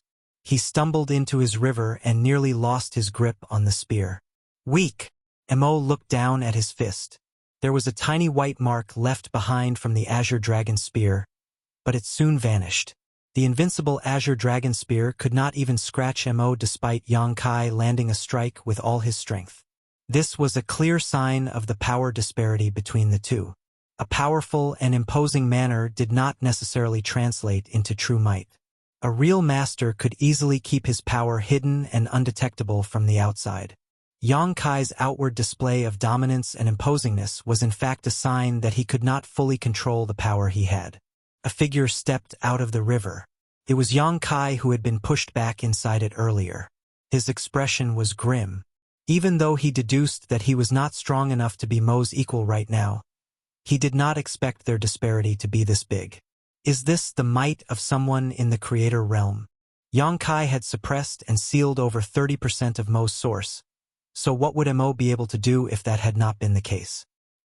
His earlier punch would have probably been enough to kill me. While Yang Kai was caught up in these thoughts, Mo was already storming over. Even though Yang Kai used the Dao strengths of the river to form barriers and restraints, it was not enough to stop Mo. Apart from black ink strength, yet another mysterious power was swirling around Mo. It was most likely creation force. All of the Dao strengths that came near Mo would instantly shatter without accomplishing anything. As soon as Yang Kai managed to steady himself, Mo arrived in front of him, his fist flying out again, aiming to pulverize his opponent. Yang Kai was not about to let that happen. Waves rippled out of the Azure Dragon Spear with Dao strengths circling it as it moved forward once more. Mo did not change his attack, but the simple blow was hiding an unfathomable strength that allowed it to easily deflect Yang Kai's attack before closing in on its target. Martial Peak, Chapter 5987, Absorbing Dao Strengths. In that moment of crisis, Yang Kai's Azure Dragon Spear suddenly vanished from his hand as he stowed it away. Following that, he grabbed Mo's shoulder with both hands and flung himself backwards in an attempt to drag Mo into the space-time river. The short exchange just now made it clear to Yang Kai that he was unable to hold his own against Mo right now. Since that was the case, he needed to bring the fight to an advantageous environment for him, and the space-time river was an excellent choice. Yang Kai was confident that as long as he was able to drag Mo into his space-time river, he would be able to unleash even more powerful attacks that could perhaps be enough to deal with this enemy. However, before Yang Kai could do anything else, Mo kicked him. Yang Kai felt his chest caving in as he fell into the river. Waste! Mo stood above the river. The torrential waves fiercely charged at Mo, but they would die out once they were within 10 steps of him, filling his eyes with disappointment. Mu's successor is weaker than I thought. He's not even stronger than that woman earlier who wielded a portion of the primordial light's power. At the very least, she'd been able to cause a bit of trouble for me, but Mu's successor is nothing more than a child. As Mo quietly eyed the space-time river beneath him, he lightly raised his hand. In that case, I shall destroy it all. A gust of pure and concentrated black ink strength, unlike any that had been seen before, poured out towards the space-time river as the might of a creator began to emerge. Any part of the river that was touched by black ink strength immediately showed signs of being corrupted by it. The river was made out of Tao strengths. Ordinarily, black ink strength from the Black Ink clan was only capable of corrupting living beings. However, as the source of black ink strength, Mo was even capable of corrupting Tao strengths. As Yang Kai's body sank downwards into the river, his heart sank along with it. With just 2 strikes, he had a clear understanding of just how powerful Mo was. I definitely won't be able to defeat him. Yang Kai coughed lightly and the stench of blood filled his mouth. He was now a divine dragon with thick skin and hard flesh, impervious to most ordinary strength. But a simple kick from Mo was enough to break a few of his ribs. It had been a long time since he last suffered such injuries. The pain of his broken bones sticking into his organs cleared his mind, and in the very next breath, he sensed the changes happening to his space-time river. He realized the severity of the situation. If Mo was allowed to continue what he was doing sooner or later, his space-time river would be completely corrupted by black ink strength. He would lose all his Tao strengths, and even if he did not die, he would become crippled and useless. The urgent sense of danger consumed Yang Kai, and he knew that if he did not do something soon, it would be too late. After stabilizing himself, Yang Kai gathered his thoughts and wielded all the strength he could muster. The next instant, his body turned into an invisible black hole that devoured large amounts of the river's water. He was refining the Tao strengths and absorbing them into his body. Yang Kai had been able to put away his original space-time river and summon it out when he wanted to deal with his opponent because he had gained the river through hard work and diligent cultivation. It was the manifestation of his own Tao strengths. However, the gift from Mu had been too overwhelming. Even though he used his space-time river to devour and refine Mu's space-time river, which led to a great increase in his mastery over the 10,000 Grand Taos, he now had a problem on his hands too. He did not have full control over his new space-time river. Currently, he was like a 3-year-old who was trying to wield a massive sledgehammer. Though the sledgehammer was powerful, he could not even lift it. That was the reason why he could not fight back against Mo. It was to the point where he seemed even weaker than Zhang Ruoxi. After all, Ruoxi had diligently cultivated for some 2,000 years in the chaotic dead territory. By using her Heaven's Order bloodline to harmonize the powers of Yin and Yang to a level where she could control it, she was able to unleash all of that power freely. There was only one way for Yang Kai to deal with his current situation, and that was to refine the Tao strengths and absorb them into his body. That was the only method for him to gain control over his new space-time river and be strong enough to oppose Mo. It was an extremely dangerous move. If he were careless for even a moment, he would explode from the overwhelming power of the massive space-time river and would undoubtedly die. That was the reason why Yang Kai did not choose to do so earlier, but under the present circumstances, he had to throw caution to the wind and take the risk. As he did this, a huge vortex emerged on top of the river. It looked like a large mouth that was swallowing the water. Meanwhile, Mo was still channeling his black ink strength and corrupting the river. By doing so, Mo could even absorb the river and strengthen itself. After seeing the appearance of the vortex, though, Mo's eyes flashed with an unreadable glimmer as he scoffed. "You finally realized it?" Mo had spent many years with Mu and understood the space-time river far better than Yang Kai did, so he could immediately tell what Yang Kai was doing when he saw the movement of the river. Both of them continued to refine the power of the space-time river, which rapidly shrank before them. When it came down to it, though, this was still Yang Kai's space-time river. Thus, Mo could not refine it as quickly as Yang Kai could. Could be said that Yang Kai and Mo were devouring the river at a ratio of 7-3. Beneath the river, Yang Kai's face had turned red as his dragon vein throbbed with ferocity within him. The Tao strengths he devoured and absorbed into his body made him feel as if he were going to explode. He even had the urge to transform into a divine dragon. Nevertheless, he squashed down this thought. Although turning into a divine dragon could ease the pressure on his body, there was still a limit. It would not make a difference if he could not find a way to surpass that limit. Therefore, he chose to grit his teeth and bear it. Thankfully, he had endured a similar kind of pressure when he first started taking in the gift Mu left behind and was now able to have a marginally easier time with it. As time passed, the massive space-time river had shrunk by about 30%. Beneath the river, Yang Kai was surrounded by Tao strengths, while above the river, Mo's aura had grown a lot stronger too. All of a sudden, Yang Kai's eyes hardened. As he continued to devour the power of the river, he raised his hands and snarled, "Rise!" The space-time river that cut across the void seemed to abruptly come to life as the water churned and the waves came crashing down at Mo's gaze darkened as he swiftly backed off. He knew that even with his present strength, he would have a hard time if he was struck by the full force of the space-time river.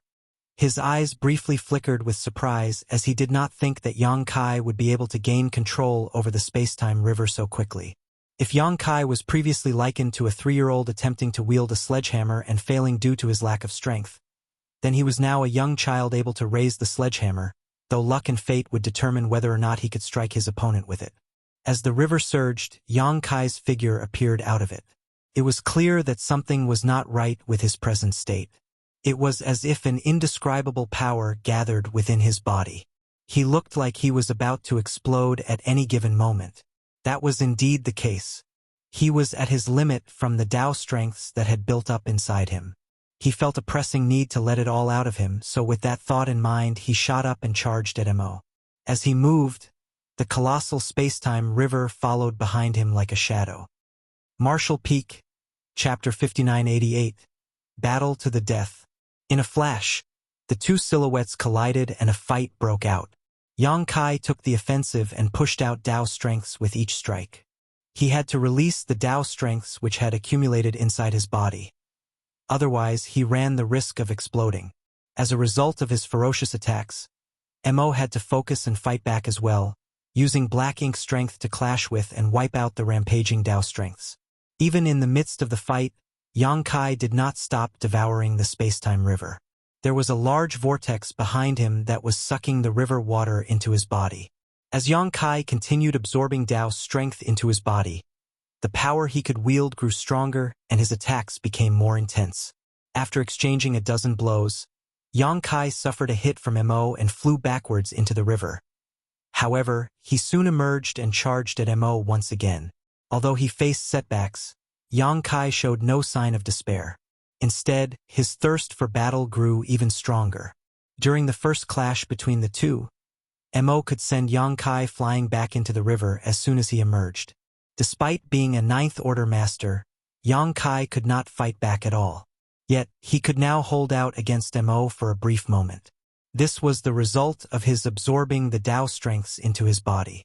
It was also the reason why he could control even more of the river's power. "I can do better than this," Yang Kai firmly believed.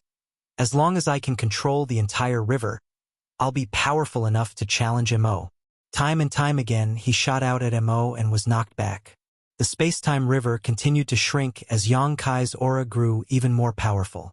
As time passed, Yang Kai was able to hold out against Mo for increasing amounts of time. From withstanding an exchange of 10 or so blows, he was able to slowly increase that number to 20-30, eventually reaching 100 without showing any sign of falling behind. This seemed to set Mo off, and his attacks grew even more vicious as murderous intent surged. Yang Kai used the profound source gate to suppress and seal over 30% of Mo's source, which weakened the latter by a fair amount. Mo's power had also been further weakened after the fight with Zhang Ruoxi. That being said, he had corrupted a sizable chunk of the river's power with black ink strength, which allowed him to make up for what he lost in the fight with Zhang Ruoxi. Mo was even more powerful now than when he first woke up. In a short amount of time, Yang Kai was able to go from being completely powerless against Mo to just barely holding out against him, but that was already his limit. He couldn't defeat Mo in his current state. Not enough. Not nearly enough. Even if I gain control over the remaining river, it's unlikely that I'll be able to kill him. If Mo, the one behind everything, did not die, then the threat against all of existence would endure. Using the profound source gate to suppress and seal Mo's source had been the right thing to do. Yang Kai's previous journey had proved that the profound source gate could indeed accomplish that feat. However, when one went up against an entity this powerful, how was one supposed to suppress and seal them without defeating them first? The only way to end this once and for all was to break out of the shackles of the open heaven realm and ascend to a higher realm. However, this was something impossible for the current Yang Kai. It had not been long since he became a Ninth Order Master, and although he used the two open heaven realm cradles and the power of his spacetime river to speed up his cultivation dramatically, it was only effective for him to grow within the Ninth Order realm. It was not enough for him to reach the realm beyond. Throughout history, the best and most talented humans had been limited by the shackles of the open heaven realm method. They could not break through them at all. Only Mu had been able to vaguely peek into the mysteries of an even higher martial Tao. Nevertheless, her spacetime river was incomplete and she could not step over the barriers to enter the mysterious realm she touched upon. Even though Yang Kai had received Mu's gift, it was unlikely that he could accomplish what Mu and all the human race ancestors could not in such a short time. He did not have the barest inkling of enlightenment regarding the next realm. If he wanted to break out of the shackles of the open heaven realm, at the very least, he had to familiarize himself with his present strength and continue to gain knowledge and understanding through many years of accumulation and cultivation. Since he could not overcome the shackles of the open heaven realm, he had to find another way. Yang Kai dared not allow himself to be distracted for even a moment in his battle against Mo. He was up against an opponent who could kill him off at any moment. Over and over again, Yang Kai was sent flying backwards into the river. Although he looked completely battered, his situation was slowly taking a turn for the better. Only about 30% of the spacetime river behind him was left now. The moment he absorbed all of the river, he would be able to wield strength far beyond what he could before. As the intense fight had broken out between Yang Kai and Mo, the fight on the battlefield in the distant void was just as ferocious. The Black Ink clan army was too numerous, and the allied armies of the human race and the small stone race were beginning to show signs of defeat. If nothing changed, sooner or later, both armies would be completely wiped out. Once that happened, even the Ninth Order Masters could not be certain whether they could escape with their lives. Only the two giant spirit gods could most likely leave safely. This was not an outcome they could accept. Just as the battle reached its most pressing climax, a dazzling light shot out from the depths of the void. It was a familiar scene that renewed the human race master spirits as they knew who had come. As per Yang Kai's instructions, Zhang Ruoxi rushed back to the battlefield. The moment she arrived, she turned into a bolt of light that weaved across the battlefield multiple times. The flowing light acted like a sharp blade that slaughtered countless Black Ink clan soldiers and wrecked the seemingly impenetrable formations they had set up. All at once, the humans and the small stone race were relieved of much of the pressure they had been under. Soon after that, Ruoxi headed over to Ada and Aer. The two giant spirit gods had proved to be invaluable allies to the humans, be it during the reoccupation of the No-Return Pass or the battle that broke out against the Black Ink Black Reinforcement Army. In both situations, the giant spirit gods had played pivotal roles.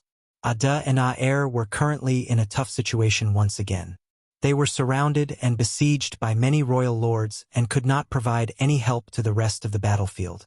Therefore, after relieving the pressure against the allied armies of the human race and the small stone race, Zhang Ruoxi chose to aid the two giant spirit gods. As long as the two giant spirit gods were unencumbered, they would be able to draw the attention of a large number of masters from the Black Ink clan. The Black Ink clan would have to send even more royal lords over to keep these two occupied, thus relieving the pressure on the rest. Ruoxi alone was enough to rampage through enemy lines and leave the royal lords scared witless, let alone when she had formed a 9 palaces formation with her 8 personal guard. In the blink of an eye, the flash of light appeared beside Aer. The 8 small stone race masters scattered around to seal the surroundings, their battle formation encapsulating a large portion of the void. The royal lords who had been attacking Aer paled in response. They had learned the hard way just how terrifying this winged woman could be. Before the primordial heaven's source grand restriction had even broken, she had charged inside alone and exterminated all the masters who lingered at the opening, which included dozens of royal lords. Her actions back then terrified the masters inside the grand restriction, so much so that they were too afraid to make any rash moves. Many royal lords had remained hidden in the darkness. They had personally witnessed how powerful Zhang Ruoxi was and were afraid of her strength. This was the reason why the Black Ink clan army did not rush out the moment the grand restriction broke. They only gained the courage to leave the shelter of darkness when she rushed into the depths of the void to deal with the Supreme One. No one expected this woman to come charging back out on the battlefield at such a critical moment. Naturally, if Mi Jingluan could tell which way the battle was going, the royal lords could as well. The Black Ink clan army had the upper hand right now, and as long as no unexpected variables were introduced, the Black Ink clan would eventually be able to vanquish the humans and small stone race. When the time came, all of existence would belong to the Black Ink clan, as the human race would be wiped out in totality. They were only a step away from their grand success, so how could the royal lords back down now? Thus, even though Zhang Ruoxi and her personal guard were wielding the might of their 9 palaces formation, a large number of masters from the Black Ink clan still fearlessly charged forward to stop them. Once again, the allied armies of the humans race and the small stone race were relieved of even more pressure. As the sword light of the Heaven's Order sword flashed, the part of the battlefield where Zhang Ruoxi was seemingly turned into an abyss of death. Be it territory lords or royal lords, none could escape from her or even put up a fight. Each time sword light flashed, numerous masters from the Black Ink clan perished. Their glory and dignity as masters was completely trampled on. Once someone reached a certain level of power, it became child's play for them to slaughter those in their path. In just a few moments, over 20 royal lords were killed. Aer, who had been harassed by the royal lords all this time, was finally freed from those who had been keeping him pinned down. With a loud roar, he began attacking the nearby royal lords. However, before he could truly unleash his strength, a new group of royal lords rushed over. The Black Ink clan could tell that the allied armies no longer posed a threat to them, and they could use their advantage in numbers to keep them occupied. At this moment, the only ones who posed a threat to the Black Ink clan were Zhang Ruoxi and the 2 giant spirit gods. Thus, they had to stop these 3 no matter what, even if it cost them the lives of their royal lords. On this part of the battlefield, royal lords and territory lords fell like leaves from a tree in a howling storm. The black blood and black ink strength that escaped their corpses turned the void into a patch of darkness, which seemed to want to devour everything in its wake. Amidst it all, the sword light of the Heaven's Order sword shone brilliantly. Despite the show of force she was putting on, Zhang Ruoxi's original plan had actually been foiled. Initially, she wanted to save Aer before working together with him to extricate Ada. Then, the 3 of them could charge out onto the main battlefield and rampage. Even though the Black Ink clan was massive in numbers, they would not be able to stop the 3 of them from slaughtering those in their path if they remained mobile. Given enough time and room to take action, these 3 powerful existences could massacre the entire Black Ink clan army on their own. However, the Black Ink clan promptly reacted to the situation, and Zhang Ruoxi ended up being tied down to this part of the battlefield. Even Aer, whom she had only just rescued, was once again completely surrounded by royal lords and could no longer do much. Now that it had come to this, Zhang Ruoxi acted per the hand she was dealt. Since they wanted to impede her, they would have to pay an exorbitant price. Compared to her original plan, the present situation was actually even more beneficial for the human race army. The more the masters from the Black Ink clan focused on her, the less pressure the humans faced. In fact, if she managed to kill off enough royal lords, she would undoubtedly be helping the allied armies secure the final victory. Thus, Zhang Ruoxi was not upset by the Black Ink clan's actions. On the contrary, it suited her just fine. The royal lords came at her one after the other. They all turned into corpses under the Heaven's Order sword, but even so, none of those from the Black Ink clan showed any inclination to retreat. For both the human race and the Black Ink clan, this was the final battle that would decide their fate. They could not back down no matter what. This was a make-or-break battle that would determine who would go down in history as the ultimate victor.